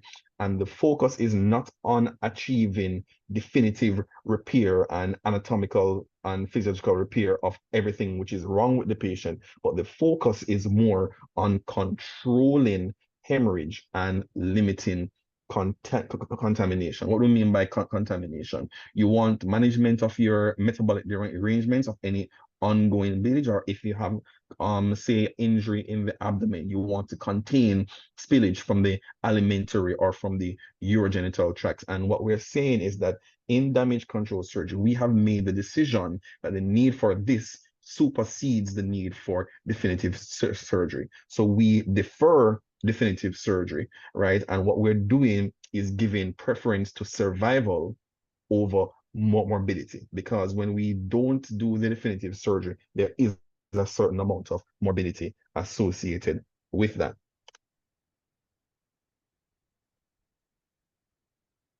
So we just discussed what is damage control surgery, and that's primarily going to be dealing with what is that the surgeons are actually doing and how they limit what they're doing so that the patient can be stabilized before doing anything definitive. Now, in concert with that, a similar theory was developed and has come into practice, which is called damage control resuscitation, or DCR. Now, what damage control resuscitation is, it is a systematic approach to the management of the trauma patient in shock. And it starts, again, relevant to what we had in our previous presentation, at the scene of the accident or in the emergency room, and it continues through the operating room and on into the intensive care unit. So as you can see on the graphic on the right, you see it starts here at the site of the injury. It starts here at the site of injury. Then ideally, it should continue as the patient is being transported to the hospital. When they arrive at the hospital, they're going to have the primary assessment, secondary assessment, and resuscitation is ongoing. Then the patient is transported to the OR, or the interventional suite, where it is continued there. And then afterwards, once the patient is stabilized and the damage control surgery is done, they are brought to the intensive care unit. Now, damage control resuscitation can be said to involve 3 phases. So phase 1 is essentially where we as anesthesia providers are going to be primarily involved.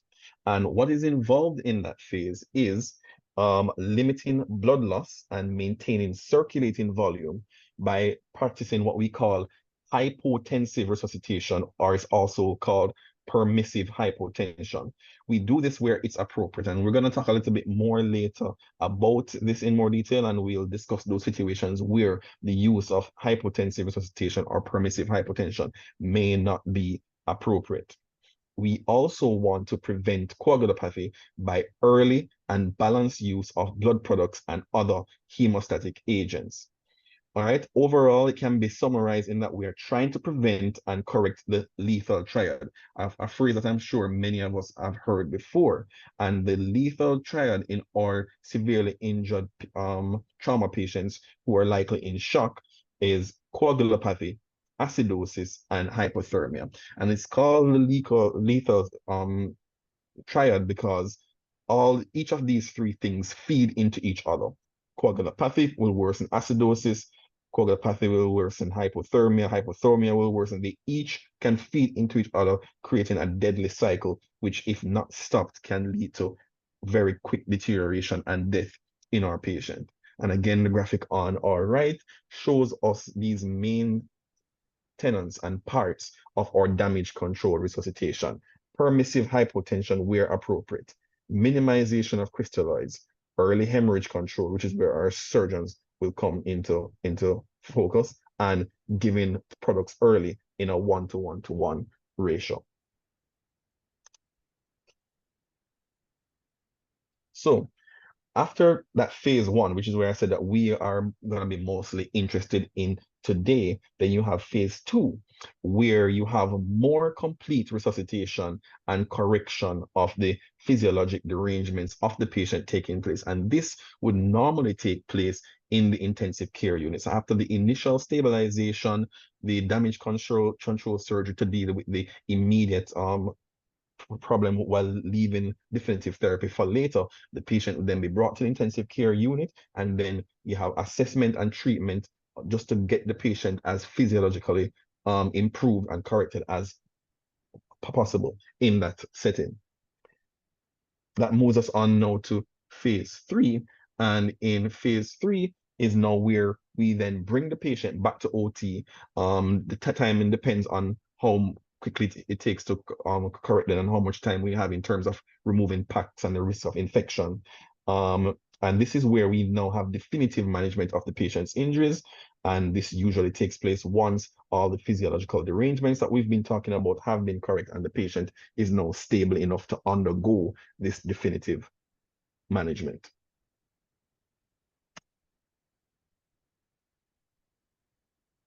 So, as I said, as anesthesiologists or anesthesia providers, we serve a critical role in this damage control resuscitation. So what this presentation is mostly going to focus on is just an overview of practically what this means to what we actually do when we receive these patients in theater. As I said, some of this will be a review for some of us, a reinforcement for some of us, and it may contain some little pearls to help us. All right, so in damage control anesthesia, it encompasses a number of procedural skills that we as anesthesia providers have to know and be familiar with. These are things ranging from the induction of anesthesia. How do we induce anesthesia in these patients? These patients, depending on how they present, may need advanced airway management. Some of them may just have an underlying reason why they have difficult airways, or just by the very nature of their trauma, which may involve trauma to the face, to the mouth, the teeth, the oropharynx, to their trachea or other parts of their body, may make them become a difficult airway, and we need to be familiar with how to manage these patients in the setting of needing advanced airway management. We need to, as anesthesia providers, know how to get vascular access, whether it be through the placement of your regular IVs, placement of arterial lines, central lines, intramedullary access, various things, so that we can get vascular access and aid in the resuscitation of these patients, which can sometimes be quite difficult. We need to be familiar with hemodynamic monitoring. We need to know what are our resuscitation endpoints. How do we find out if are these patients fluid responsive? What is their volume status? What are our static and dynamic measures that we're going to be using to assess these patients? we need to pay special attention to some of our special groups of patients. So many times these patients who come in severe trauma and polytrauma will have traumatic brain injury. And so, you have to deal with specific things with regards to neurotrauma. The kidneys, as we know, are a very important organ, and in terms of decreased perfusion in these patients is put at risk. What are some of the things that we can do to protect the kidneys under these circumstances? And also, the lungs may also be involved, whether primarily if you have direct injury by trauma to the lungs themselves, or secondary injury by the means of inflammatory mediators or aggressive fluid resuscitation and many of these other things, which can then cause secondary issue with your lungs. So we have to consider all these things as anesthesia providers as we go through. So the first thing we want to do, we know a patient is coming. Hopefully we would have been informed, when the patient was found at the scene, was being transported, or in accident and emergency, we've been informed that we have this patient with severe trauma that we need to deal with. So we need to prepare or have an operating room which is appropriately prepared and has the various things that we need in order to carry out our functions. So the operating room should have the following things. It must have full monitoring capabilities. We know about our standard AC monitors, blood pressure, pulse oximetry, capnograph, ECG, and one thing we often forget, temperature management. In addition to these basic monitors, depending on what is happening with the patient, you may need to have the ability to do arterial monitoring, central line placement, pulmonary capillary web pressure using TEE ultrasonography or transthoracic ultrasound. There are various monitors that you should have available if you want to be able to do the best for these patients.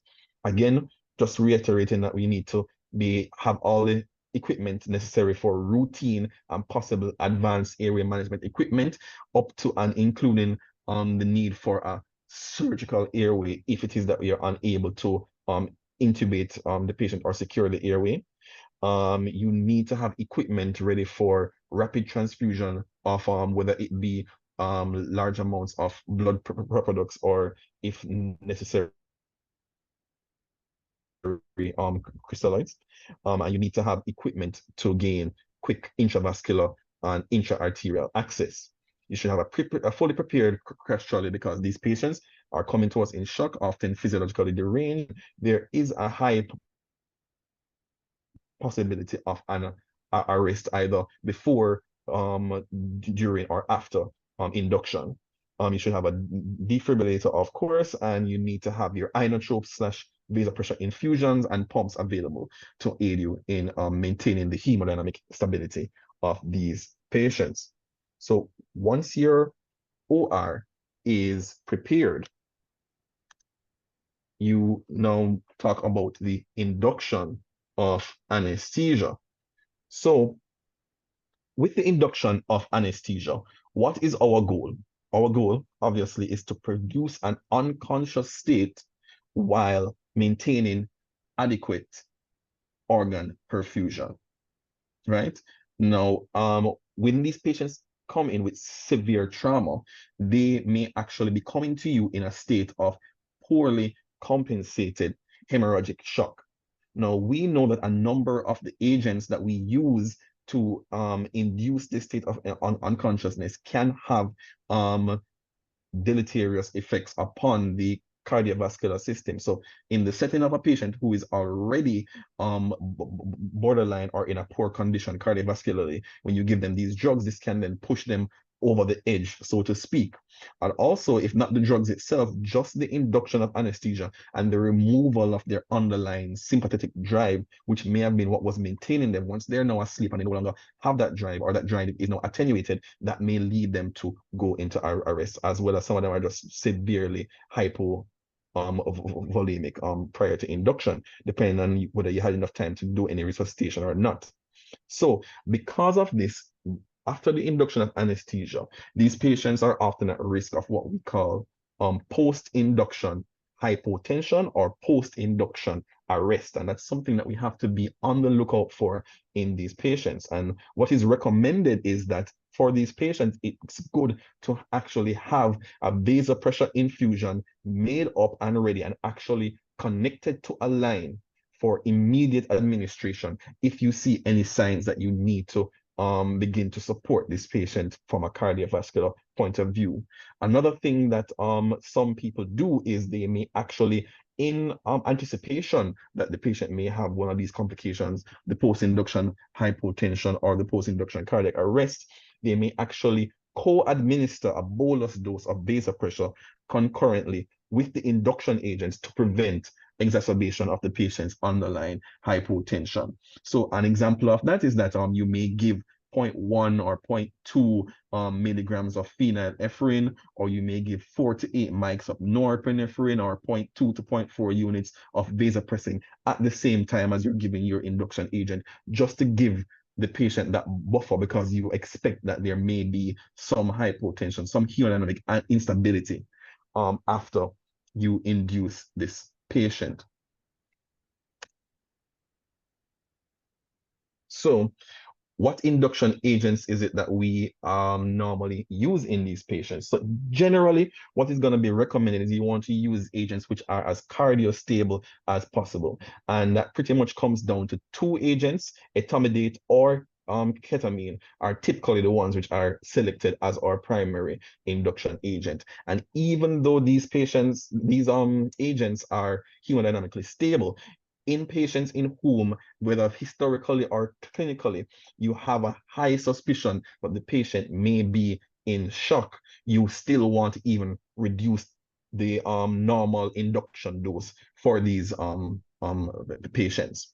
Now, if you want a more objective measure, we just spoke about, using historical or just clinical acumen to say, boy, this patient may be in shock. There's actually a more objective way to determine whether this patient is at increased risk of having severe hypotension or arrest after induction. And it is called the shock index. Now, as you can see here, the shock index is just an index which is calculated by division of the heart rate by the systolic blood pressure. Now, in a normal person, the normal shock index is somewhere between 0.5 to 0.7. Now, studies have shown that consistently, particularly in studies done in the emergency room and in the ICU, that if your shock index is above 0.9, this is associated with a significant risk of cardiac arrest after induction. And this information, so the transported also to the induction room, right?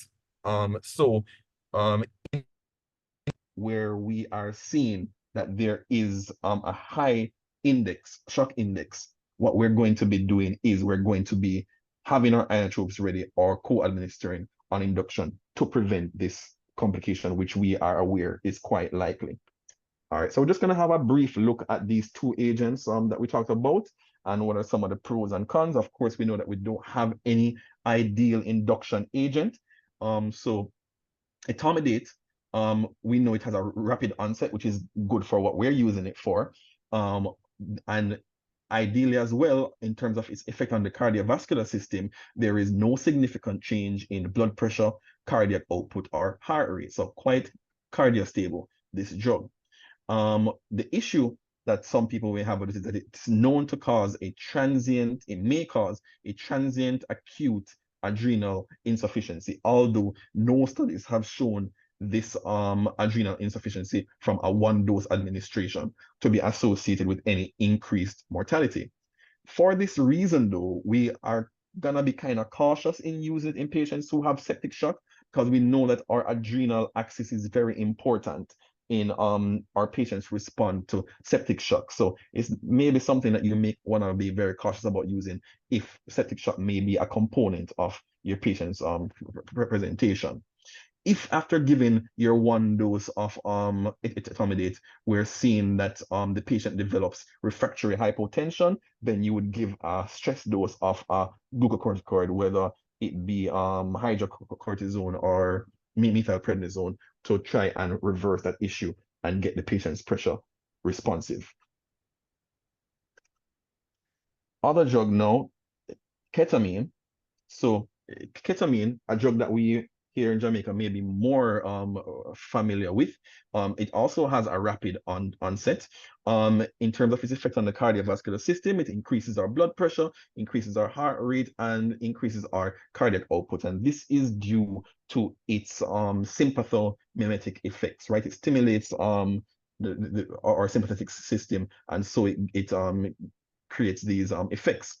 Now, the caveat is that you may want to, depending on the history of the patient is known to have a history of a recent myocardial infarction, may have some component of cardiogenic shock with a history of ischemic heart disease. You kind of want to maybe avoid using this drug in those patients. The reason being because these increases in BP, heart rate, and cardiac output may actually detrimentally unbalance the balance between our myocardial oxygen supply versus our demand and worsen their underlying poor ischemic heart disease.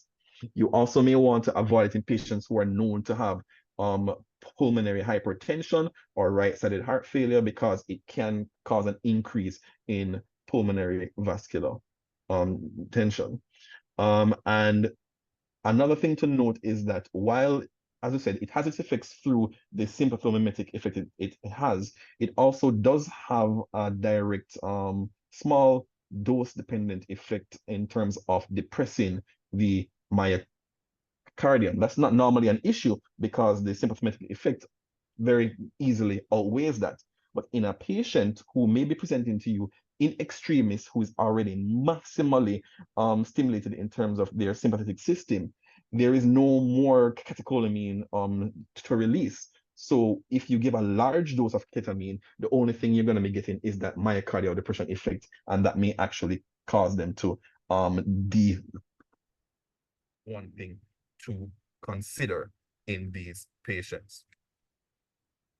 So other agents, so as we know, propofol is going to be generally avoided for obvious reasons. I mean, it's often been said that propofol is more of a hypotensive agent with anesthetic effects than an anesthesia agent with hypotensive effects, right? It's just, we know that it's going to cause this vasodilation, which is not good in these circumstances. It may exacerbate hypotension by causing dose-dependent venous and arterial dilation and decreased heart contractility.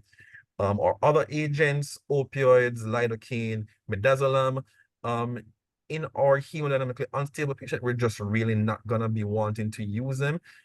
If our patient has been stabilized somewhat with some resuscitation prior to induction, then you may consider using them. And of course, overall, you have to look at the patient that you have and try and use what you know about the agent and know about the patients to achieve balance and anesthesia. That's what it comes down to. But these are just general recommendations as to how we think about agents in these patients generally. Okay. So moving on now. So generally, our go-to is going to be rapid sequence induction and intubation in these patients. We want to get them to sleep as soon as possible, and depending on the circumstances, we may not be sure as to whether they're starved or at risk of aspiration. So rapid sequence induction and intubation is generally going to be our go-to in terms of induction and intubation in these patients. It's indicated if no difficulty with airway management is foreseen. Now, again, as we discussed before, sometimes these patients, whether just at baseline, may have reasons why they may be a difficult airway, or by nature of the trauma they suffered may be at risk of being a difficult airway. So when we have that situation, it needs to be a discussion and a decision of risk versus benefit, the risk of aspiration versus the risk of not being able to secure the airway due to a difficult airway situation. And that will be based on your difficult airway algorithm, expected versus unexpected, which is a bit beyond the scope of this discussion.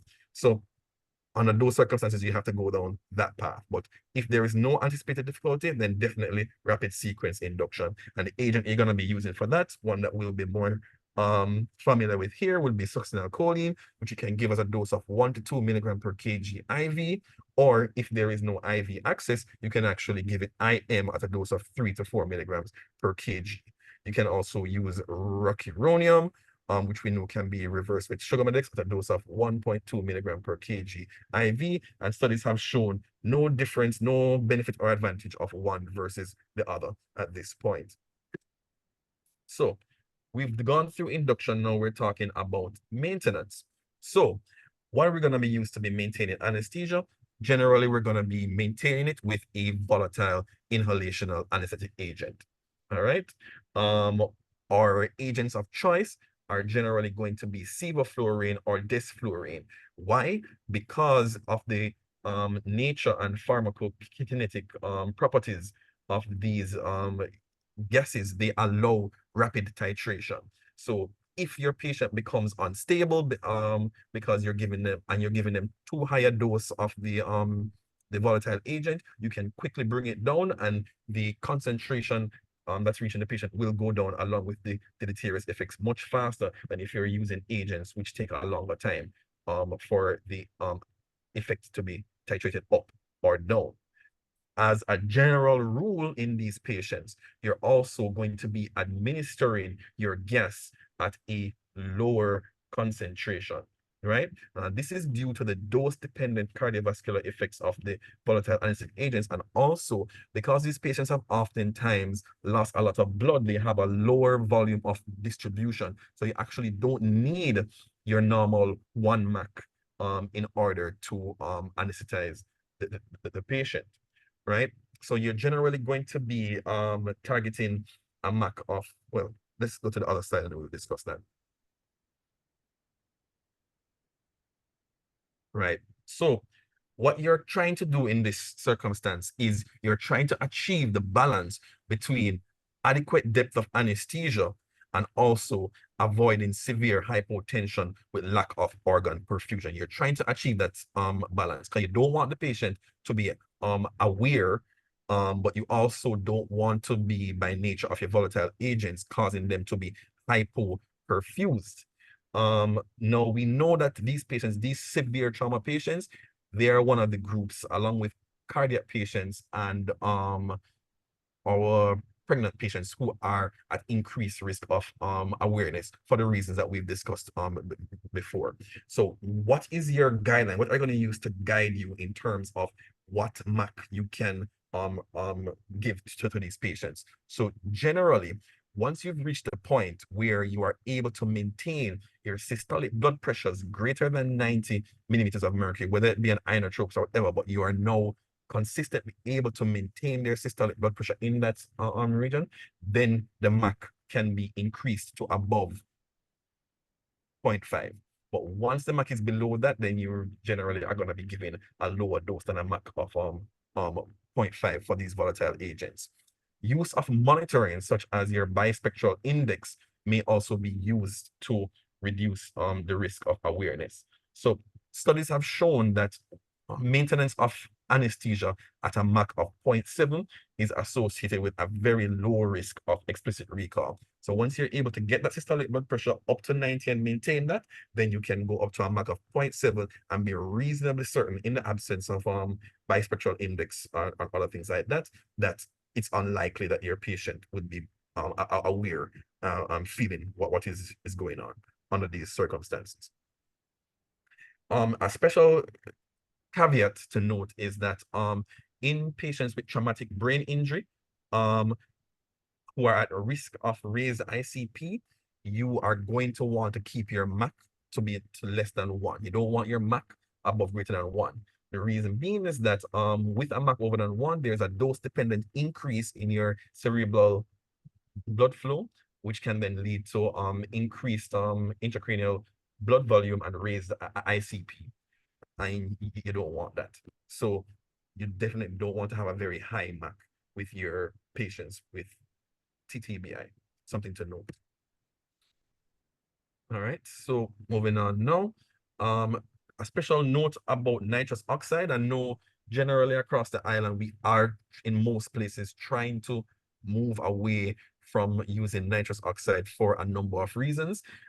This slide is just focusing on those specifically related to our trauma patients. So nitrous oxide should be avoided if at all possible. Why? Because one, we know that nitrous oxide has a propensity to expand wherever it can. So it expands in all gas spaces. And so if you have a trauma patient who may have a traumatic pneumothorax or a traumatic pneumocephalus, if you're using nitrous oxide, it's going to go into those spaces, try to expand, and may worsen your patient's pneumothorax and pneumocephalus, which would worsen their outcome. So avoid nitrous if you can.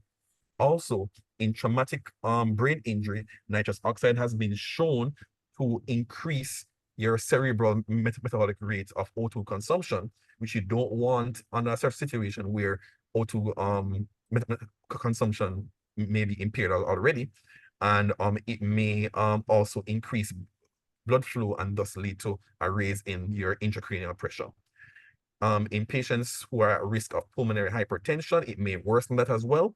And it also is known to cause apoptosis, basically programmed cell death, and altered immunologic response to infection. So it's going to depress your immune system and increase the rate of cell death in a patient who, by nature of trauma, may already be at increased risk of infection. So these are some of the reasons why, if you can avoid using nitrous, you want to avoid using nitrous. It's definitely not good at all for your severe trauma patients. So we're going to be talking a bit now about hypotensive resuscitation. Now, hypotensive resuscitation is an integral part of damage control resuscitation. It's one of the most important things. And essentially, what it calls on us to recognize as anesthesia providers is that blood pressure does not always equate to organ perfusion. You can have organ perfusion without a high blood pressure. You can have a higher blood pressure without adequate organ perfusion. They are not one in the same, even though we often use blood pressure as a proxy for organ perfusion. And so understanding this, we realize that we, at least in the initial period, are not trying to get high blood pressures in these patients. We want to minimize the use of crystalloid fluids to achieve these pressures until blood is available. And we are essentially going to be allowing blood pressure to remain lower than we would normally wish it to, right? So we give IV fluids only for resuscitation of hypotensive patients. Like example, someone whose MAP is less than 60, 65, and only then until blood is available. And that is a very important component to damage control resuscitation. We are not trying to achieve high blood pressures by giving large boluses. That could actually be deleterious to the patient. So when we limit the pressures by not giving large boluses, what this does is it limits secondary blood loss until the initial hemostasis by the surgeon can be accomplished. And systematic reviews, many have been done, which have concluded that the mortality for trauma patients appear to be improved when permissive hypotension is employed. So how do we do this practically? We're in OT, we have this patient. How do we reliably do hypotensive resuscitation? So first thing, an optimal blood pressure target has not yet been defined. But from those studies that we do have and what we do know, the general recommendation is that we're going to be targeting a systolic blood pressure of somewhere between 90 to 100. We're not trying to get any higher than that using fluid boluses. And we want, or you can otherwise target mean arterial pressures somewhere between 50 to 60 millimeters of mercury. And this is likely safe based on the current studies that we have. There are some groups of patients in whom hypotensive resuscitation should not be done, And these are our patients who have traumatic brain injury or who have significant spinal cord injuries, right? In these patients, we need to maintain perfusion, and so we cannot allow permissive hypotension. And in these patients, you generally want to target a MAP greater than 80. So here it says 80 to 90 millimeters of mercury because you need to perfuse the brain, you need to perfuse the spinal cord. If you're not perfusing those things, you can preserve the body, but the body is of no use without the mind, or in this case, the spinal cord.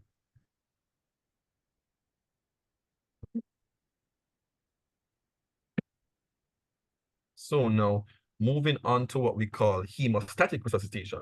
We just did hypotensive resuscitation. We're talking about hemostatic resuscitation. And what this refers to is we want as much as possible to have early transfusions to maintain our circulating volume. Now, I know this is going to be a big challenge, particularly in our setting where getting blood products is often very difficult. But in the ideal world, you want to limit your giving of crystalloids and get your blood products in as soon as possible and use that to maintain your circulating volume. Right? IV crystalloids have been shown to increase the risk of coagulopathy from dilution of clotting factors and platelets, and possibly by causing hypothermia. It should be avoided wherever possible, and if unavoidable, you give the smallest volumes necessary until whole blood or blood products become available. So what we have here is that you can transfuse whole blood or blood products as soon as possible. Most of the guidelines recommend that you give your blood products in a balanced component. Some say 1-1-1, some say 1-1-2 in terms of your RBCs to plasma to your platelet packs. The optimal ratio has not yet been clearly defined.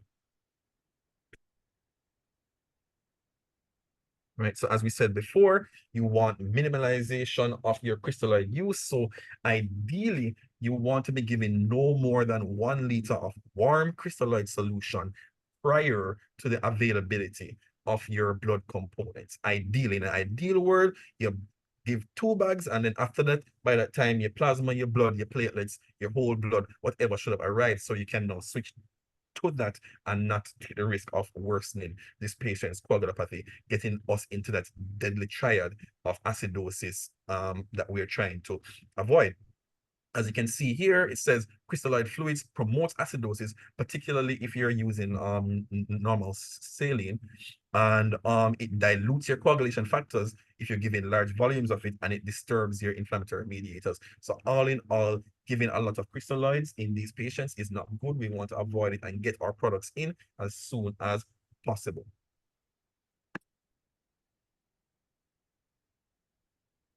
So another note, a special note, is about the use of tranexamic acid in this scenario. So tranexamic acid, I'm sure many of us are familiar with it. It's synthetically derived from an amino acid lysine, right? And it blocks the conversion of plasminogen to its active enzymatic form, plasmid. The main thing is that— Hi, Doc.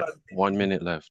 Okay. So plasmid is what is used to break down fibrin to inactive fragments and degrading form clots. So it's a diagram showing that. Most important thing is that the CRASH-2 trial shows TXA administration was associated with reduction in all-cause mortality and a reduction in the risk of death due to bleeding. So you get tranexamic acid, it's fairly cheap. In your patients, you give it within the first 3 hours, 1 gram over 10 minutes, followed by an infusion of 1 gram over 8 hours, within 8 hours of injury. And that has been shown to improve mortality. Given the time constraints, I'll cut my talk here short.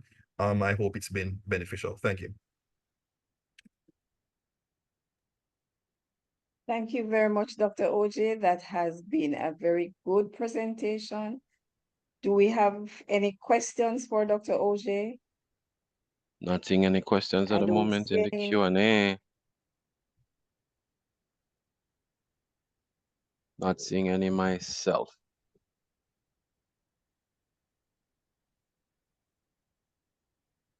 Oh, here we go. Okay, so One is here. What are the post-op management?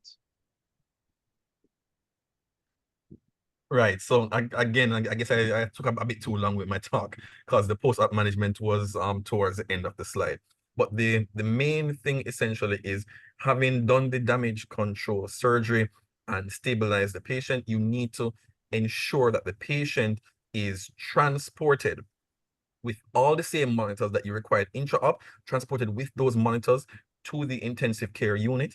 And there needs to be a simple, concise, but accurate handover to the intensive care staff. Once they're in the intensive care That is where stage 2 or phase 2 occurs, where you have more complete resuscitation, correction of acid-base balance, further transfusion, stabilizing the patient, and then once the patient is stabilized, then you bring them back for surgery to do the definitive procedure. But that part is a very good question. That is one of the most important parts. You're not finished with the patient after surgery is done. They do have to be managed in the intensive care afterwards.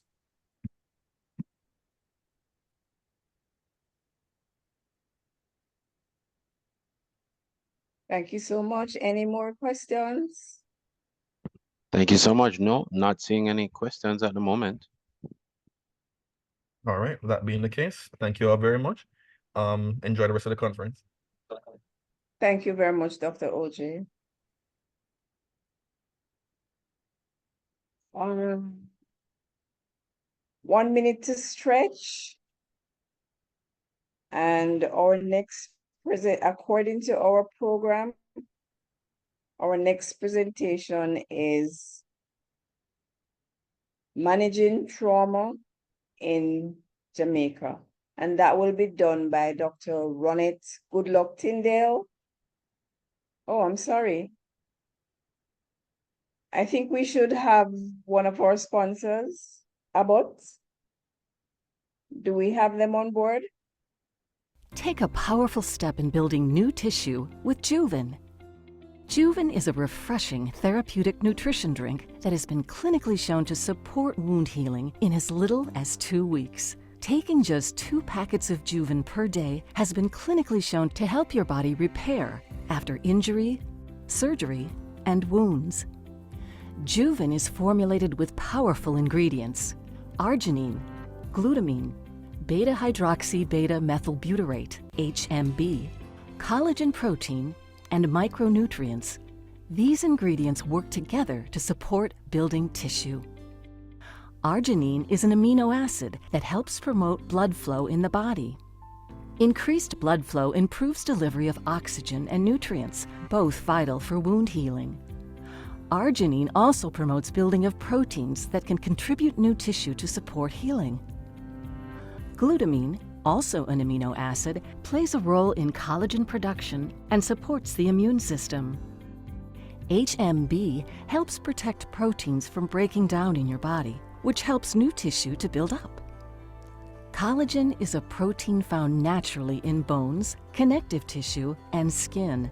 Ingestion of hydrolyzed collagen affects the skin and stimulates internal collagen production. Hydrolyzed collagen has been shown to increase the rate of wound healing. Antioxidants, vitamin C and E, vitamin B12, and zinc are micronutrients which have been shown to be important in the wound healing process. Taking just 2 packets of Juven per day has been clinically shown to support wound healing in as little as 2 weeks. For more information on nutrition and wound healing and Juven, visit juven.com today.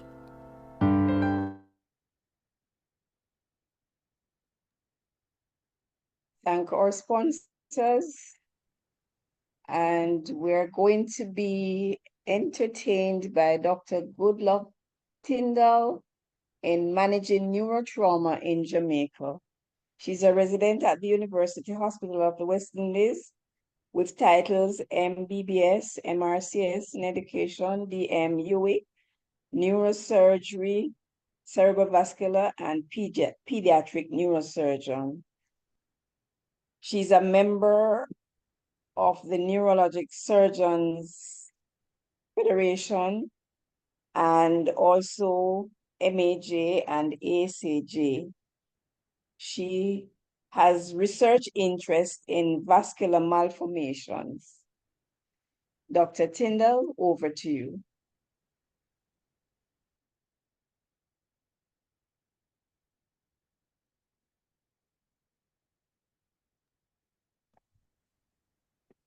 Hi, good afternoon. Can everyone Good hear afternoon. me? Yes, Doc. Perfect. All right. Yes, we can hear you. Okay. Just before I start, thank you for that kind introduction. Just to note that I guess fortunate for me, I finished my residency quite a few years ago. But thank you for the introduction. I'm gonna try to, in a very short period of time, try to talk about neurotrauma in Jamaica, which is all related to the topic of anesthesia and how it impacts healthcare in general.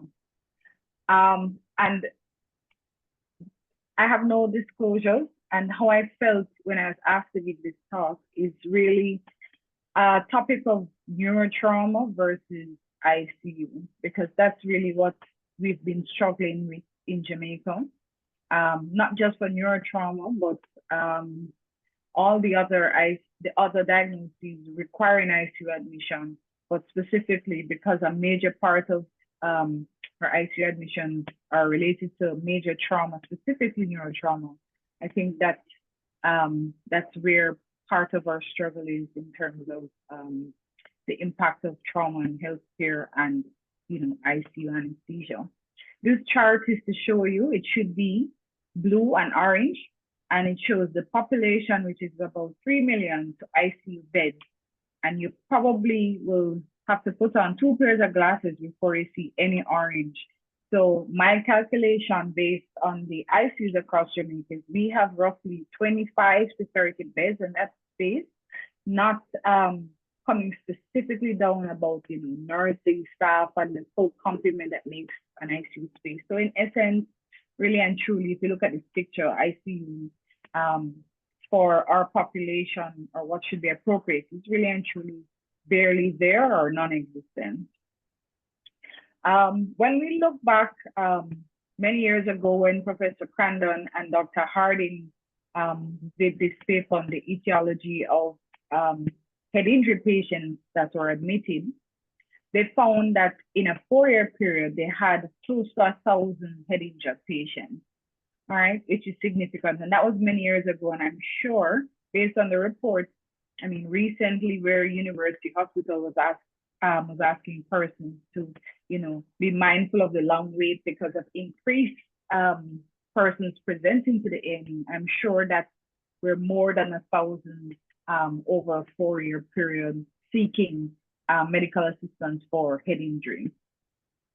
And these range between motor vehicle accidents or road traffic accidents, which by and large are the larger group of persons seeking help for in regards to trauma. And then we have the trauma related to penetrating injury, assault, self-inflicted wounds. And this was the breakdown of the persons presenting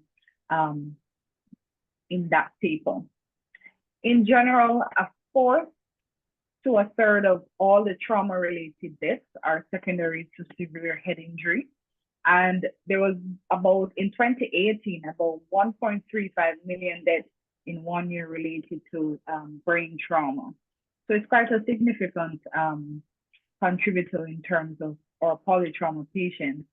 And it is predicted by the same Road Safety Association. They looked at road traffic accident rates, and they are projecting that head injury may be the leading cause of death by 2025 if there's no change in the rates of road traffic accidents.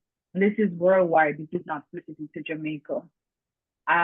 Specific to patients with polytrauma, the head injury severity is a good predictor of the prognosis for the patient. So in our polytrauma patients, there are, as Dr. Gordon would have mentioned, there are many things that are happening. And more times than usual, when you get those under control, you do have the head injury that's left behind. And if it's severe, as much as you would have gained, if the patient is neurologically not doing well, then their overall outcome is not going to be good.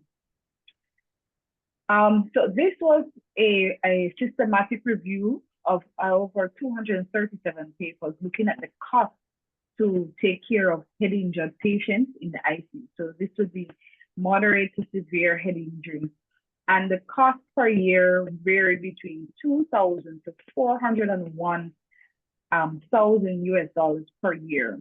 So you can imagine that one patient may actually come to this final cost, which is significant. And if this is what's happening If you imagine this in Jamaica, and you have quite a bit of head injury patients who require ICU, this is a significant, or can be a significant burden in terms of the impact on healthcare.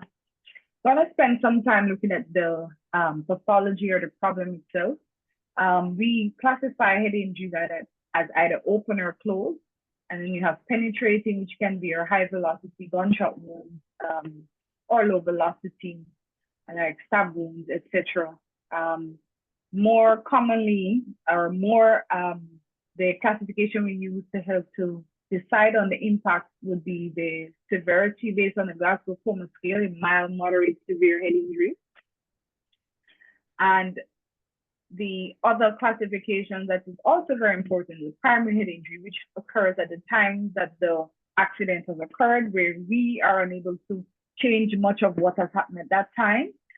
But secondary head injury is where we fall into place. That's where we fit in. And it's to prevent the things like hypoxia, poor cerebral perfusion, and all the named items there. And that is what really changes the outcome of the patient. So in our polytrauma patients, what I normally, stress on the residents is, even though the protocol is in the first 24 hours, the general surgeons manage these patients, we have to be on the front foot, because they are probably going to be zoned in on the, the chest, abdomen. And if we don't prevent secondary brain injury, it makes a difference on if this patient will return home and to a job, or they will be returning home, or will be stuck in a facility that requires 24-hour care to turn, feed, etc. This is the breakdown of the Glasgow Coma scale, and we know severe head injury are patients who present with GCS between 3 and 8. And oftentimes our mild head injuries are observed for about 24 hours once there are no significant concerns on the scan. The moderate head injury, most times you're able to manage on the ward. Sometimes it's difficult to, if they have an associated space occupying lesion, they may need an ideal HDU or ICU bed, which also poses a challenge. In terms of the management of the patient, specifically with severe head injury, ideally they should be in an ICU. In Jamaica, and even including University Hospital, oftentimes if there is no ICU space, then these patients have to get a tracheostomy and be placed on the ward, which is not ideal. And unfortunately, the outcome so far for patients who have tracheostomy that go back to the ward immediately after, significant head injury, a lot of them don't survive very early period. And these are very young. Most of them are young, patients who are young, fit men or women having previously, good jobs before, etc. So it's a significant burden when you are unable to provide the ideal care to these severely head injured patients. But we'll just go through what the ideal approach is, and we do, and we are a lot of times able to provide this care. However, my chart at the beginning, and with the population, it's impossible for us to, at this, with the amount of beds or functional space that we have, to be able to offer it to everyone who has this problem. So elevation of the head, head of degrees 30, to decrease the any venous obstruction, ensuring that we prevent any aspiration. It helps with bronchial dilating, avoiding seat collars that are tight, turning the patients every 2 hours. The next important thing is mechanical ventilation, which is managed by the ICU team. And if the patients are intubated for a prolonged period, they should have a tracheostomy placed. Our usual protocol here is about 14 days. There emerging evidence, it's still controversial about early tracheostomy in the ICU.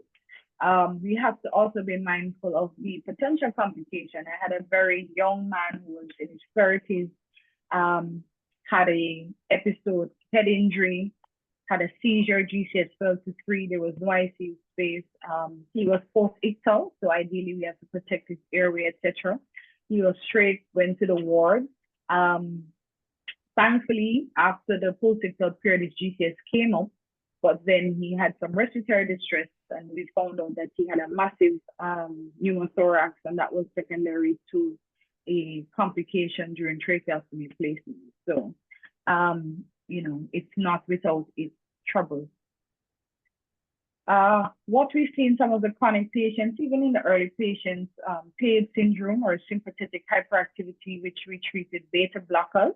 The patients get very tachycardic, diaphoretic, etc. And that can affect, you know, tachycardia, fever.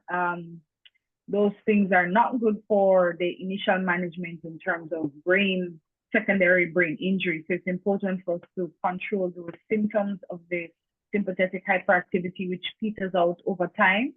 Maintain the MAP, cerebral perfusion pressure, as Dr. Gordon mentioned. You want to ensure the pressures are, the MAPs are good, because if the brain is not being perfused, as he mentioned, you may have functioning organs. When the patient has a hypoxic or ischemic injury, then they don't recover and don't go back to where they were before they started. Early nutrition, moderate approach to glycemic control. So type glycemic control used to be something that we advocated, but the concern is that hyperglycemia and hypoglycemia are both bad for the patient. So you want to keep them between 120, 180 in terms of their blood sugars. Sedation as necessary. Patients have pain. You want to control pain, so control the blood pressure surges, etc. Seizure prophylaxis for patients who present within the early period of with seizures during the first week of admission. They should get seizure prophylaxis with Dilantin or Keppra, whichever one is available. And that goes for about a week.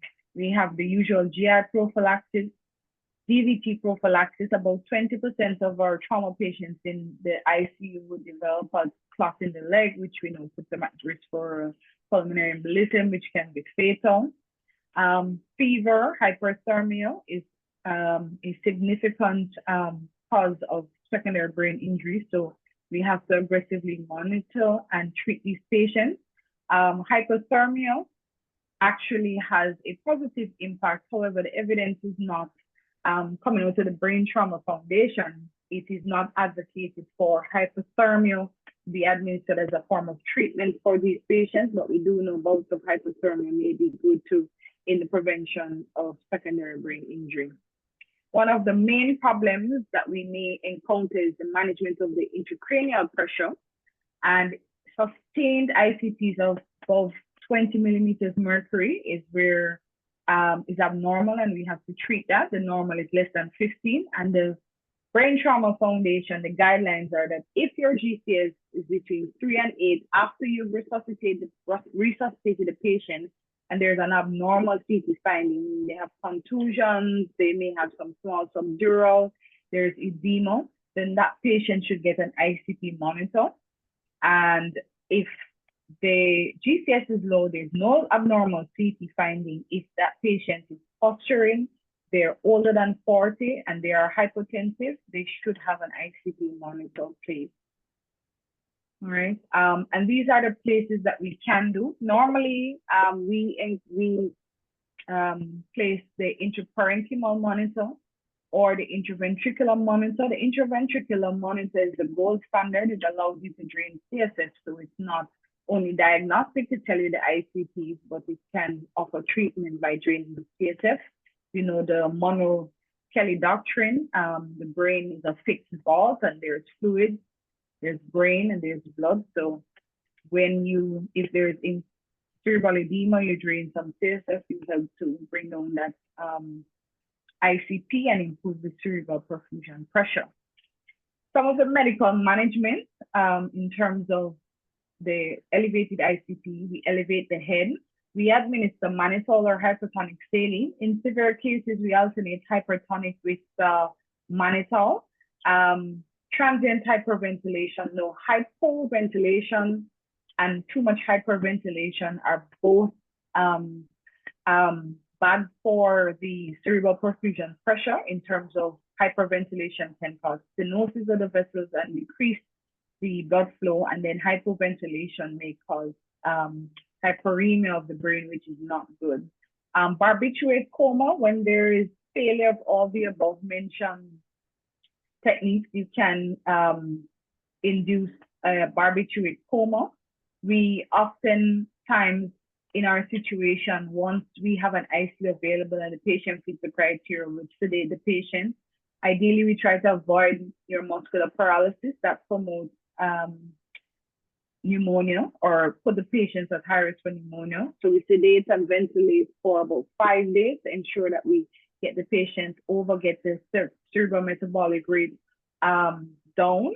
All right. And as Dr. Gordon mentioned, there are medications specifically that we would like to use to sedate these patients, and that includes midazolam, propofol, etomidate, things like those that don't contribute to the ICP. Surgical management, as I said, you can place an external ventricular drain that you can use to monitor the ICP, and then also drain CSF once your ICPs have been higher than 22, sustained for more than 2 minutes, then we drain CSF.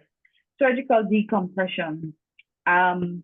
If there is significant surgical lesion up front, we decompress. If the patient has quite a bit of what we say diffuse axonal injury with contusions, then we would observe with the ICPs. Once the ICPs are out of control with our medical management, then we will offer to do either hemicraniectomy or bifrontal craniectomy.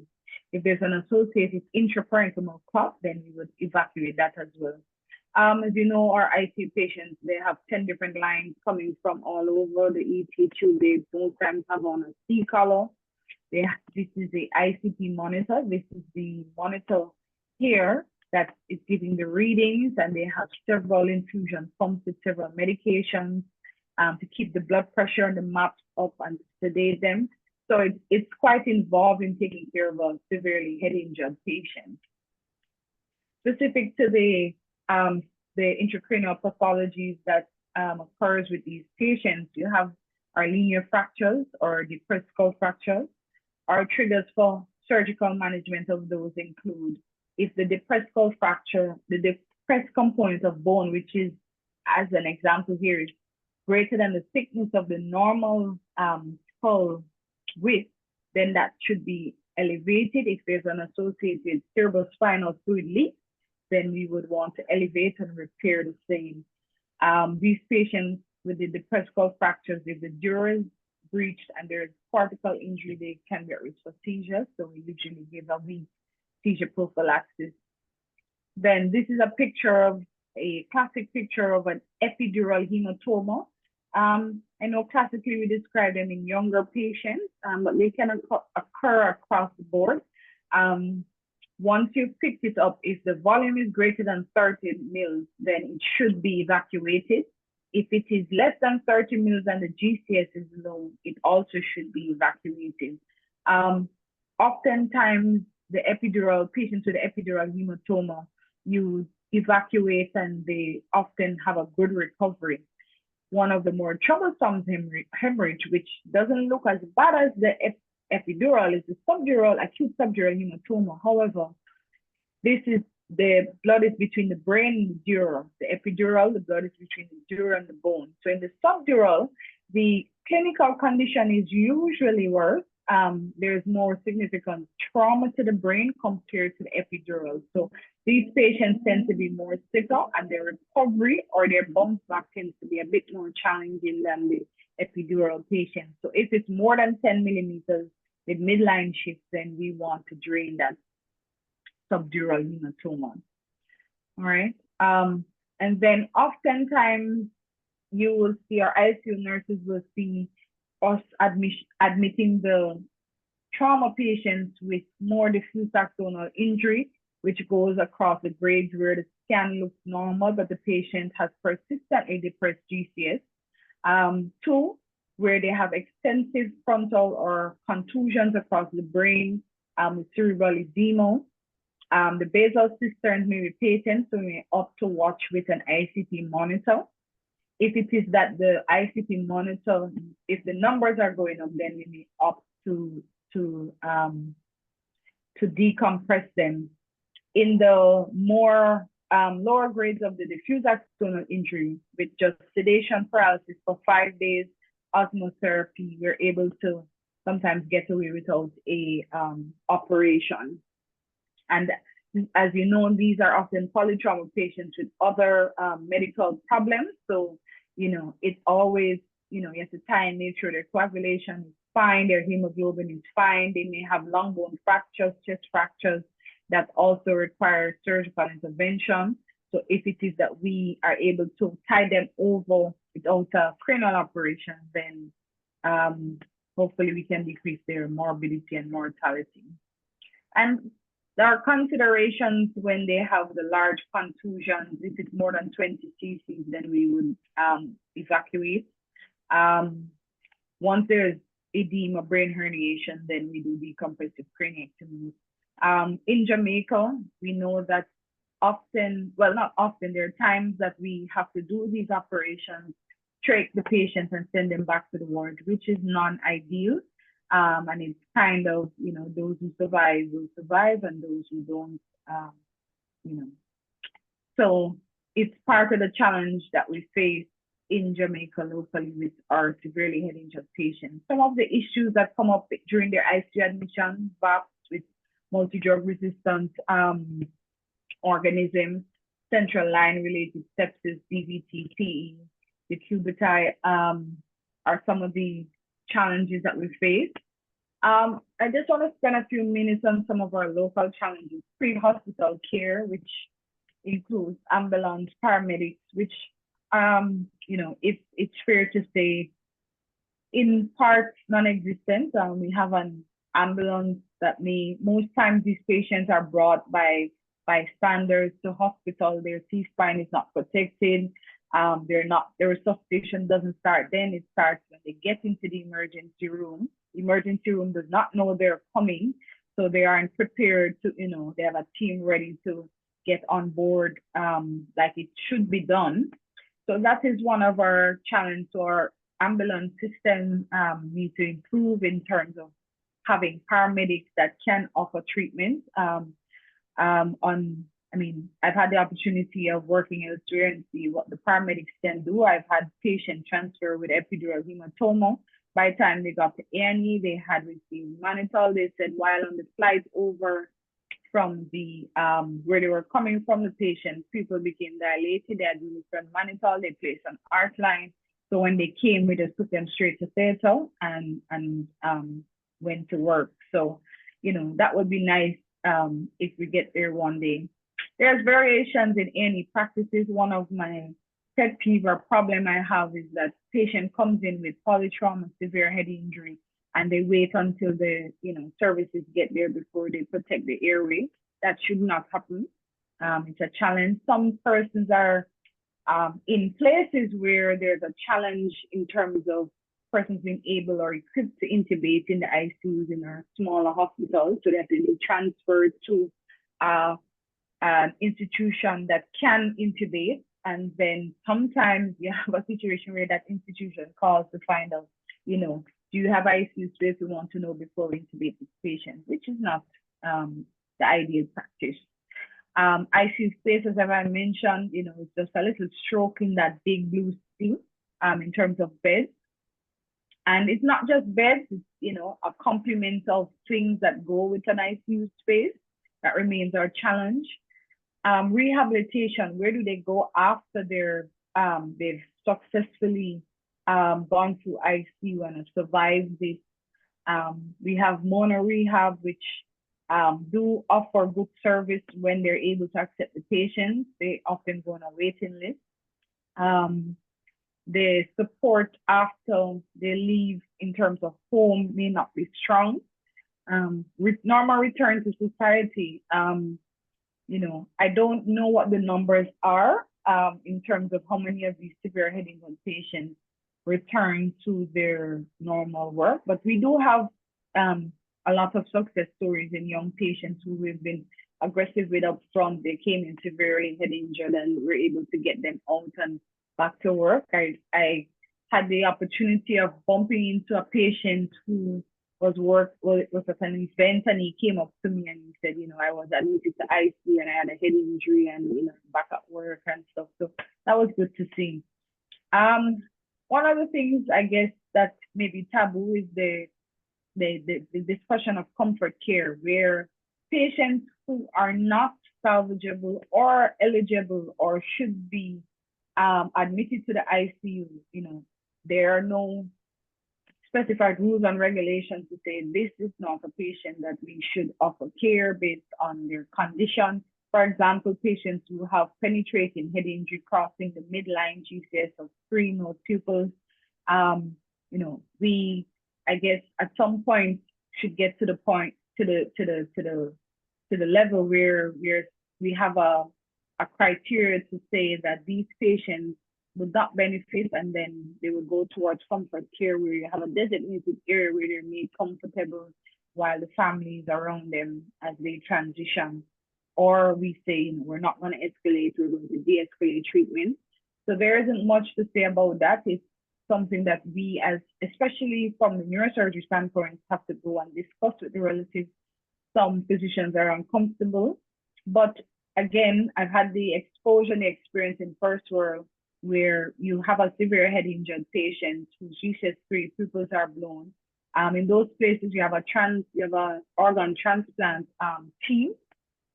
So if it is that you've come and you have assessed the patients and you've spoken to and they're not a patient who should, go through the rigorous work, knowing that they're inevitably or likely are going to succumb soon, then once you have seen and you've made your assessment based on the scans, you've spoken to the family, then in a very respectful way, whether the family is towards organ donation, if not, they go to a special place in a room and they remain there with their family. So it may sound harsh, but those are things that are being used in first world countries, and I had the opportunity to work in North America and in the UK, and they are accepted protocols. So I think that's something locally that we can consider, given, we don't have $400,000 to take care of a patient who we don't think is salvageable. I saw this in the newspaper today, and I just wanted to put it there because I know the ICU team, especially our sister who's on the Zoom as well, they say, we don't have a space, and you may see a ventilator lying around. And funny enough, I bumped into this on the newspaper saying a ventilator on its own is not the solution. And really and truly, it's not. It takes a lot more than that. And, hopefully we can improve and at some point get our orange to show on that sea of blue. I just wanted to share this case of, a case to really holistically look at this topic that I've gone through today in terms of the anesthesia impact, the ICU impact, and the healthcare impact. So this gentleman was transferred from a peripheral hospital after sustaining an injury with a harpoon that was shot to the face. He was transferred from the peripheral hospital, and the CT shows, you can see this is traversing the skull. Patient was awake, alert, and neurologically intact. So he was taking, for the images, you can see there's this long metal that is protruding from his face. He's in the interventional suite, and this is the top of the image intensifying. You can see this goes above it. So, as a part of his management, he comes to us. We are aware of him. So when he shows up in any, neurosurgery is there, anesthesia is there, ENT is there, waiting, and maintenance is waiting at the interventional suite. Happens to be one of the gentlemen working in maintenance. So this is of, as a part of the treatment, we need to get this down. So I'm just gonna share the video of I don't know if you're able to see.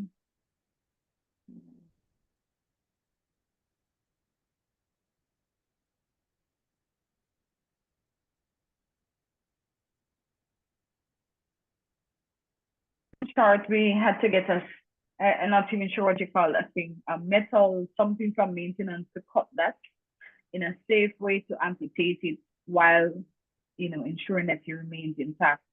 We do the angiogram. This is the impaling object that we've seen. His vessels are intact.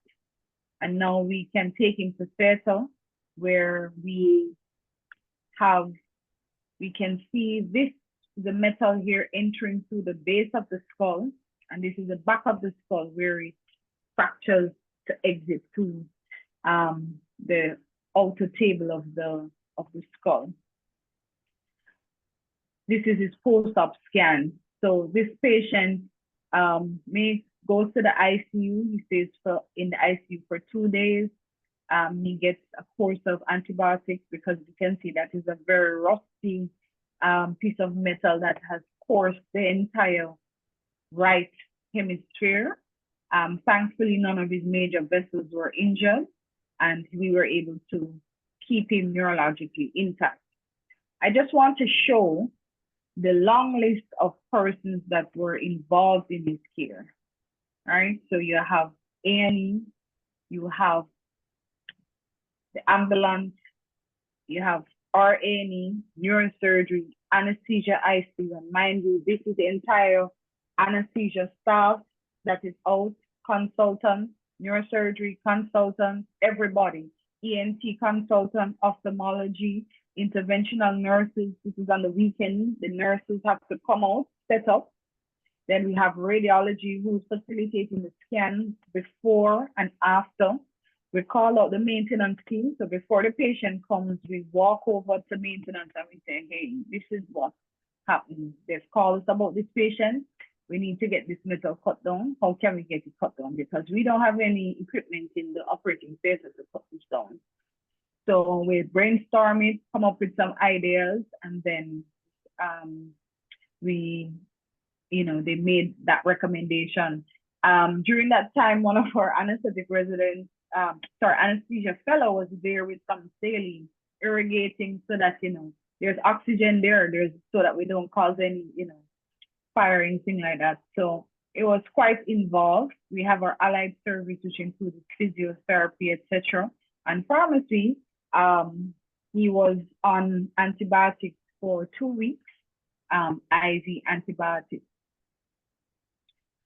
And I just wanted you to get an idea of what that bit of an excitement costs in terms of finances to the healthcare system. So from the time that he started or presented to Mandeville, when they did a rough estimate, and this was even before he left hospital, so it didn't include all his hospital stay, it was more than $10 million that was spent on one patient who was assaulted over, when you hear the background story, you really wonder if that is what happens when, for something so simple.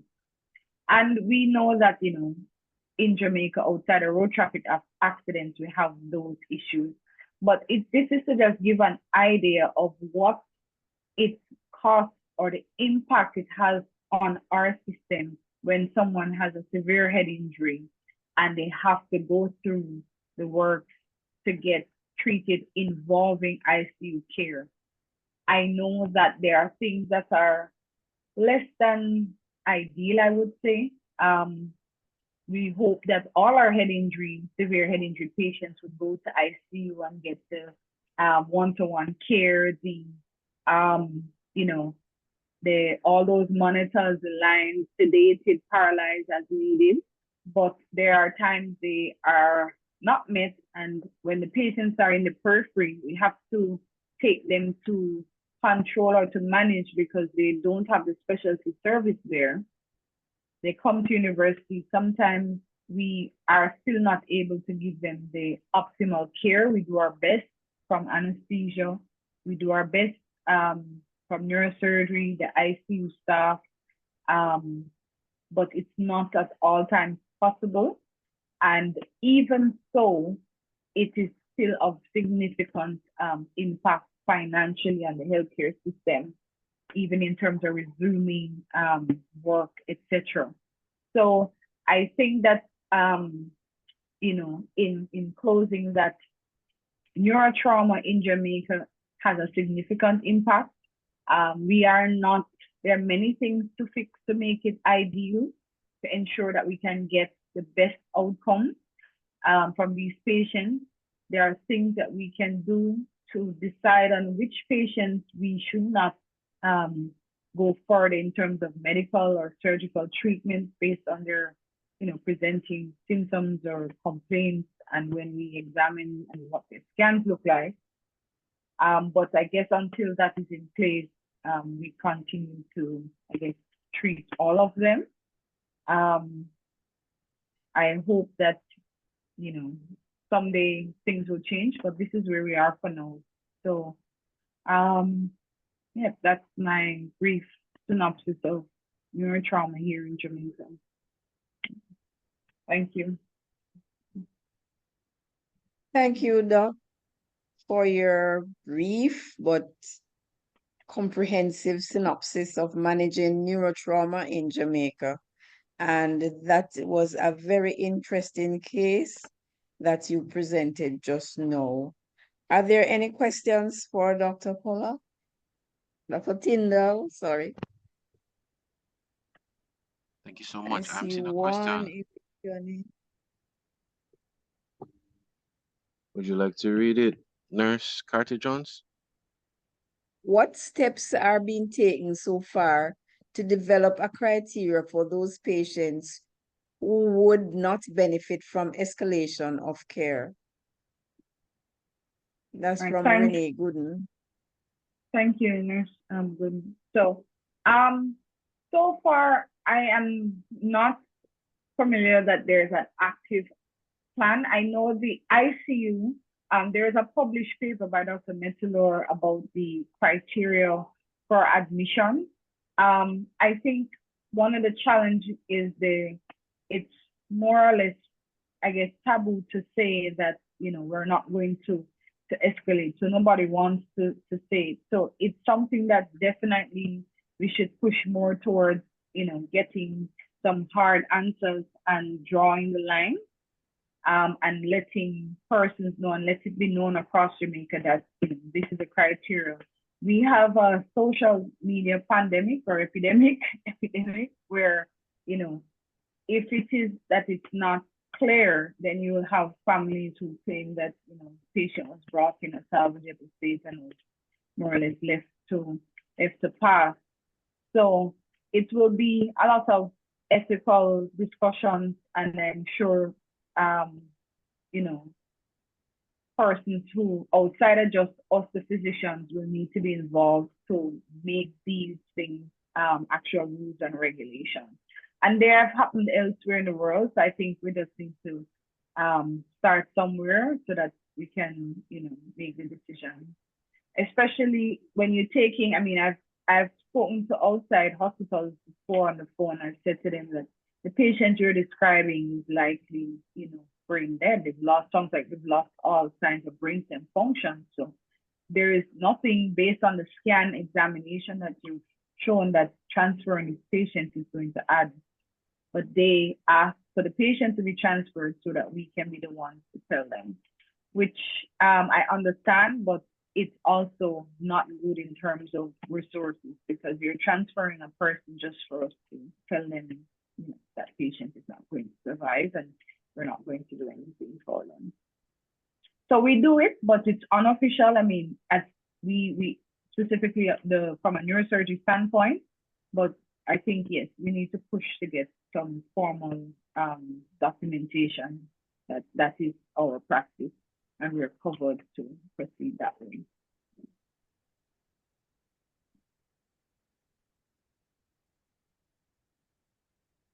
Okay, thank you for that presentation, Dr. Goodluck. Are there any other questions? I'm not seeing any other questions, but if you have any other questions, you can put them in the Q&A and I'm sure she'll answer them for us. Thanks Thank again, you. Doc. Now we will move on to our next presentation, which is the role of ICU and trauma care.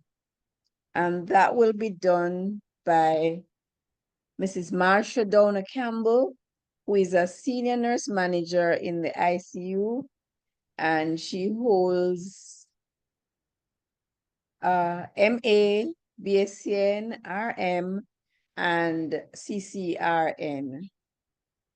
Mrs. Campbell will now take us through the role of ICU in trauma care. Over to you, Mrs. Campbell. Good afternoon. Can everyone hear me? Sure, we can hear you.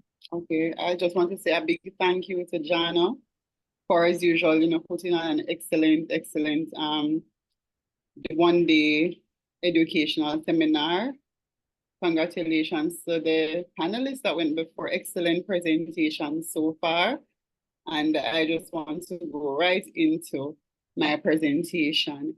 And as I, got the topic and thought about trauma in ICU, one thought came to me. It isn't in my past, it's in my everyday.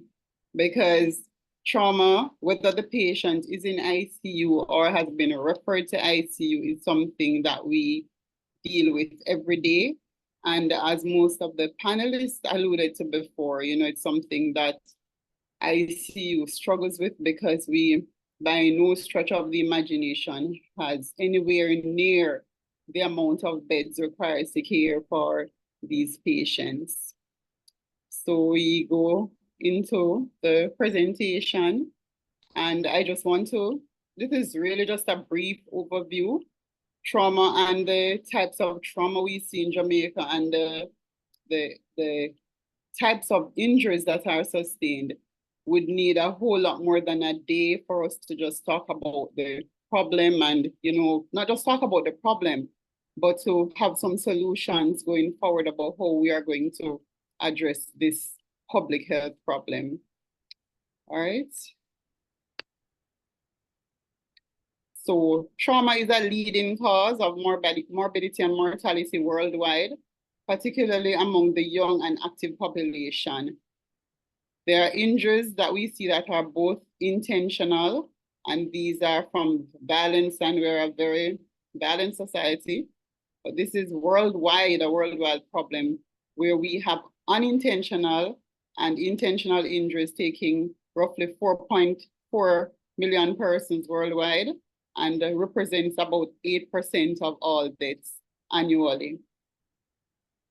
So trauma is severe physical injury caused by an external force, a body wound or shock produced by sudden physical injury as from violence or in an accident. In the intensive care, we provide life support for patients with severe trauma, and these patients are usually critically ill, requiring multiple and complex care. They need rapid intervention, and the care is usually a multidisciplinary one. So worldwide, we have deaths by unintentional injuries, which is about 3.16 million, and deaths by violence, about 1.125 million. Intentional and unintentional injuries result from road crashes, falls, drowning, burns, poisoning, and acts of violence against oneself or others, among other causes. For persons ages between 5 and 29, trauma is the different types of traumas. 3 of the 5 top causes of death are related to road traffic accidents, homicide, and suicide. So we see road traffic crashes, 1 in 3 result in death, 1 in 6. Drowning is the 6th leading cause of death for children for persons ages 5 to 14. So we see a lot of trauma, not just in Jamaica, but these are worldwide figures. And well, before we go on, I just want to ask one question, since we have covered the statistics. What percentage of lives each year are lost from both unintentional and intentional injuries worldwide? And if you get 8%, then you would be correct. All right. Common types of trauma. So we see blunt traumas, penetrating traumas, and the other type of traumas that we spoke about. And the blunt traumas, these can be caused usually from a car accident or from falls. Penetrating traumas from gunshot wounds or stabbings, and other types of traumas from burns, crush injuries, and traumatic brain injuries. Motor vehicle accidents. All right, people involved in automobile crashes are less likely to die today than in the past, thanks primarily to safer vehicle designs and better safety systems. Crashes are the result of risk-taking, driving too fast, drinking and driving, and being distracted while driving. Bone fractures can require extended rehabilitation, and crash victims may take months to fully recover their abilities. Motor vehicle crashes are still a major cause of traumatic injury. The most common crash injury is bone fracture, often involving a multitude of breaks. So you have multiple trauma, and these patients very often require some, rehabilitation, some time in the ICU and long-term rehabilitation. Unhelmeted or bicycle accidents, people involved in these crashes are less likely to die again, and they have, because they are designed, they have helmets and other things that they can use to protect themselves. It is important to know that people who have sustained brain trauma may appear to be uninjured in the first couple of minutes of assessment. And as we go forward and we look at a case presentation, just a review, we'll see how these persons present, and we don't see the depth of the injuries until they're admitted to hospital and in our care. At the University Hospital, which is a 500-bed institution, we see a lot of trauma victims coming in. But the vast majority of our patients are not necessarily from the Kingston and St. Andrew area where the hospital is. We get a lot of transfers, and as was alluded to and spoken about in quite a few of the presentations before, the transfer of the patients not always in the most ideal ways. And so when the patient come, whatever injuries they had, oftentimes, it's made worse from the proper care not being taken. I'm just looking at this slide, and this number is, I looked at May last year, May 2023 to April 2024. These are the number of patients, age range that they were admitted to our ICU at the University Hospital. And what is true, and I heard Dr. Goodluck Tyndale say it over and over, the number of patients that are admitted in our ICU is not anywhere near to the number of patients that are referred. So this is not even a tip of what is referred. So this total, I think, is 35 persons that we admitted from various trauma incidents. Gunshot wound, we admitted 8 persons. Motor vehicle accident, 14 persons. Motorbike accident, 4. Falls and drowning, 4. And burns, 5. And just looking at the number of road accidents last year, which is 400 and something, that the admissions to ICU doesn't tell really what happens to the persons who there is no ICU space for. So at the time of the incident, when patients are brought into the accident and emergency, pretty much the same things are done once the patient comes to the ICU. So there is primary survey, the ABCDE, airway, breathing, circulation. We assess for disability and control, whatever things that are there that, can, at that time, usually ABGs and those things, try and address those issues to quickly settle the patient. A secondary survey is conducted. That includes physical examination, taking a history, to find out what it is about the patient that we need to know so we can give them the care that they need. As it relates to neurological management of the patient, there is monitoring of the GCS, the Gustave-Komer scale, and this is very, very important in terms of following the patient, repeat scans, picking up quick changes quickly so that the team can quickly intervene, the multidisciplinary team that is usually managing these patients. There is often intracranial pressure monitoring, and Dr.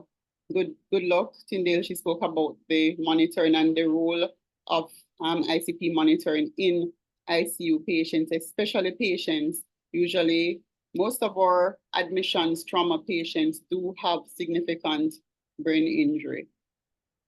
Utilizing strategies to protect the brain from further injury, including controlled ventilation and sedation. And this is usually a thin line as well. Over sedation, you're not sure what the patient is doing under sedation. You're unable to properly ventilate. So it's really a balancing act that we're, doing. Hemodynamic monitoring is continuous. We are monitoring blood pressure, heart rate, oxygen saturation, and if there is need for further surgical interventions after admission to ICU, which is often the case. Patients had surgery, came to ICU, but usually need further surgical intervention. Vasoactive medications, we're monitoring blood pressure, making sure the pressures are kept in a range. You have maintain organ, especially brain perfusion, but you don't want the pressures too high to cause, further damage. So it's always what we're doing in the ICU is a balancing act, trying to make sure you're not doing any harm, but that the patient is receiving the best care and that they are, being properly, their blood pressures are, and their cardiac output is well maintained. Fluid resuscitation is also an important part of the ICU management, balancing fluid administration to prevent hypovolemia without causing overload. Then there's the respiratory management of the ICU, the patients in the ICU, the trauma patient, and mechanical ventilation. This involves managing the patient's ventilatory support, which is often from compromise from injuries, but sometimes from surgical intervention and what you're trying to achieve. Patient might be sedated over time, so you need to maintain mechanical ventilation so you're able to do that. Gradually reducing ventilatory support, because our aim always is to get back the patient to get the patient to a place where you can remove that support and they can leave the ICU to continue their rehabilitation. Managing the complications associated with severe lung injury, which we see very often from patients involved in trauma, such as bleeding, injuries including bleeding, edema in the lung inflammation, and acute respiratory distress. Overseeing complications from prolonged ventilation, such as barotrauma, lung injury, and pneumonia. And patients who are in the ICU, these are real issues and problems that you are continually monitoring for and trying to mitigate against these things happening. Medications, patients in ICU are often on a myriad of medications, including antibiotics to prevent infection, but also to treat infections, blood products for transfusions. And the management is often a balancing act, as I said before. And there's a very thin line because, you know, you just want to maintain a place where the patient is not, you're not giving the patient antibiotics that they don't need, but you are making sure that the prophylaxis is on board because of the risk of being in the intensive care. Assessment is continuous. We're continually assessing for pain, adjusting medications, and making sure that the patient is comfortable. The patient who is restless and in pain is a difficult patient to ventilate. So we have to maintain that amount of medication to keep the patient sedated, but not so much that you can't arouse them and that the pain medication isn't keeping them sedated too much when you want them to, you know, become more awake so you can properly assess. One of the things that, you know, as I looked at it and we talk about in the ICU is how the patients are managed in terms of psychological support. There isn't a lot that is offered. The focus often is on, you know, the physical person, the bone that is broken, the brain that is injured. But once the patient starts to come around and they're aware of all the limitations and the injuries that they now have, they start to think about family and job, think about the incident itself, that psychological support isn't often, you know, there. And that is an area that is, you know, needed, more of that is needed for the patient in the ICU post a traumatic event. The family support, often the patients in ICU, the family, like I said before, a lot of the patients are not from Kingston, St. Andrew area, so their family is often traveling from out of town. So after a while, initially in ICU, the family will be there and very present, but over time, you don't see them as much, and this causes a lot of stress for the patient. So one of the things as, you know, ICU, in the management of the trauma patient in ICU and all patients, is to kind of foster an environment where the family knows that they're welcome and that they can come to see their relative and they are involved in the care and helping to make decisions, you know, for the best outcome of their relative. All right, another question.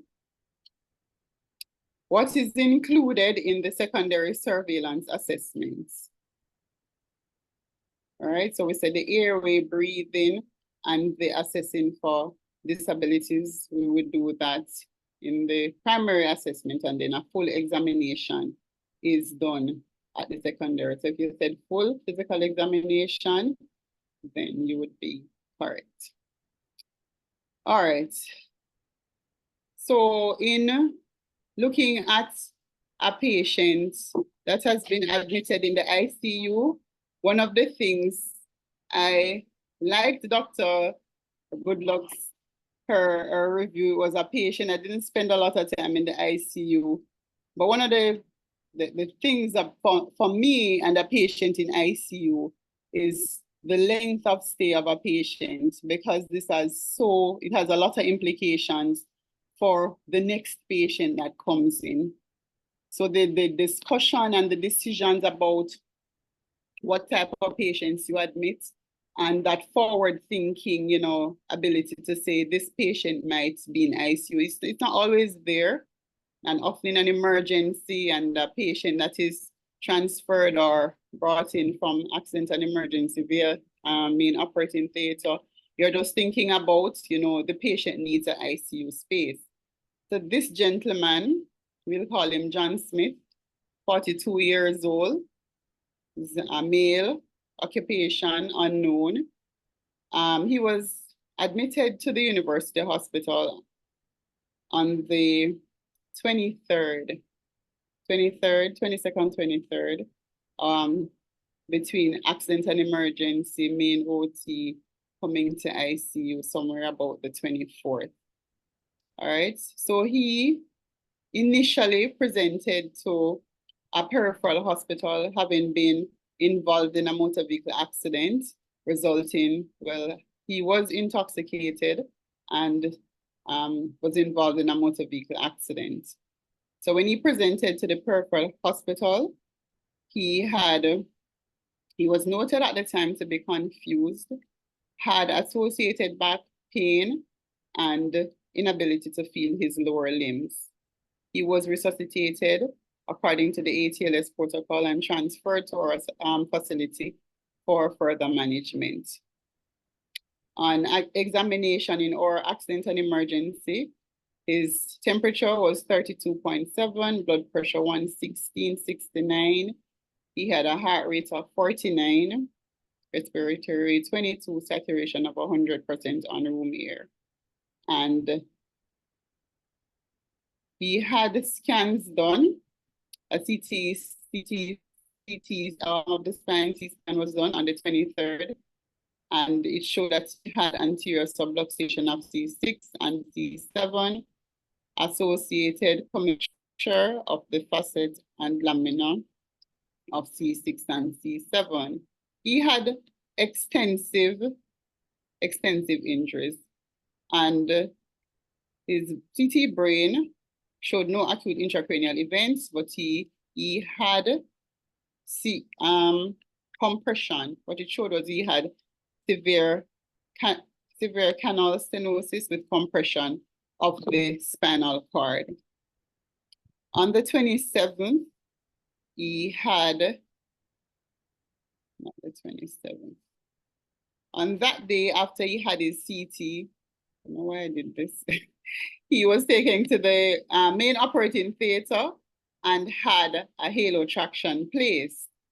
And during the placement of the halo traction, he had spinal shock and was found to be drowsy and bradycardic, and initially was assessed as needing prolonged recovery. And very often, if a patient like this is assessed as needing prolonged recovery, it is very likely that there is no ICU space. And so he's taken for prolonged recovery, started on an adrenaline infusion, and by the next day, formally admitted to the ICU. So this would be about the 24th of February that he's admitted to ICU. So he's assessed as polytrauma with anterior subluxation of C6 and C7, bilateral jump facets, and neurogenic shock post-placement of a halo traction. On the 27th, he went back to the main operating theater and had anterior cervical decompression and fusion, and at some point his adrenaline had been weaned, was restarted at this point. He had multiple failed extubation starting on the 29th of the 2nd and had to be reintubated. Had bronchoscopy, and he was found to have a lot of secretions and mucus plugs. For his duration in the intensive care, he continued to have periods of bradycardia, which would, well, over time it became almost a daily occurrence, bradycardia, CPRS requiring resuscitation. And this is something that was marked by his course in the intensive care. So after numerous failed extubation, he had a tracheostomy placed on the 24th of March. This is almost a month, roughly a month after he was admitted in the ICU. And after multiple tries, multiple failed attempts, he was eventually weaned from mechanical ventilation and was on 5 liters of oxygen via a trach mask. And he remained on his trach mask and eventually was transferred from the intensive care. So Mr. Smith spent a total of 95 days in the ICU. His course was complicated. He had prolonged ventilation, autonomic dysfunction, hypotension and bradycardia, adrenaline infusion had to be used continuously, Always, we were doing CPR ever so often for this gentleman. And we eventually got him to a place where he was weaned from inotropes, weaned from mechanical ventilation, and the discussion regarding a pacemaker that was, not followed through, as he managed after about 70, 80 days, still having bradycardia, but they weren't so frequent anymore. He had seizures related to his autonomic dysfunction, and he had multiple cardiac arrest, as I said before. Also had sepsis with numerous multi-drug resistant organisms, sepsis of his central lines, different organisms in his sputum, in his blood, in the urine, and had ventilator-associated pneumonia. And this is, I wouldn't say in keeping, but it is not surprising given the length of time he was in ICU and the many complications that he had. He was on a lot of medications, and these are just a few of the medications that he was on: Zosyn, Fortum, Bactrim, amikacin, levofloxacin, Dulcolox, mineral oil, Dilantin, Haldol, atropine, Ascaril, Nexium, Keppra, zinc, propofol. These are all very expensive drugs. And he was on most of these for the duration of one or the other, or all, during the period that he was in the ICU. Unfortunately, the story of Mr. Smith is true, and it is true for many patients who are admitted to ICU.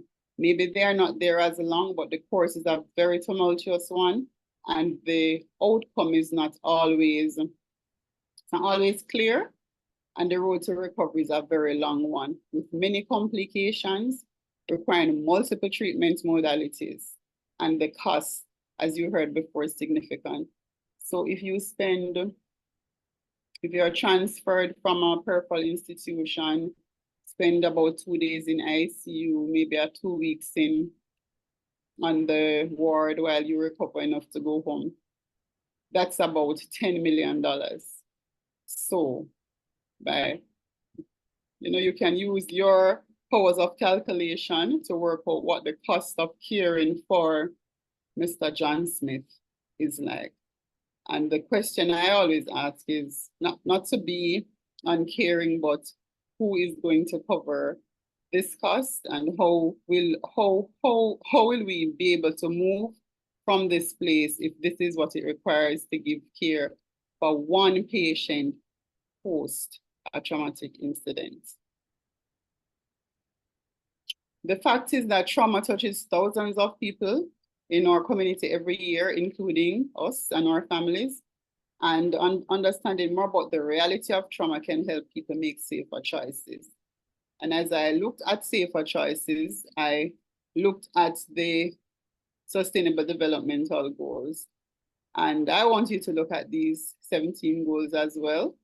And how will we be able to achieve any of these, and which of these, do we think is being impacted by the incidences of trauma in our community and the lack of care for ourselves and each other?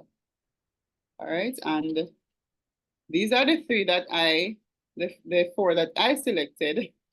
Good health and well-being. With the number of trauma that we see in our communities, it is going to be very difficult to achieve sustainable goal number 3, because we have the breadwinner, main person in the family, who is sick in ICU. So he's impacted, but also the other members of the family are impacted, because he's the person who was responsible for caring for them, providing, making sure they had enough to eat. And look at decent work and economic growth. So Mr. John Smith was transferred to the ward, where up to the time of this presentation, he remains. He was transferred to the ward on the 28th of May, and he's still there. If he recovers enough to leave hospital, get rehabilitation of one of the few places available to give rehabilitation, what are his options for decent work, and so he can contribute to economic growth. And that is just two of the, sustainable developmental goals that I know that the number of trauma patients we see, the age range of the trauma patients that we see, will negatively impact and will not help us to achieve these sustainable goals. All right, thank you so much. I trust that I didn't bore you too much. I really tried to be short because I know coming up, most of the information, you are familiar with, but not only familiar with, but it is repetitious. So I hope that you have, gotten a better understanding of what it is like to care for trauma patients. Thank you.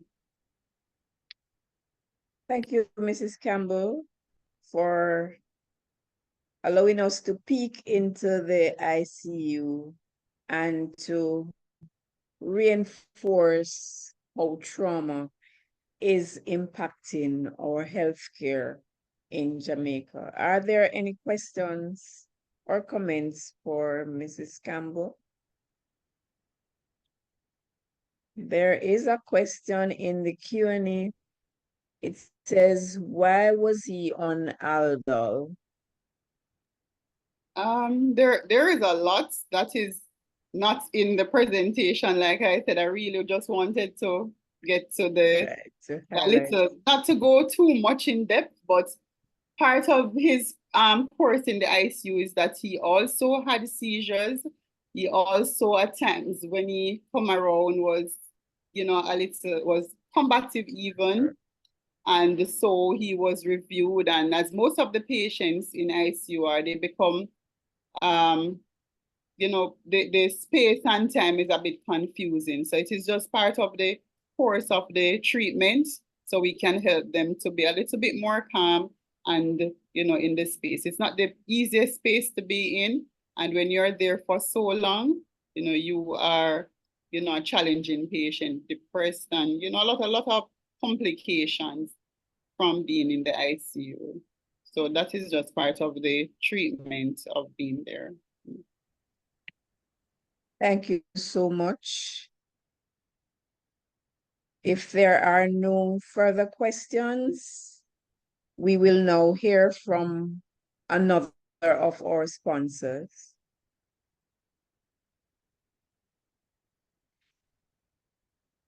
Mr. Heron?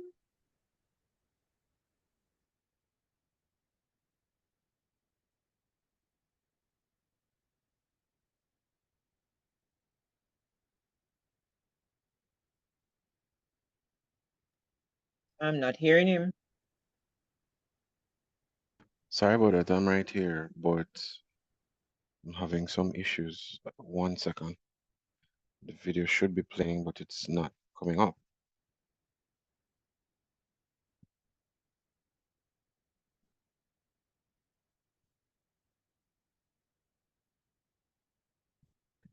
So sorry about that. 1 second.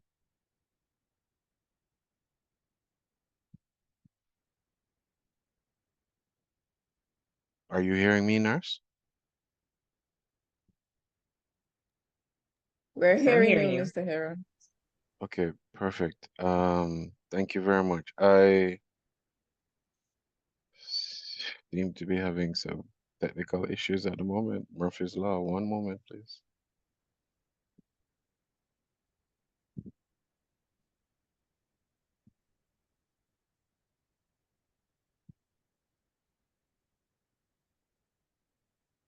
All right. Hopefully this is better now. Apologies again. Hi, I'm HD. Welcome to another episode of HD's Jazz. Today we're going to be talking about the complications of becoming unhinged.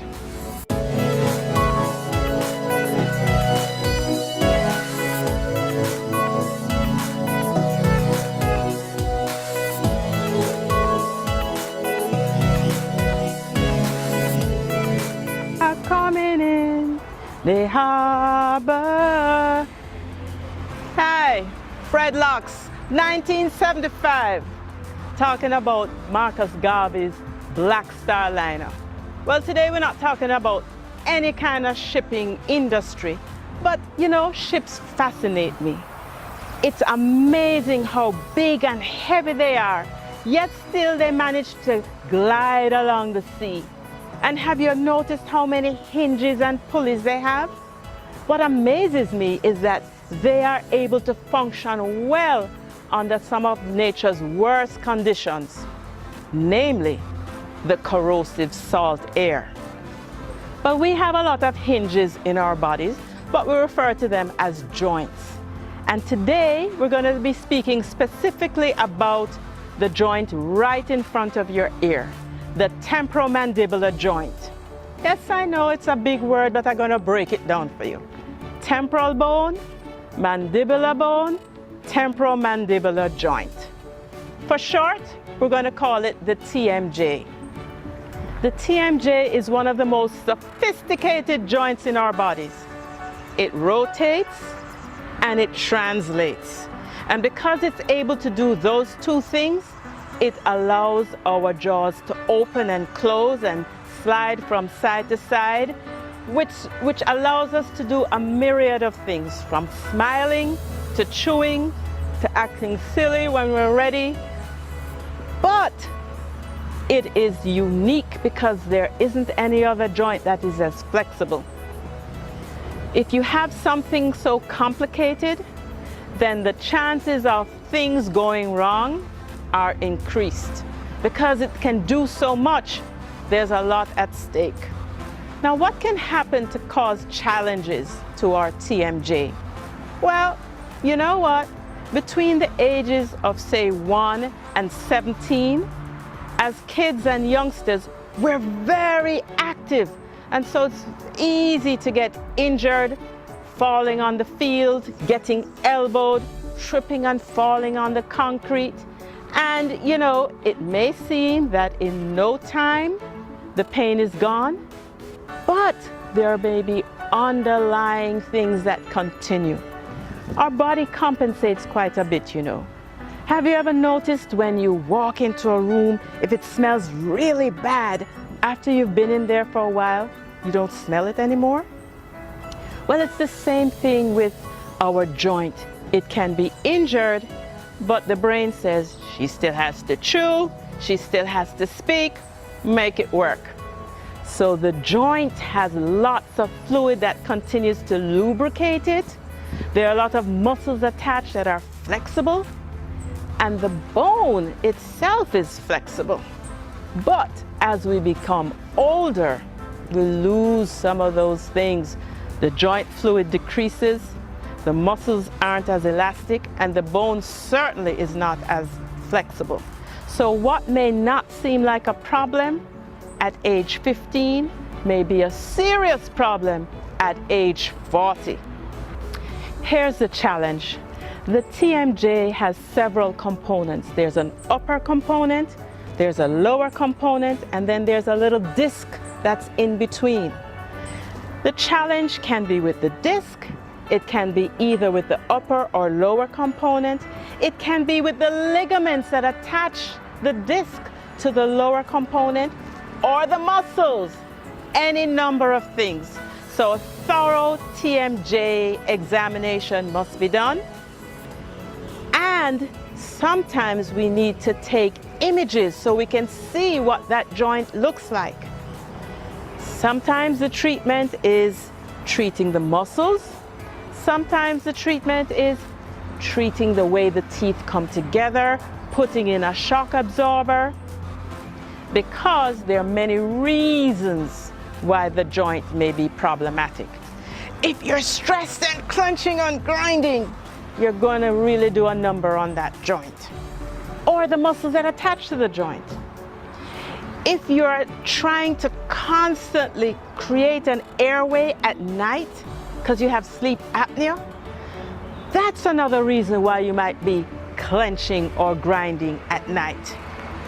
If you have an old injury and you re-injure it, all of a sudden you've opened an ant's nest. So there are a number of things We need to connect the dots. But once the dots are connected and we know what the problem is, we may not be able to totally eliminate it, but it certainly can be controlled. Because if not addressed, you may continue to have unexplained head and neck pain, pain going down the back of your neck to your shoulder, the front of your head, back here, any one of those places. And if you don't understand the source of the pain, you're constantly getting massages here, but it's not getting better. The problem is not here, it's here. A proper diagnosis will lead to a complete treatment. So if you have any clicks or grinding sounds in your ear, if you have unexplained head and neck pain, if you are clenching or grinding, if you have sleep apnea, if you have acid reflux, mention it to your dental surgeon, because any of those things can be linked to your TMJ. So you see, taking care of that specialized hinge, that TMJ, is extremely important for quality of life and function.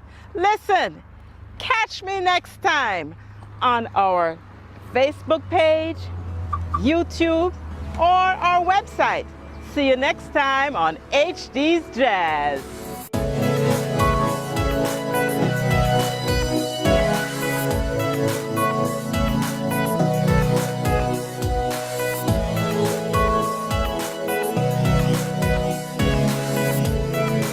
In quality of life, function, and I forgot.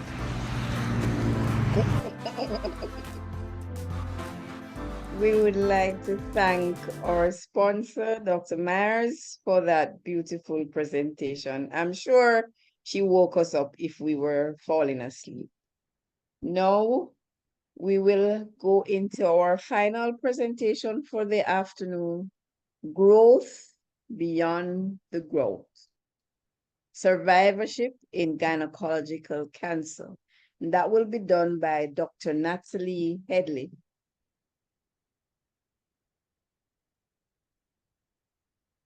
Dr. Headley has qualifications. This is her mini bio sketch, she says. Bachelor of Medicine, Bachelor of Surgery, UE, Doctor of Medicine in Obstetrics and Gynecology, UE, member of Royal College of Obstetrics and Gynecology, Fellowship in Gynecologic Oncology, UE, Fellowship in Gynecologic Oncology, International Gynecologic Center, Cancer Society. Sorry. She attained a Bachelor of Medicine and Bachelor of Surgery with a distinction in Obstetrics and Gynecology and honors in General Surgery at University of the West Indies in 2008.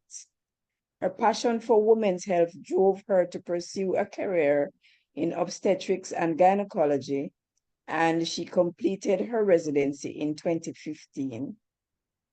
She then went on to complete a fellowship in gynecologic oncology and an editorial fellowship with the International Journal of Gynecologic Cancer, and she now serves on the IGGC Early Career Editorial Board.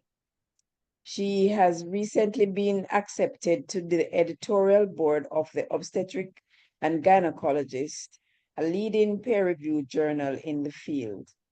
She works privately, and she's also a consultant obstetrician and gynecologist and gynecologic oncologist at the University Hospital of the West Indies and an associate lecturer at UE. She enjoyed these roles as she do clinical work, teach residents and medical students, and conduct research, which has resulted in a few publications. Her interests outside of work include music, and she's also on the worship team at her church, and she enjoys art, she exercises, and she also enjoys photography and watching movies with her son, Michael Keith. Over to you, Dr. Medley. Okay. Thank you for that warm introduction. And I want to thank the organizers for inviting me to share with you. It's always a pleasure to be able to speak about this topic that I'm very passionate about. My topic today is growth beyond the growth, survivorship in gynecologic cancers. So I'll be talking to you a bit today about the epidemiology and the pathogenesis of endometrial, cervical, and ovarian cancer, as these are our leading gynecologic cancers. I'll talk about the management, focusing especially on fertility-sparing approaches to managing these patients, a bit about treatment-related side effects, and also how cancer and cancer treatment can impact on the physical, mental, spiritual, and financial health of our patients, and what can we do to mitigate these challenges.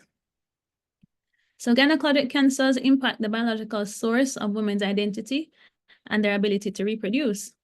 And the quality of life issues are especially concerning to women with these cancers from the time of diagnosis to treatment and even after treatment. These cancers result in significant impairment in body image, femininity, sexuality, and reproductive potentials. Each cancer affects women in a unique way. So for example, endometrial cancer or cancer of the womb, the source of life, is to many the definition of womanhood. Cervical cancer patients are usually younger than other gynec cancer patients, and oftentimes they may not even have embarked on having children as yet, and then they're faced with a cancer diagnosis. And the association of cervical cancer with HPV and multiple partners can lead to guilt, shame, and anger because of the stigma associated with cervical cancer. And ovarian cancer, also called the silent killer, usually affects women at an older age, usually at a time in life when women should be relaxing and enjoying their success. And also, many ovarian cancer patients, over 80%, present at an advanced stage when disease has spread beyond the ovary into the abdomen, sometimes even into the lungs at that point. The genetic link with some ovarian cancers, so we may know about BRCA gene mutation, which increases the risk of breast and ovarian cancer. This means that the cancer can find its way into the next generation, causing repercussions in family members and leads to fear in other family members. When we see patients with these cancers, we see our mothers, our sisters, our friends, and for female healthcare workers, we may also see ourselves in these patients. And cancer affects everyone, either directly or indirectly, because 1 in 5 men or women will develop cancer in a lifetime. More people are living now, however, with the long-term effects of cancer owing to improvements in cancer treatment. But while cancer is a major life-changing event, for many all who are diagnosed, it does and can bring the opportunity for growth. Many cancer survivors make important changes in their lives. They may take time out to appreciate each new day. They learn to better care for themselves and make significant changes in their health, and also appreciate how others, care for them. And oftentimes these persons may become advocates for cancer prevention and treatment. So what is survivorship? Survivorship is a fairly new entity in Gynae-Onc, and it's the care of patients from the time of diagnosis through to the rest of their lives. So it includes, cancer survivors include those living with cancer and those who are free from cancer. So survivorship care encompasses improvement of health, wellness, and quality of life overall. And it also includes family members, friends, and caregivers, which was mentioned in the presentation just before, the importance of including caregivers. So it also entails prevention and surveillance to detect new cancers or recurrent cancers, and also screening for other cancers. For example, mammography, because we know breast cancer is more common than gynae cancers. 1 in 8 women actually will get breast cancer. And also colonoscopy. Colon cancer is also very common, so we encourage women to be screened for colon cancer as well. And there's even a genetic link between endometrial cancer and colon cancer. So we take the whole patient into account in survivorship. Survivorship also includes assessment of any psychological effects and late physical effects of cancer and cancer treatment, control of comorbidities, For example, obesity, hypertension, diabetes, the whole metabolic syndrome is a strong risk factor for endometrial cancer. So we need to control these. And importantly, we need to coordinate between the patient, their primary care providers, and us as the gynecologist, keeping them up to date as to what happened, the right referral letters, explaining the treatment that was done, any chemotherapeutic agents the patient might be on now, any side effects. So we liaise closely with the primary care providers as well. And a big part of survivorship is, as I mentioned, the physical health. So we pay attention to pain, shortness of breath, appetite changes, fatigue, any lymphedema which may develop. We address sexual health concerns, reproductive health, mental health, and all these I'll talk a bit more about later. So before going into survivorship a bit more, just want to touch on briefly these three cancers.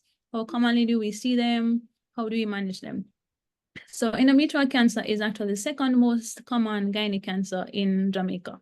The last review a few years ago showed that we had an incidence of 14.8 per 100,000. Most cases occur in older women between 65 and 75 years. And fortunately, most cases are confined to the uterus at the time of diagnosis. So most patients present at stage 1. The presentation is usually early because women tend to present with postmenopausal bleeding. So of course, most women who are bleeding after the menopause will turn out to not have cancer, but about 1 in 10 will have endometrial cancer. So it's important that this concern is addressed. The women should be encouraged that if you're bleeding after menopause, to get this checked out. The 5-year survival overall tends to be very good at about 80% because of the early presentation, and usually the most common type tends to be not as aggressive. So for stage 1, about 80%, but when we look at stage 4 endometrial cancer, it is a very difficult condition to manage, and the overall survival actually falls to about 3%. So this is something we want to catch early. And as I alluded to earlier, some risk factors for endometrial cancer include hypertension, diabetes, prolonged exposure to estrogen. Often, so women who have PCOS, polycystic ovarian syndrome, a very common condition. This is a strong risk factor for endometrial cancer. Tamoxifen use, so women who may have been on tamoxifen for breast cancer, it increases the risk of endometrial cancer. The incidence and mortality of endometrial cancer has been increasing globally. And even here in Jamaica, we have found this to be true, where the last Globacon report showed that we had more cases of endometrial cancer than cervix. When we looked at new cases, comparing 2018 to 2020, so cervix has been on the decline, but endometrial cancer cases are increasing. And a big part of this is due to the obesity. I thought to be due to the obesity epidemic. Most cases of endometrial cancer are sporadic, but there are genetic links. About 5 to 10% may be hereditary. So there's a condition called Lynch syndrome, which increases the risk of endometrial cancer, colon cancer, and also ovarian cancer as well. Most women with endometrial cancer will be, I mentioned, well, postmenopausal, 90%, but there are actually 4% of women with endometrial cancer who are younger than 40. And in these younger women, it poses a diagnostic challenge because in our postmenopausal women, when there's bleeding, it can alert us to the fact that something is wrong and we can investigate them. But in women who are still in the reproductive age, still having their menses, if you don't have a strong index of suspicion, then they can easily be missed. So any patient under 40 or in the reproductive age group who has some changes in the bleeding pattern, their periods start to becoming heavier than normal, it's important that this is also investigated. Can be challenging in our setting when many women have fibroids, and we may want to allude everything to fibroids, but it's important that we always bear in mind that there are some younger women who can actually develop endometrial cancer. We have 2 main types of endometrial cancer. Type 1, which is the most common type seen, about 80 to 90% of cases will fall within this histological type, and they're not as aggressive. They tend to stay put in the uterus at the time of diagnosis, versus the type 2s, which are more aggressive. So these are our serous, clear cell, undifferentiated, malignant mixed Mullerian tumors, or we call them triple MTs, or carcinosarcomas. They're very aggressive and usually present with advanced disease. So these account for about 10 to 20%. Unfortunately, in Black women and in our setting, we have found a higher incidence of the type 2s, the more aggressive types here. We're not sure why. I did have a review, not yet published, but we found that we have about a 50-50%, a 50-50 split between the type 1s and type 2s. We have a lot of type 2s, not the aggressive types. Even triple MTs, which are supposedly rare, we have quite a bit of this type here. Also with this model, histological classification between type 1 endometrioids and the type 2 types isn't 100% accurate, because they do find some overlap when we look at the molecular origins of these cancers. So we have moving away now to a more molecular profile of endometrial cancer, where we're not just looking at the histological type, but the underlying pathogenesis. So we now classify them based on whole E ultramutated types, those that are linked to P53, those that are linked to mismatch repair genes, such as Lynch syndrome cases, and those with no specific mutational profile. So the standard treatment for endometrial cancer is really a hysterectomy, and we also remove the tubes and ovaries. We may or may not remove the lymph nodes, depending on the type of endometrial cancer and the stage. In younger women under 40, we may conserve the ovaries if we don't believe there's a high risk of ovarian cancer or any spread to the ovaries. But in older women, we remove the ovaries as well. We give radiation after treatment in some cases. May have to give chemotherapy in some cases as well. Especially the type 2s are the more aggressive types. Fertility sparing approaches can be offered, however, in carefully selected women. So I mentioned some women maybe under 40, under 50, and really want the option of being able to have a child. It's not standard of care, but we do let them know that they have to be monitored closely and carefully selected. The response rate, about 3/4 of them will show some response, and then the cancer will completely go away with these measures, but the recurrence rate is very high. So we need to advise them on this, right? So standard surgery with hysterectomy is proposed to women who don't respond, and women who do respond, get pregnant, have a child, then hysterectomy is still the definitive treatment once they're done having children.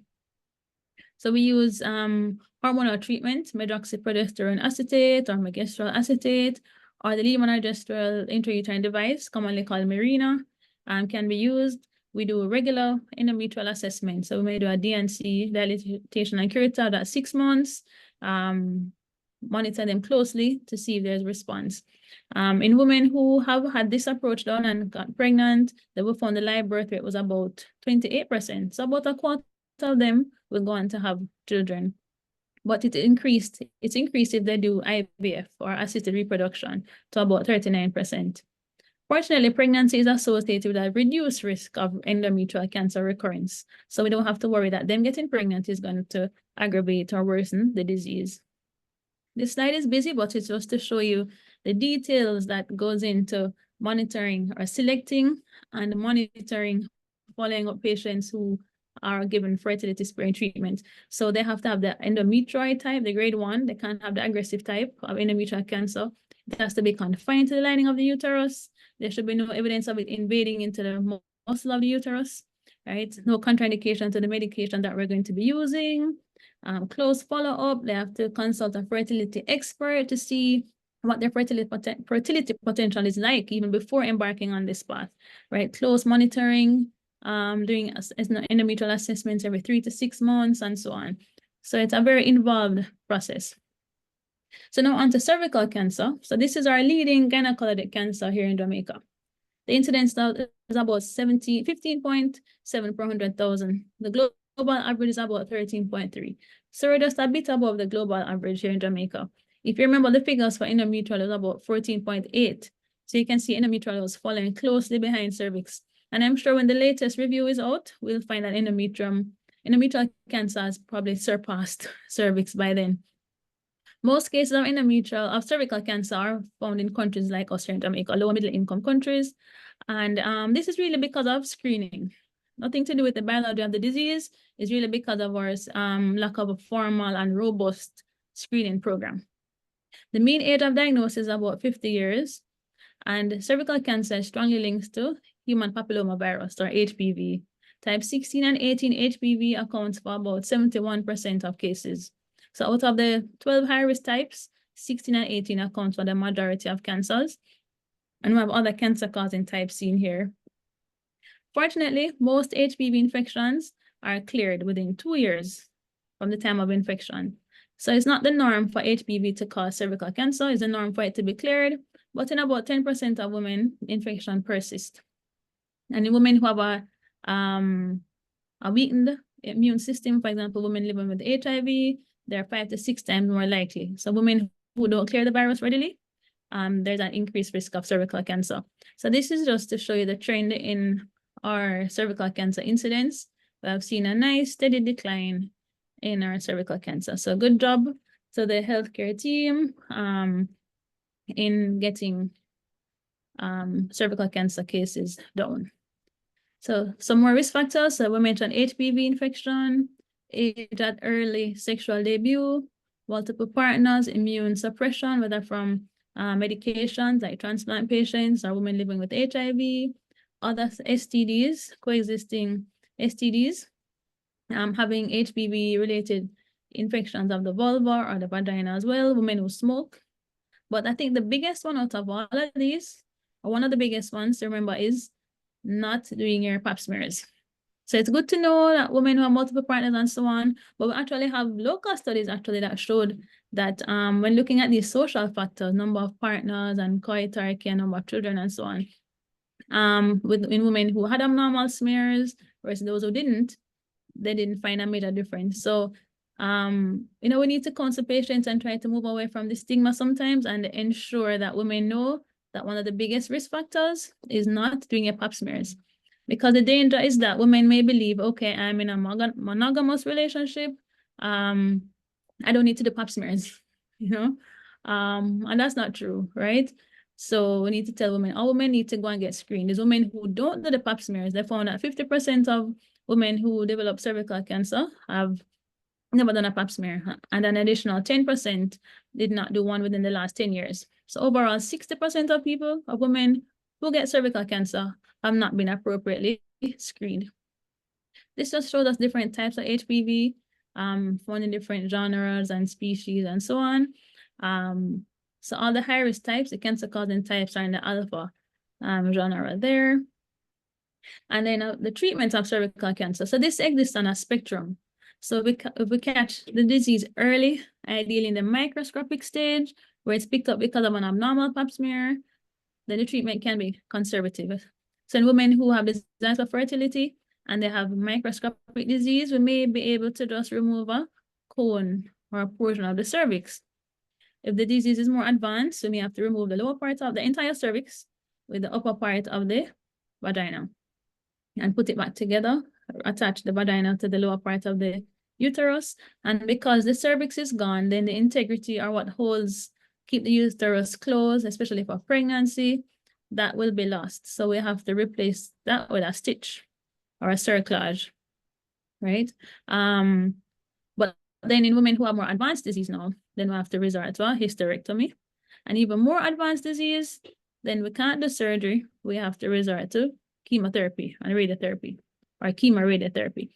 So it's a spectrum. So it's best, well, nobody wants to get cervical cancer, one, but if it's diagnosed, usually when it's picked up because of a normal pap smear, it tends to be microscopic, where treatment can be far more conservative. So it can be from either this, a cone biopsy, to more extensive hysterectomy. So this is just talking a bit more about trachelectomy, right, which can be done open or laparoscopically, can be done vaginally. And it's just about removing the cervix with a portion of tissue around it and upper vagina. And when looking at fertility outcomes in women who had this procedure done, trachelectomy, they looked at 300 subsequent pregnancies. They found that there's a 10% risk of second trimester loss because of the weakness of the cervix. But 72% were able to carry their pregnancies to full term. Radiotherapy, with or without chemotherapy, is what's used in advanced disease. And of course, effects of these vaginal stenosis, the narrowing of the cervix is a common complication from radiotherapy, shortening of the cervix, fibrosis, pain. When compared to surgery alone, primary or adjuvant radiotherapy has been associated with greater sexual dysfunction and vaginal complications. The combination of radiation and surgery, which happens in some cases, results in even further complications, worse shortening of the vagina at the time of surgery, and this is exacerbated with the radiotherapy. Radiotherapy can also cause premature ovarian failure. The ovaries are very radiosensitive, and then women go into menopause from this. Bowel dysfunction, bladder dysfunction, and all this can contribute to overall sexual dysfunction. Surgical effects can include problems with orgasms, vaginal shortening as mentioned, painful intercourse, swelling, genital numbness. Compared with traditional radical hysterectomies, though, what is found is that a nerve-sparing radical hysterectomy, where attention is paid to dissecting the nerves out and preserving the nerves, this actually has a better outcome and results in less issues with bowel and bladder, and less post-operative complications and less sexual dysfunction. So we ideally should aim to do nerve-sparing surgeries at the time of radical hysterectomies to reduce these issues in our patients. Patients who underwent trachelectomy, or fertility sparing procedure where the cervix is removed, they also reported some worsening of arousal, lubrication, and orgasm and pain. But most cases, or most patients reported an improvement by 6 months. Now, touching on ovarian cancer. So malignant tumors of the ovary occurs across the board at all ages, but the variation occurs with the different types of ovarian cancer. So the most common type, the high-grade serous ovarian cancer, occurs mostly in the 6th decade, older women. But then you have germ cell cancers, which you can find in younger persons in the first 2 decades. Then you have the borderline tumors, commonly seen in women in the 30s and 40s. All right, so we have variation in the age group dependent on the type. The lifetime risk overall is about 1 in 70 of developing ovarian cancer. About 23% of gynec cancers are ovarian in origin. But most of the deaths in gynec cancers, about 50%, are from ovarian cancer. And here, this just highlights the different types or categories of ovarian cancer that we see. Most of them arise from the surface epithelium of the ovary, the outer lining. Some arise from the stroma, and others from the germ cells, which is where we develop our oocytes or the eggs. So cancers can arise from all the components, but most commonly from the epithelium. About 20% of ovarian cancers are hereditary, mostly due to BRCA. So this is the gene most commonly implicated in hereditary ovarian cancer, BRCA1 and 2, but there are a plethora of other genetic conditions that's linked to ovarian cancer. So in women who are found to be BRCA1 or 2 positive, we strongly recommend risk reduction salpingo oophorectomy. What this means is removing the tubes and the ovaries. Why do we remove the tubes? It's thought that most of these cancers, high-grade serous ovarian cancers, actually arise from the fallopian tube. So we actually remove the tube and the ovaries as well. So for those with BRCA1, where the risk of ovarian cancer increases significantly after age 40, it's recommended that they have this surgery done by age 40, and those BRCA2 by age 45. And of course, they need to be counseled about mastectomy as well. So with BRCA1, there's about an 80% risk, BRCA1 and 2, 80% risk of developing breast cancer. A BRCA1, about a 40% risk of developing ovary. BRCA2, about a 15% risk of developing ovary, cancer of the ovary. And why is this important to screen women about these reduction surgeries? Is because we don't have a effective screening method for ovarian cancer. So with cervical cancer, we have the pap smears, which is shown to reduce the mortality. Unfortunately, for ovarian cancer, we don't have a screening method, and most women present very late. So as mentioned, most present at an advanced stage. However, it's thought that early stage patients actually do have some symptoms which are vague and non-specific. Most times seem to be that of like irritable bowel syndrome, and may go undiagnosed. So it's important to have a low threshold of low index of suspicion in women, especially older women who start to have these vague bowel symptoms. The treatment is usually debulking surgery. So we're trying to remove as much tumor as possible. Here we have a large omental cake and a large bowel and other deposits seen here. So the aim in taking a patient to surgery to try to come out with no obvious tumor left back in any quadrant of tumor. If it is, we don't think we can achieve this because of where the disease is. It may not be resectable. Then we give chemotherapy first, and then reassess, do surgery, and then give some more chemotherapy. But the outcome is best in those who have upfront surgery, followed by chemotherapy, versus those who have chemotherapy, then surgery, then more chemotherapy. And of course, it's lowest in those who have no treatment at all, right? Compared to those who have, primary or just chemotherapy alone. So, several pathways can be taken in managing patients with ovarian cancer. Most patients tend to respond well to treatment if they have high-grade serous ovarian cancer, which is the most common type seen. But unfortunately, most patients have recurrent disease. And of course, the resultant menopausal symptoms can be quite abrupt. So we have a premenopausal patient, we take out her ovaries or uterus, she suddenly goes into menopause after surgery, and these symptoms can be quite abrupt. And if not managed properly, they can result in a diminished quality of life, sexual dysfunction, vaginal dryness, painful intercourse, decreased libido, and so on. So overall, treatment for these malignancies can have several side effects. So we mentioned some of the issues due to surgery itself, and then with the chemotherapy, commonly nausea and vomiting. From bone marrow suppression, we have anemia, low white blood cell count, risk of infections, low platelet count, and the risk of bleeding, damage to the eyes and the kidney and the nerves, and several things. The hair loss is probably one of the biggest concerns when women hear about chemotherapy. Mentioned some of the issues with radiotherapy, the vaginal dryness and narrowing, bladder issues, bowel issues, ovarian failure, and so on. In managing some of these effects, for example, the alopecia, nothing seems to be 100% effective, but some of the techniques recommended are like scalp cooling, scalp compression, or a combination of both, minoxidil, phytotherapeutic agents. For the neuropathy, vitamin B therapy is used. Some patients report a benefit from acupuncture. Here we see this patient who states no wigs for her. She rocks it bald, she's boldly rocking it bald, right? Most patients, we can reassure them that the hair does grow back, but in her case, her stories on the things the MD on this website, she unfortunately had irreversible permanent alopecia. There's been a new kid on the block as it relates to chemotherapy, and it's called targeted treatments, which target cancer cells in a specific way.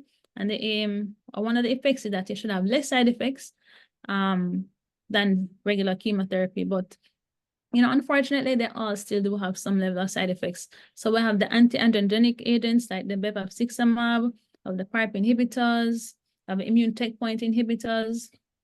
And how these immune checkpoint inhibitors work is by, well, just to backtrack, so the immune system has certain checkpoints which prevent your immune system from getting too carried away, right? So they keep the immune system in check, literally. So a robust immune system is needed to fight cancer cells because, of course, your body is going to recognize antigens on the cancer cells as being foreign and then destroy them, like with any other pathogen, bacteria, viruses, and so on. So when the immune checkpoints exist, then there's a possibility that cancer cells can bypass the immune system. So the checkpoint inhibitors now prevent these checkpoints or inhibit these checkpoints to therefore cause the immune system to have free rein to destroy cancer cells. So that's how they're said to work. But of course, a side effect or adverse effect of the immune system functioning unregulated in an unregulated manner is symptoms such as autoimmunity. So persons who have lupus have inflammation all around because of the immune system being overactivated. So the side effects of these newer agents are similar. So you have colitis, skin rashes, inflammation of the thyroid, so several hepatitis, neuropathies, and so on. So even these newer agents aren't without their side effects. So of course, studies now are pushing or really need to include not only the effectiveness in terms of survival rates from cancer treatment, but also impact on quality of life, right? So all studies now have to, when promoting or discussing how well a cancer agent works in targeting cancer, they also need to talk about the quality of life aspects as well, which is very important. I actually did a study looking at quality of life in patients with gynecological cancers at the University of the West Indies, and I presented my paper in Greece. So this is just showing me in Greece a few years ago, presenting my poster on quality of life in women with gynecological cancers. I actually used the FACT-G scoring system, which has 4 domains: physical, social, functional, and emotional quality of life in these patients. Overall, we found that our patients actually had a very good quality of life before, during, and even after treatment. So surveillance is a big part of survivorship. So once patients are managed, they have surgery done or the chemotherapy, we actually follow them up regularly, initially about 3 to 6 months for about 2 years, then about every 6 to 12 months for about 3 to 5 years, and then annually, dependent on the risk of disease recurrence. We do detailed history and examinations, right? We may have to do repeated blood work. We may have to do repeat imaging, depending on the tumor or what the examination findings suggest. Some cancers actually require longer follow-up. So for example, granulosa cell tumor, a type of ovarian cancer, these can recur very late, even up to 40 years after treatment. So for these, we follow them up for a minimum of 10 years. We also promote physical activity. So patients may start with light intensity activity, some of which are seen here, moderate intensity up to even high intensity activity. And this is from guidelines or from the NCCN, right? In terms of physical challenges, so physical challenges from cancer treatment may make physical activity difficult. So for example, we have lymphedema. It can happen a lot from secondary to removal of the lymph nodes. So in women who have radical hysterectomy for cervical cancer, where the lymph nodes are removed, or endometrial cancer, then they can have this complication of extreme swelling, right? So this is a very debilitating condition. These patients need special physiotherapy, need to wear special stockings, and of course, it can make physical activity challenging. In order to reduce these nowadays, we're actually moving to doing what we call sentinel lymph node dissection, where we select the lymph node that is more likely to be malignant. And the sentinel node is not positive for malignant cells, or so it doesn't suggest that there are malignant cells there, then we may not have to go and remove all the nodes in the area.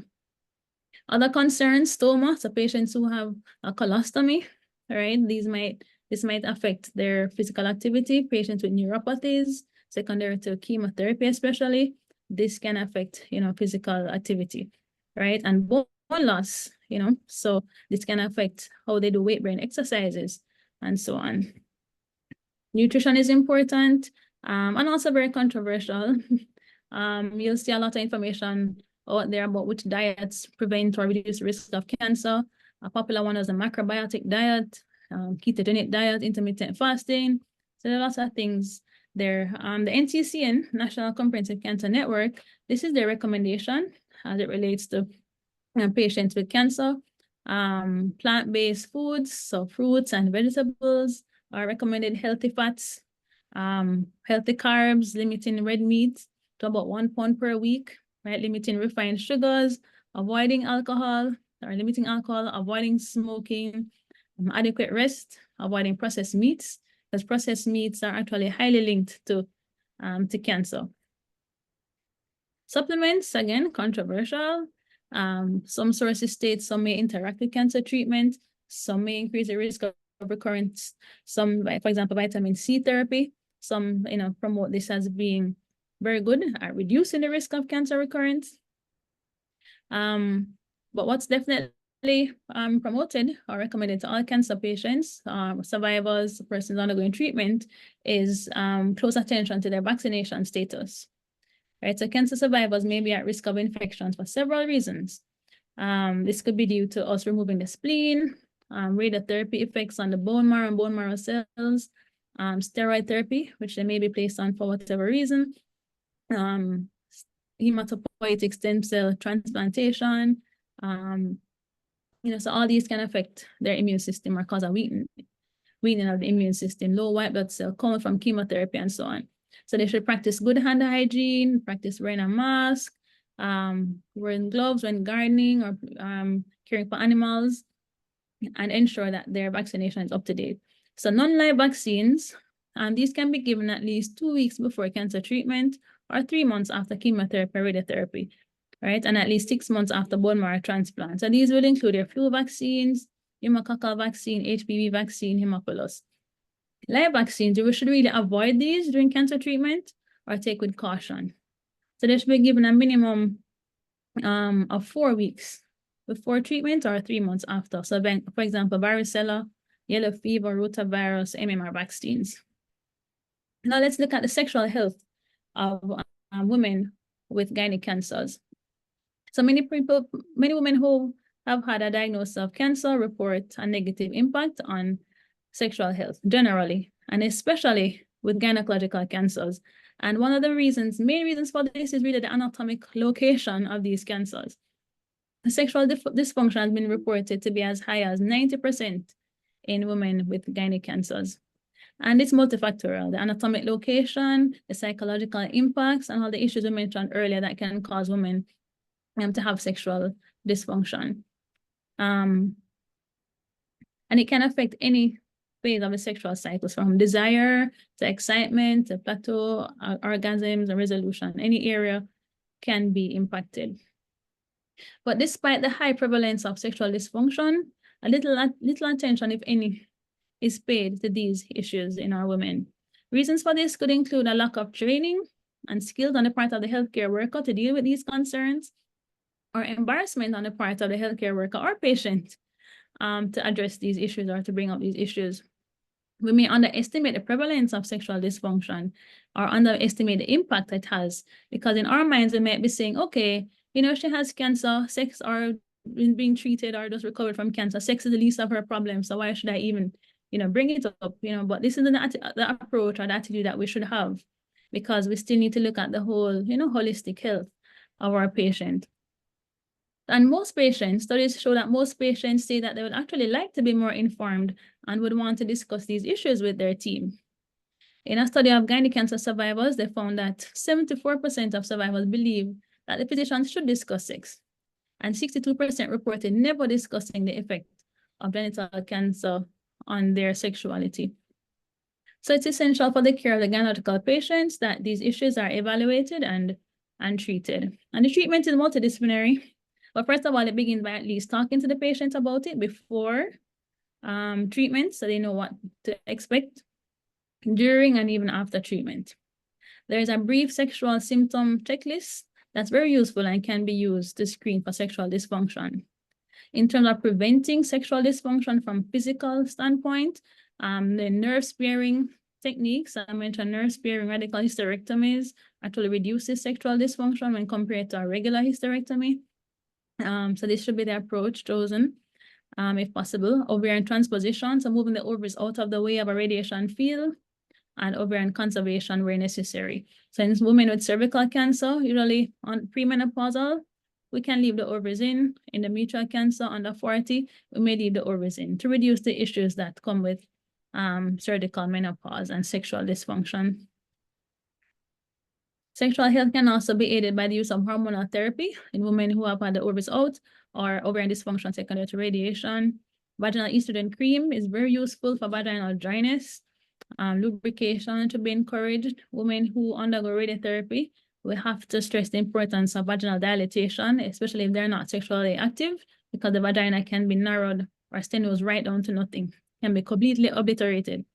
Pelvic floor physiotherapy is useful, and vaginal laser treatment has been shown to reduce vaginal side effects of radiotherapy. And I've engaged one of our cosmetic gynecologists who does this, or to see if this is something that we can start offering more and more vaginal laser for women post radiotherapy treatment. Psychotherapy important, and also couple rehabilitation, so including the partner in these things. Reproductive health, so one, fertility sparing treatment when possible, as I mentioned before, to allow women the option of being able to have a biological child. Egg donation can be done. So they can be referred to fertility specialists to discuss egg donation. And then if not, we can think widely into adoption. Surrogacy, we don't have a legal framework here in Jamaica for surrogacy, and we don't have uterine transplantation being done here now. But of course, these are options available globally that the patient might know about and want to discuss. Mental health, very important. This could take us a whole day to talk about. But depression in cancer patients is thought to be up to 3 times higher than the general population.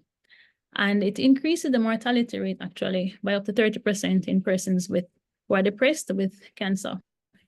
Chronic stress via the hypothalamic pituitary adrenal axis and activation of the sympathetic nervous system releases stress hormones.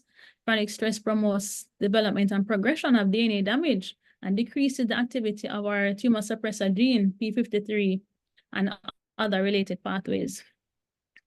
Studies show that stress is associated with poorer outcomes of many types of cancers, including breast and ovarian cancer. Increased glucocorticoid levels accelerate metastases of breast cancer and is related to a lower survival rate. So all patients with gynecologic cancers should be referred for psychological counseling. And they all should be screened for depression and other mental health concerns like anxiety and managed appropriately. On to spiritual health. So spirituality is a set of beliefs and attitudes that give meaning and purpose to life through a sense of connectedness with self and others and the natural environment or a higher power. It's a broader concept than just religion, but religion can be viewed as a dimension of spirituality. Spirituality has been linked to reduced levels of depression and morbidity and mortality. In a study of non-cancer patients, they found that 77% of inpatients actually wanted their physicians to address their spiritual needs. 1/3 wanted to be asked about religious beliefs at routine office visits. 2/3 thought that their physician should be aware of their religious beliefs. Patients' desire for physicians to engage in spiritual discussions increased with the severity of the illness, as we can imagine. African Americans were found to spend a greater proportion of their office visits discussing their spiritual concerns over medical issues. So how should we approach spirituality in our patients? Maybe we could ask, do you have any spiritual beliefs or religious beliefs that you would like me to know about?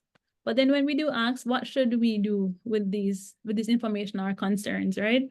So many physicians may feel unprepared to have these discussions, and if so, understandable. But we can always engage, the services of our chaplain to help to navigate these concerns for our patients, because they are real and they do impact overall on the physical and mental health of our patients. Financial health, we can't leave out the financial toxicity of cancer treatment. The cancer treatment options have increased significantly, especially these newer agents, immune therapy, very expensive treatment options.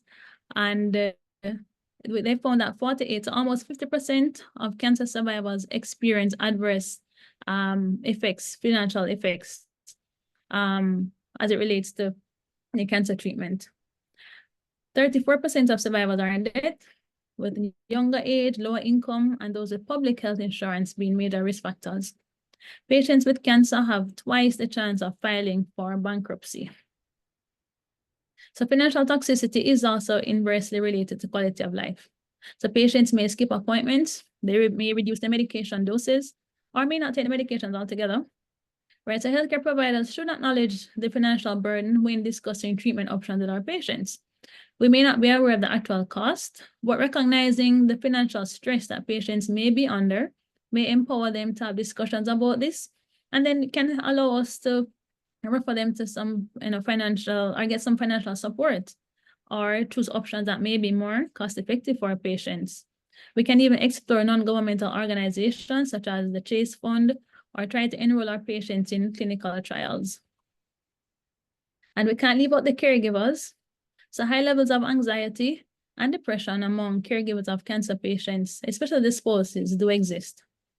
Right? Only 4% of the family of family caregivers and none of bereaved family members had received professional psychological support during the care of their loved one with cancer.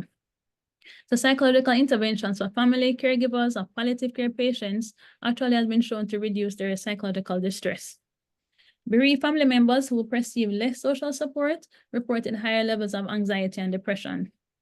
And the poor health status was significantly associated with depression in bereaved relatives. So sometimes relatives themselves may also be battling some medical condition. And divorce in cancer patients. So for cancer patients, social and emotional support from close relationships are among the most protective factors. In a review of about 263,000 cancer patients, compared to 3.4 million healthy individuals, they found that cancer is associated with a slightly decreased divorce rate, except for cervical cancer. So I found that to be interesting. I'm not sure why. Because in cervical cancer, there was an increase in the divorce rate.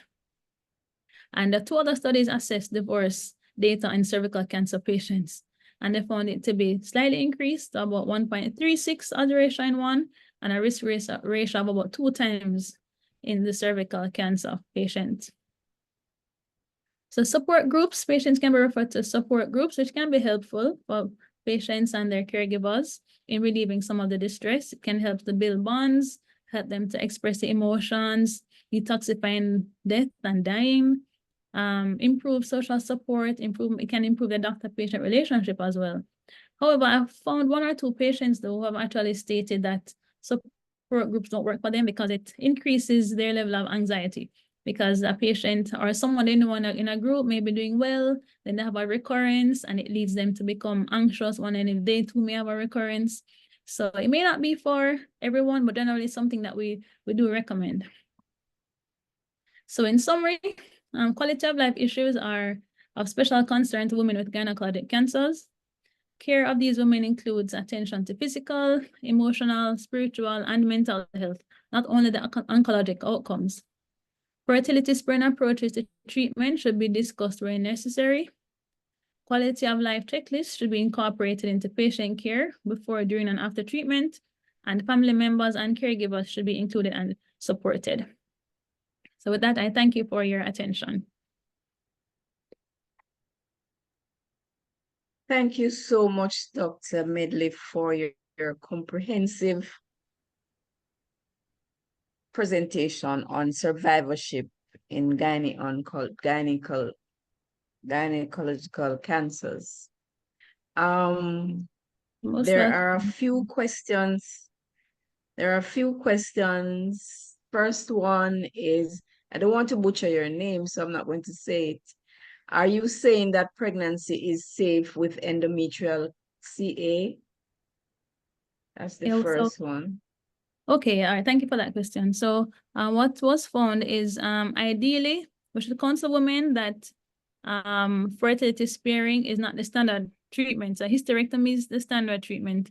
But if they're carefully selected and they're followed closely and they respond to the treatment and the cancer on repeat assessment of the endometrium is cleared and they do get pregnant, they will have found that pregnancy does not increase the risk of recurrence of endometrial cancer, yes. But we should still let them know all the information before, that is not standard treatment and so on. Right, yeah. Thank you for that. The next question comes from the same individual, and the person is asking, how do you treat HPV infections? And the same person is also asking you to explain scalp cooling and compression. I will take Achilles Sykes' question afterwards. Okay, all right. So in treating HPV infection, usually most HPV infection are cleared by the immune system. So if a person has an infection with HPV, the body usually will recognize it and destroy the virus. We get involved if we do a pap smear and it shows an abnormality on the cervix, and depending on the abnormality too, because HPV infections can go anywhere from mild or low grade, in which case the body could even still clear those, or we could monitor. But when it comes to the high grade infections, those are the types that are more likely to progress to cancer, the stage just before cancer. We always intervene with those. So we can either ablate, where we apply a heated probe or a laser or a very cold probe and freeze the area to destroy the infected cells under guidance. So that's where we do colposcopy. So we put special stain on the cervix, look at the cervix with a microscope, and this helps to show us where the infected cells are, and then we can destroy those areas. So we can ablate them, or we can cut it out. We can do what we call a LETS or a LEAP, where we use a heated coil and cut out the entire area. Right? So the body, the body tends to do most of the work, but we can also intervene, especially with signs of a high-grade infection. And then we monitor closely after that. So like maybe every 6 months, we look to see if the pap smears are normal. We also can do HPV testing directly for HPV after treatment, just to monitor to see if the infection has been cleared. As it relates to scalp cooling, these are actually like helmet-like devices that can bring the scalp down to very low temperatures, that can be used in women who are undergoing chemotherapy. So there are special devices or machines that can be purchased. So it can be done it's recommended to be done about 30 minutes before chemotherapy. All right, and even can be done even during, but at least 30 minutes before. So it's special devices which are used to do this.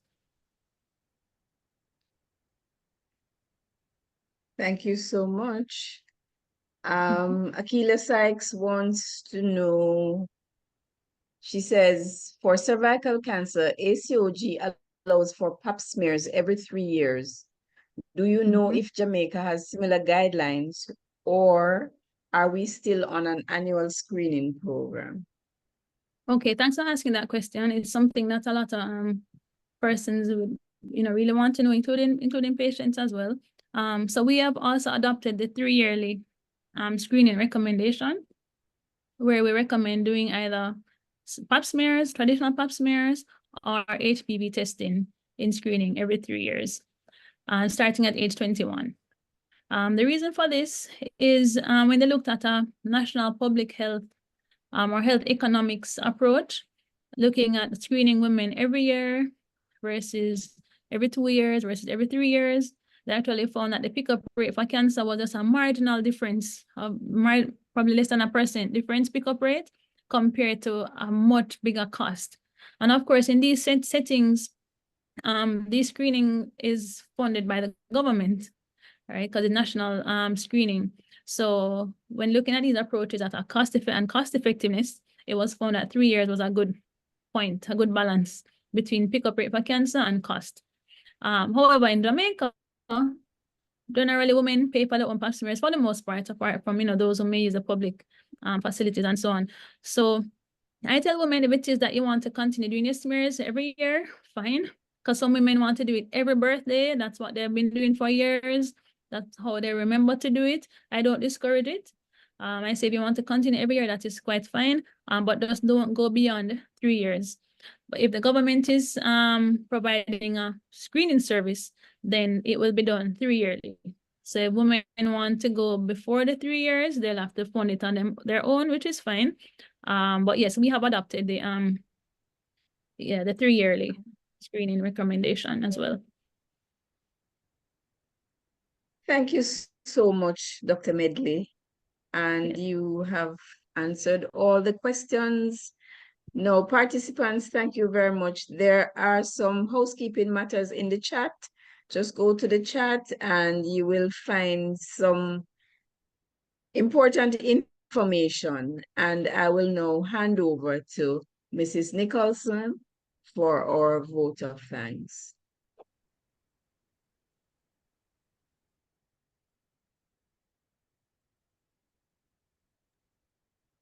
Maxine? Yes, I'm hearing you. I wasn't about to start the video because I thought it was dark. What a lovely day. Kudos to all who took part and made the day such a success. I want to say a big thank you for the support. Our aim was to educate and mentally rejuvenate, and I am sure, quite sure, we have achieved our goal. The presenters did an excellent job of educating. The presentations I found were deep and on point, and the case presentations gave us quite an insight into the management of trauma and costs involved, which affects healthcare, massively. It massively affects us. Trauma is on the rise due to a wide spread of carelessness, and the health system has been severely affected.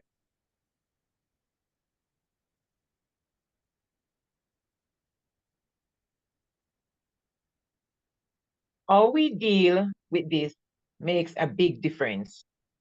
We have to plan well and know how to act and administer care.